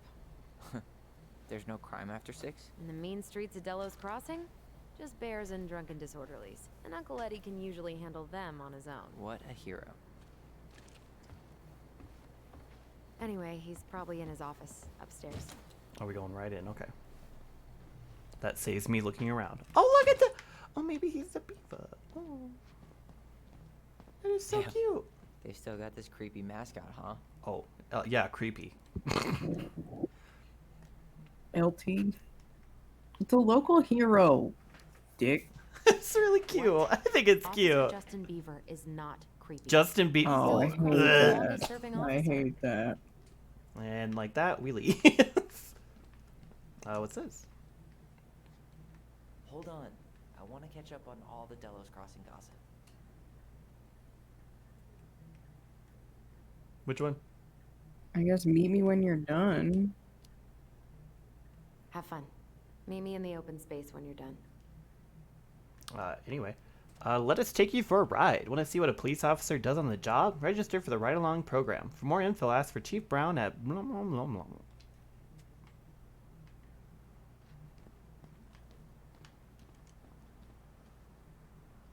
The National Guard. 100% college tuition paid? Damn. Maybe I should have joined the National Guard. Beats having your credit card stolen by an online college. Too soon, Tyler. Too soon. Well, should I decide the wild world of accounting isn't for me? Can't really picture you in the uniform. Really? I think I could pull it off. That's still not cleaned up? Assholes. Nope. I wonder if the black oyster catchers were still nesting during the spill. God, I hope not. Too little, too late. Gotta go pee. Oh. Ah, Tyler! Running at me. I love that they have collision physics. You'll love to see it. Oh god, I'm stuck on one. Jeez. Home sweet home. You spent a lot of time here growing up? Yeah, whenever Eddie was working. The whole precinct's basically family. Wow. I love how we were like two sides of the coin, basically. It's freezing in here. Oh. Well, way to taunt me. Of course. It's locked.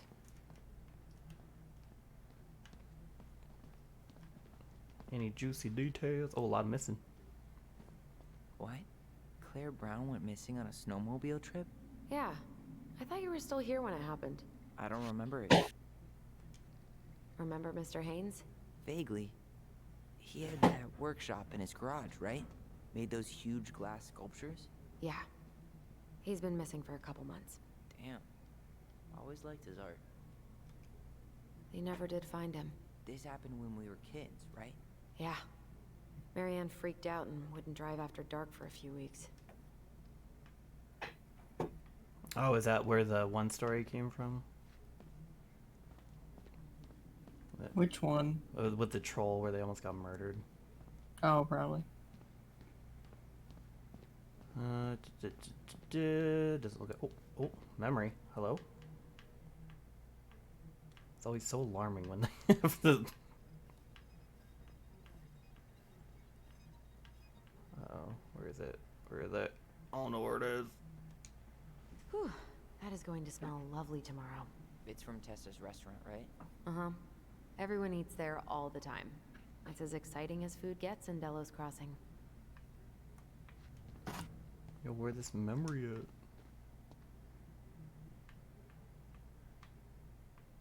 Okay, well, there's nothing there, so...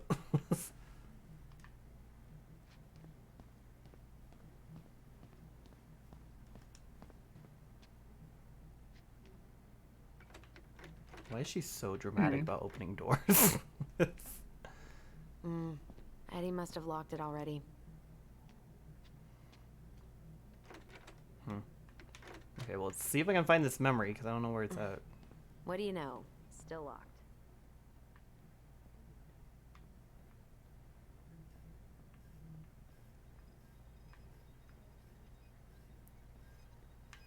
Oh. Come on, man. We can't make these poor kids sleep here. Well, where do you suggest they go? Social services will be here in a few hours, and this is the only room with a bed. Anywhere but a cell. We'll find some other place. Here we go again. God, not here too. I'm not ready. Me neither. Okay, I don't think there's anything else. Oh, wait. Who dat? You remember Dan and Shelby? I think so. The high schoolers who were always pissing Tessa off because they would blast fish and make out in the Becky's parking lot. Yep. Dan's a cop now. They're married and have a kid, a dog, the whole shebang. Damn. When did everybody decide to become an adult? A mood. Oh my god, that's the cutest. It's cute, but don't tell me you've got baby fever. Ew, no. Why do men always jump to that? Okay. What's that? That's Denise Wilson's desk. Remember her? Crazy D? The woman who set fire to her ex's trailer? Allegedly set fire. She was acquitted. And that's Officer Wilson to you. That's Officer Crazy Wilson to you. Oh. Draw a dog. I didn't see that. Yeah, sorry. I almost just left. Dee was a dog in a past life.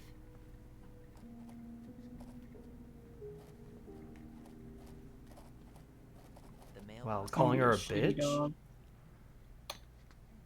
No. Remember this fella? No way. Is that Jet? Yep. He died last year putting himself between Dee and a bear. Aww. Oh, damn. Poor D. Can I take a pic? Can I look at the dog I drew? Oh, yeah, Can I do yeah. that? Oh my god. Okay. Alright, let's read it. It says wolf, in case you weren't Mhm. aware. Amazing. No, it was her birthday. I completely forgot. You're a terrible person. It's your fault. I was so excited to see you that it completely slipped my mind. And that's why we should have wrote a note. Hmm. That is a lot Well. of names. Wait, those are all winners? Okay. Oh, it's every year. Okay. I was gonna say, like, I don't know, a lot of winners. What the fuck? Oh, yeah, let's go through your desk. What's up? What you got? This is probably hella illegal. Damn it. It's locked. Well, what did you expect, dum-dum? It's a police station. Yeah. Got a She's key, gonna though. give me so much crap for forgetting her birthday. And you forgot it again. Happy 29th birthday, Denise. Keep up the good work, Eddie. Another year to prove that older doesn't really mean wiser. Have a kick-ass day, DD. Dan.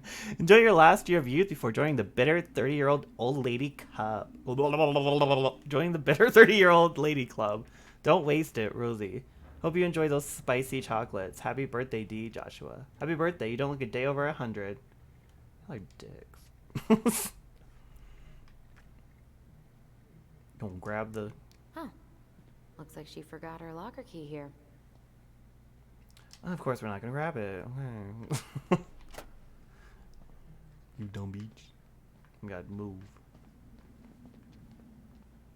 What? Do we need to go in there? Oh, like, we're just trying to talk to Eddie. We're not actually trying to get in anywhere. I mean, not yet. Oh. You put a shelf right there, dumbass. What? Something's in the way. Okay, well. Tyler, you coming? No.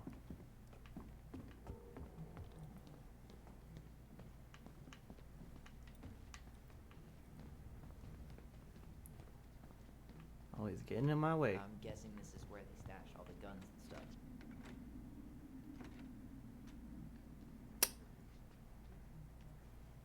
Which one? You should stay away.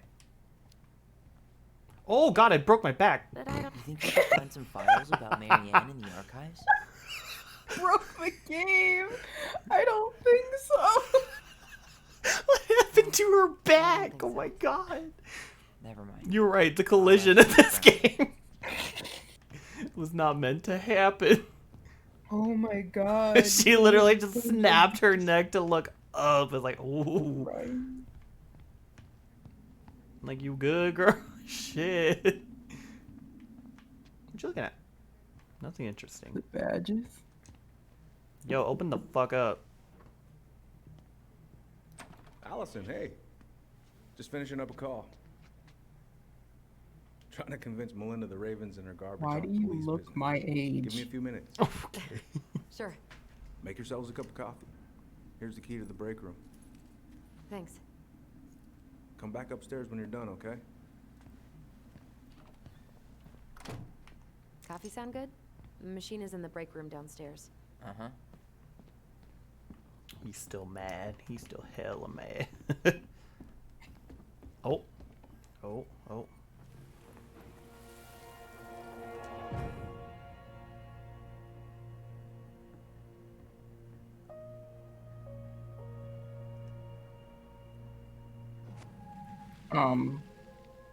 I'll just walk him through doors now.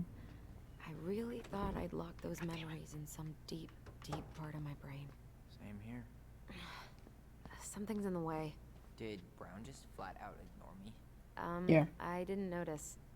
But I mean, he's probably feeling awkward since, you know, you didn't take his gift. Great. He's making it weird. Jesus, Tyler, can you stop? You're gonna break my back again. What did he do? Oh. Stealing from mailboxes. This guy keeps stealing out of people's mailboxes. Asshole snagged a box of fancy washi tape I ordered online. See, I was picturing an actual mailbox bandit. You know, like hopping around on a post with a little mask on the door. Huh? You know, the mailbox is the bandit. Okay. Sorry, it was a bad joke. It was the worst It joke. really was. Anyway, on 10/27/2015 at approximately Officer Greggs and myself were dispatched to 239 Woodlawn Road to respond to a report of theft. We arrived at approximately hours and spoke with owner Lawrence Cooper. Cooper reported that his mailbox had been broken into. Cooper stated, "I checked it 2 days ago because I'm waiting for on my new phone. They made me pay extra for shipping to get it here on time, but I said I ain't having that shit. I'm going to pay what I owe and not a dime more." They backed down and said it would be here Tuesday. But this morning the lock was smashed to shit and there wasn't nothing in there. Probably that punk-ass Towdown. No, Towdown is a street alias for Jervis A. Sallow. Known to myself and Officer Greggs, and formerly last known address, Amada Plaza Apartments. Cooper also stated he had been home all night prior to the incident and heard nothing unusual. Cooper went on to state, "When I find Towdown, I'm going to stuff his ass up his own ass." Cooper was cautioned against making criminal threats. Cooper then stated his willingness to prosecute Sallow was directed to seek charges with his prosecutor's office. Okay. What's the other one say? Oh, what? No, shit. Dear Chief Brown and staff, this letter is to inquire about the mailbox bandit. It has been 9 days and I still haven't had any mail. My granddaughter Madison is on her honeymoon at Great House Resort in Jamaica. Ricky does computer work. She said she would write, and you know Madison keeps her word. I have called every day for 9 days, and every time Rose makes some kind of excuse. If this is because I didn't write the recommendation for her son, tell her that was nothing to do with doing her job. Stealing my mail may not seem like much to you, but getting away with crime makes the criminal more bold. How soon before you are after the mailbox killer? I remind you we donate to the Policeman's Fund every year, and it isn't easy for us to, but we do it because we believe in law enforcement, unlike some others. But if this is the type of service we can expect, perhaps the firefighters could use our support. Warmly, Laura Ann.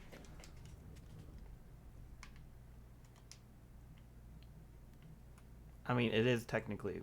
Isn't it a federal crime? Yeah. Yeah, so, I mean, technically, it is serious, but, I mean... She needs to chill on the killer part. Okay, what is here? You beach? Oh my god! Tyler, are you okay? Look like I just fucking decked him in the face. I was like, yo, are you good? Are you Okay, let's go in. Tyler, please. Where is it?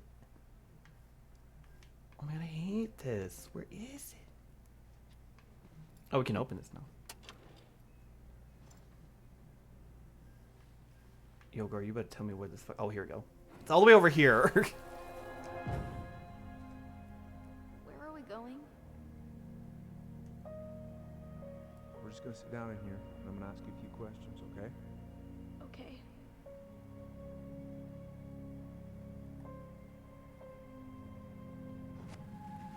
Well. You okay? Yeah. I just usually try my best not to remember that night when I'm here. I would too. I'm glad we can unlock everything now. Let's fucking snoop.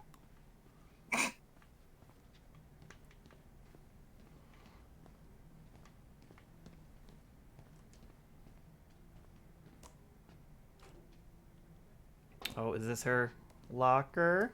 Yep, it's locked. Mm-hmm. Let's go grab the key. We love snooping through people's shit. Yep, but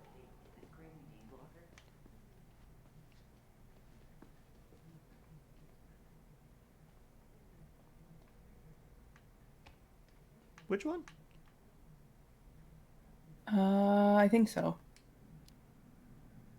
yep, I think so. Like, it could be someone else's locker. We don't know. But I'm gonna go grab the key anyway. Try and snoop their shit, you know. Watch it be like, this isn't the right key. We have to, like, go open someone She won't else's notice fucking if we desk with the borrow key. This, right? I never said about putting anything back. It's my key now. It is not your key now. Finders I'm sure keepers. that is a federal offense. Beach. Can I open this now? Yo, this was a mistake giving me key to everything. Ooh. Jesus. Rose never lets me back here. Huh. Rose left the computer on. Oh, I got password. That's dumb. Subject, new administrative software. Please reset your password. With the introduction of our new administrative software, all employees must reset their password. Please note that the reception desk computer can now be accessed using any officer's ID and password. Talk to Sally or me if you have any questions. Oh, okay. We gotta find the password. Break into her shit. Tyler! I think it's everyone's shit. Tyler! I'm trapped! Help!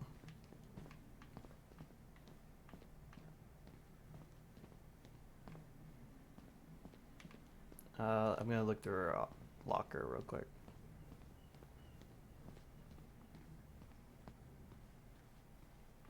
National Guard.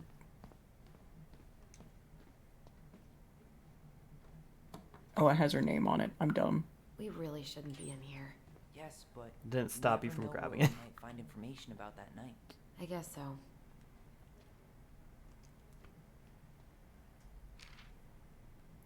So Wilson leaves her locker key in her desk and her password reminder in her locker? That's so irresponsible.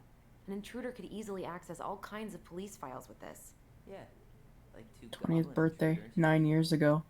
So winner. What's 9 minus 2015?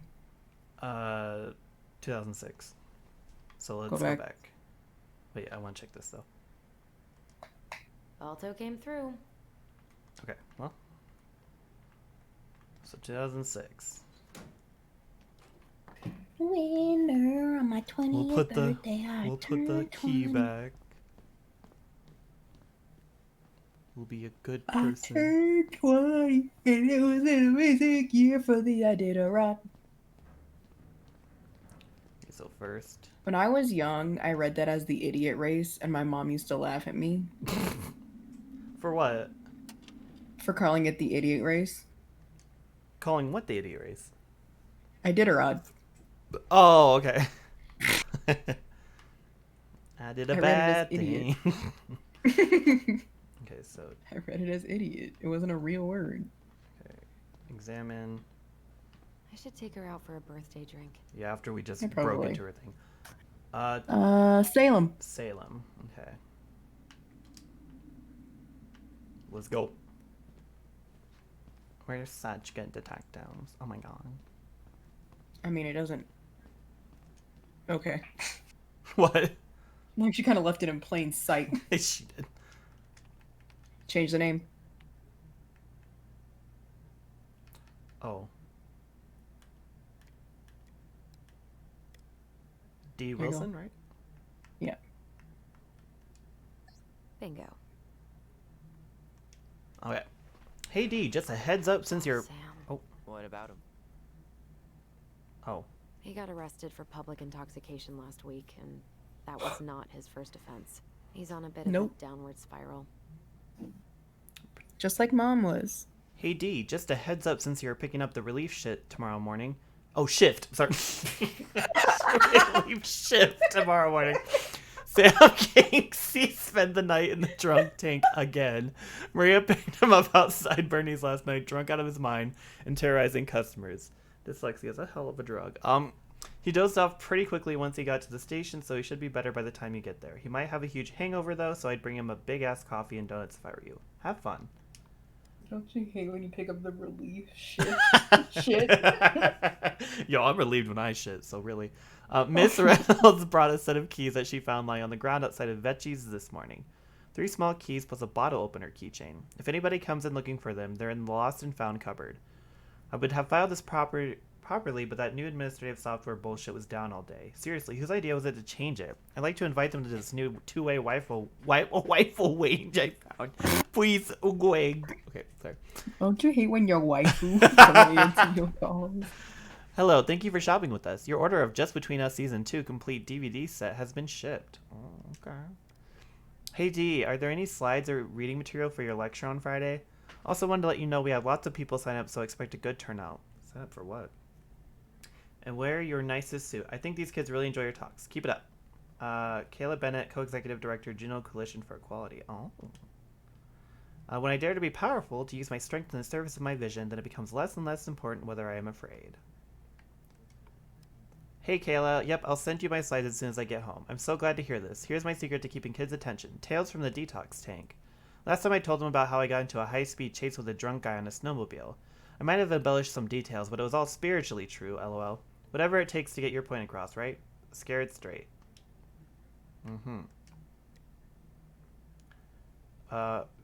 Girl, you're preaching to the choir. Looking forward to Friday. Right. Amazing. Well, there's literally nothing. Oh.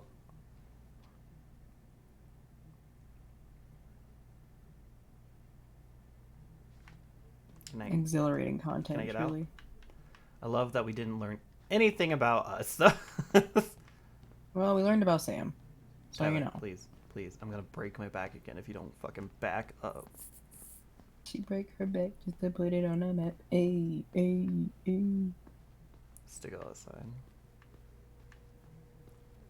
You okay? I'm just feeling a little nauseous. Ooh, that's gotta be a new record. Ooh. 4 days. You think they'll mind if I take one? Cutie. Yeah. Same cookies last week. These are definitely the same cookies that were here last week, but knock yourself out. I'm so hungry. Yeah, bitch, me too. This is Let's so go. warm. You sure you want coffee this late in the day? You'll be up all night. I don't think I'll sleep much anyways. Too much on my mind. Those dusty couches won't make it any easier. Uh-oh. Hey, you okay? What is it now? Interrogation room. Uh-oh.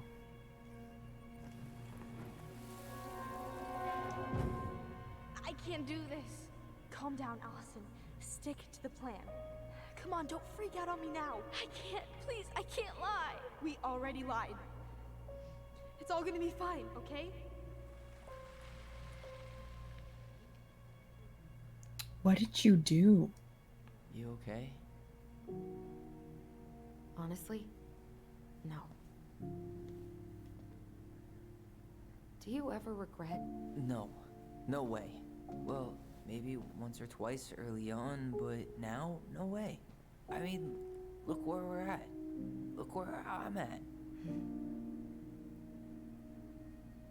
Uncle Eddie's probably done by now. We should go find him. It's not looking good. Mind if I go inside that room for a second? You sure? There's another memory. He really did something. There's a memory in there. God damn it.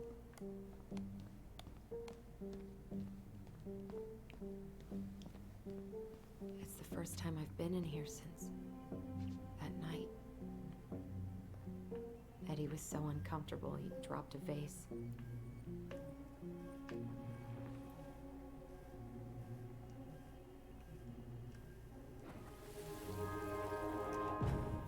Here. Have a seat. All right.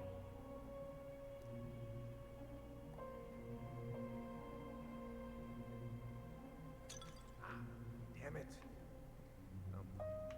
Sorry. Huh, they kept this? What? It's that vase. They glued it back together. Hmm. Huh. What's that back there? No way. Have you been hiding back here all this time? What are you? Is that the troll or the Ice King? I couldn't tell. Oh, it's the Ice King. Well, wait. So is Eddie the Ice King?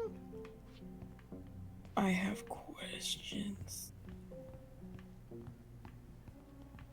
Okay, I don't think there's anything else in here, so I can go.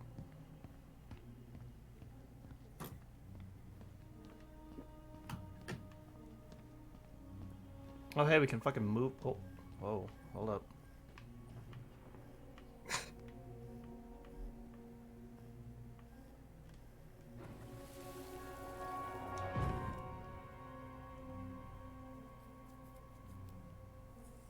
Why did you separate us? Is Ollie okay? Ollie's just fine, honey. They're all in the other room having cocoa. Everything's gonna be okay. I don't think I need to ask so. you a few questions now. Come with me. I think he knows that Ollie did something bad, and he knows that I know. You're awfully quiet. I don't want to talk This about is heavier it. than I expected. Cool. Shortcut. Okay, so then there was just this. I'm not that hungry. And then this. Check out this masterpiece. You made it? Uh-huh. Hell I yeah. glued it to the pot one day when I was bored, and nobody has bothered to peel it off. You might want to try and sit on that bench. On the bench? Okay, hold on. Same paper.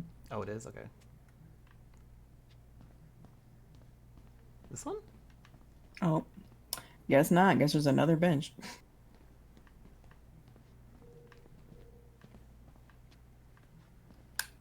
Okay.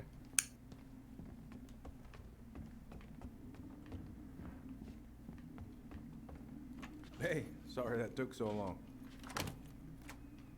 Sometimes these old folks want us to come out just because they're lonely. No worries, Uncle. Hey, you remember this guy? Of course. Tyler Ronan. The prodigal son returns. Yep. Look at you. I didn't even recognize you at first. Heard that a lot today, Chief Brown. Chief Brown. No need for that kind of formality, not with family. Oh, okay, we family. Huh. Oh my god. How you finding Delos Crossing? Change much? Same dump, different year. Well, we're no Juno, but lots of folks feel at home here. It's gotta be good to be back with your sister, huh? Yeah, it's been a long time coming. Look, Eddie, we aren't here just to say hi. We found something in Marion's room. Things aren't really adding up anymore, and we've got questions. Oh, yeah? Oh, am I me now? Mm-hmm.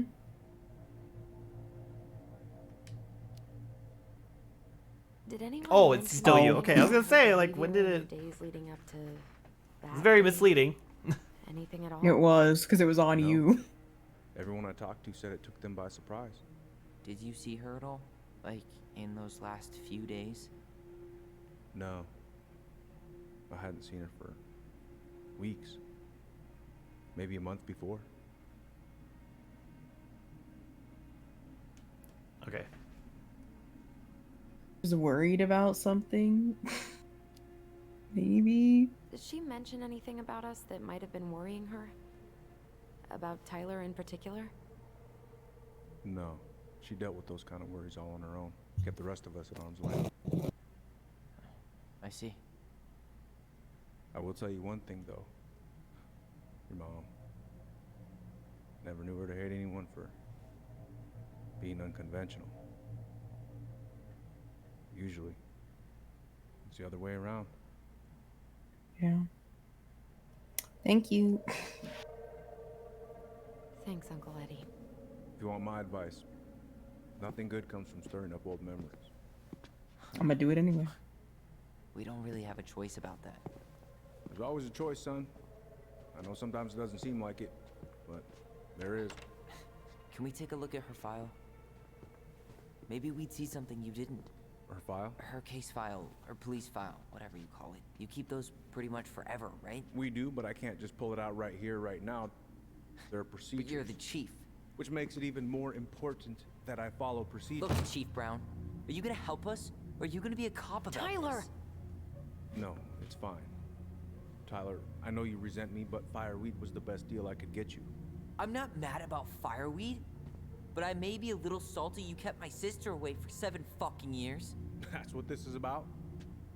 Look, that was the court's recommendation. They're the experts. I just went along. Yeah, sure you did. Trust me, son. We all believed that what happened that night was self-defense, but we couldn't be sure. I can't believe this. Look, we couldn't be sure, okay? I was trying to protect you both. So you still not sure? What? You still think keeping us apart was the right call? She was traumatized. We needed each other to heal, and you took that away from us. So why didn't you let your sister visit when you turned 18 Uncle, then, huh? please.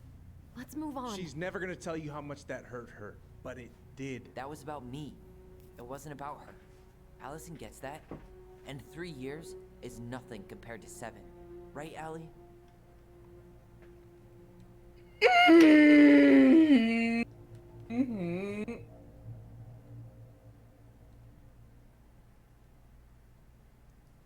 Eddie did his best for me.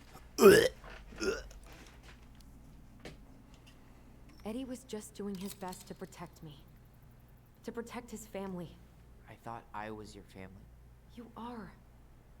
7 years apart didn't change that. 10 years apart didn't either. But Eddie's family too. Look, we've all fucked up. We've all I don't think I'm hurt gonna each take that other. ring. Isn't that what family's for? Can't we just move on?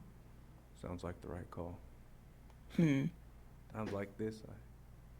I wonder who raised who. We're gonna stay the night at the old house. We better get going. You wanna grab a bite first? It's on me. Don't wanna send you out there with empty stomachs. I would not turn that down. Okay. Tyler's like, I would. Not turn it down again. Tyler? Tyler? Better mind your damn business looking around.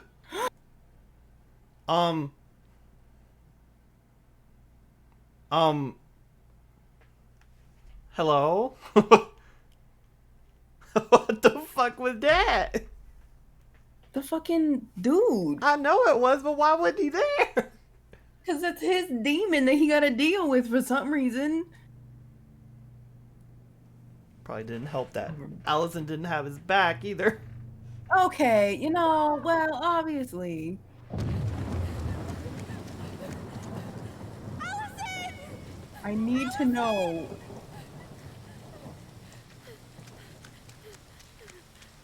Okay, why she got...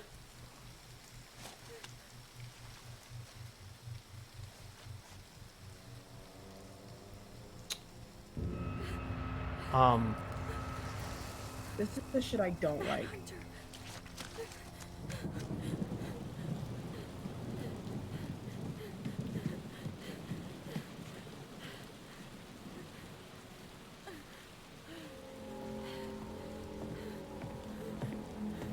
Honey, you do not need to be pointing it at him. I'm sorry I cut my hair. I won't do it again. I'm going to kill you. No, please, please. Mom, no. Mom, please. No, don't do this.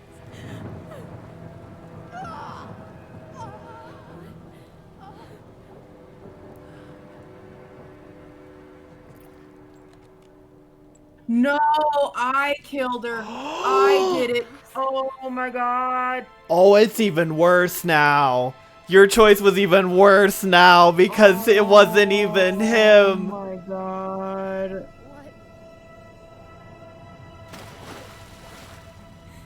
Oh no. I didn't have the full story. Oh no. I killed her. Allison.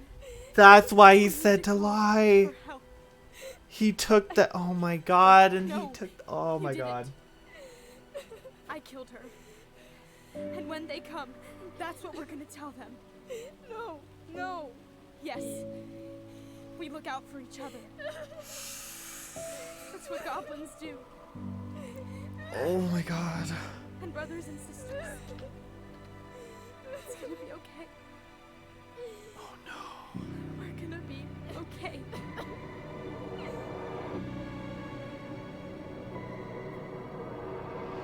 Oof. Well, and that's the end of episode 1.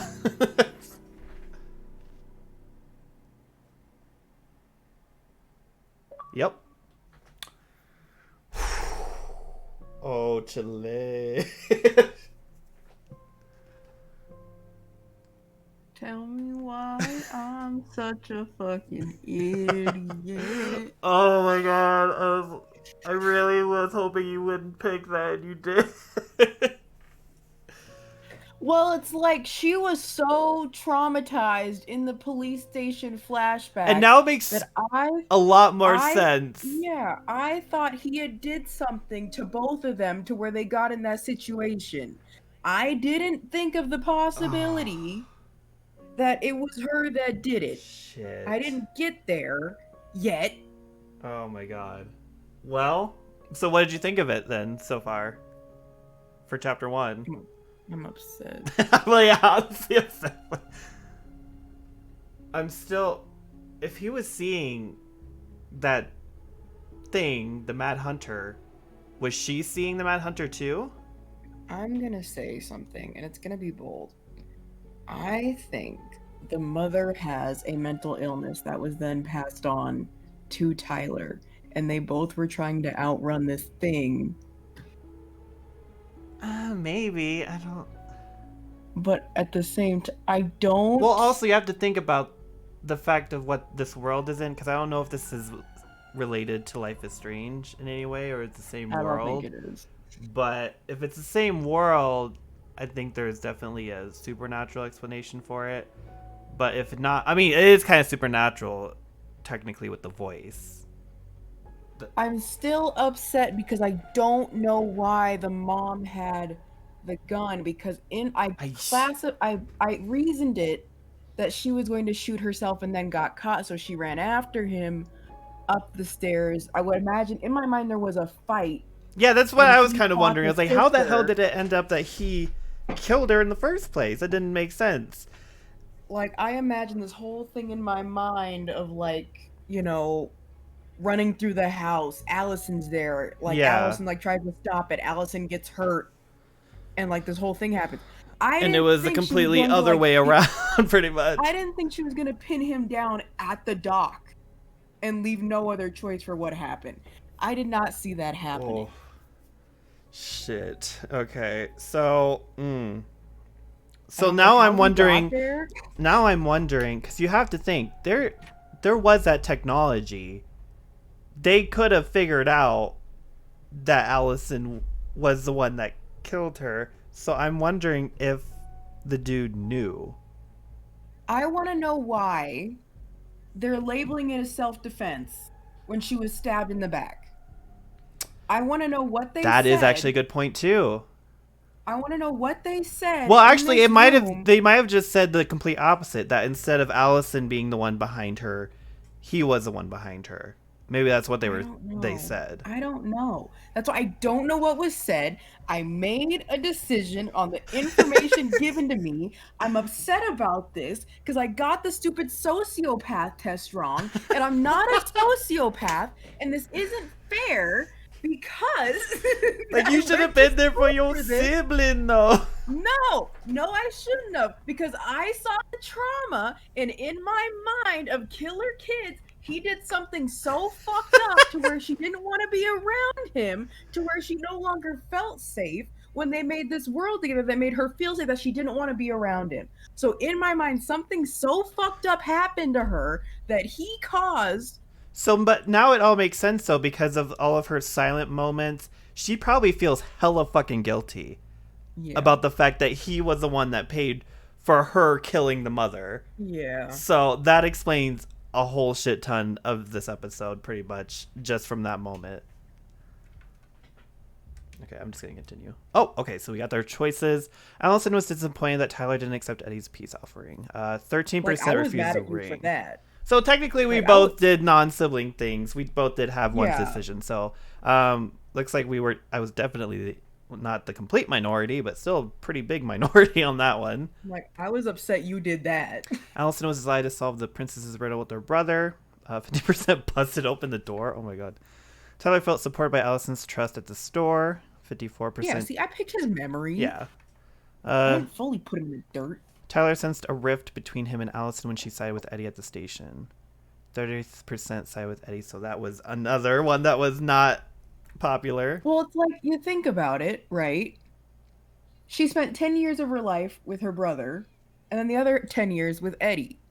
Like, she has equal bonds to them. Mm-hmm. So Tyler earned Sam's respect, and because we called him out. Tess opened up to the twins about Marianne. 49% learned the truth. Wow. So apparently that was like kind of a 50-50 situation. Eddie felt validated by Allison's family plea when she sided with him at the station. Only 30%. Okay, so that was it. And we're going to get a sneak peek. Chapter 2. For Thursday. Oh, shit. So what now? Well, he's obviously not going to give us the truth. So I say we go get it ourselves. Wait, you're not seriously thinking of breaking and entering a police archive? Go big or go home. Last checkout. Officer Brown.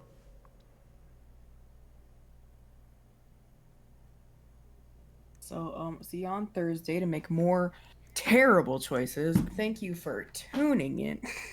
So wait, they have the other chapters? Comes out Thursday. Dead ass? Really? September 3rd is Thursday. Shit. What about chapter 3 then? I have no idea. Didn't fucking look that far. Oh. I didn't even think chapter 2 was gonna come. I thought it was gonna be like Life is Strange. We have to wait like fucking 2 months. Well, I tried to look up chapter 2 and then I got spoiled for this one. I found out the code for the computer before you found it, and so I was just like, uh-oh. So I was just like sitting here like, uh-oh. But yeah, September 3rd. Okay, well. So you know. Oh, hi, Chris. Sorry, I did. I was so engrossed in what the fuck was happening. I didn't even see you commenting. But yeah, wow, holy shit. Yeah.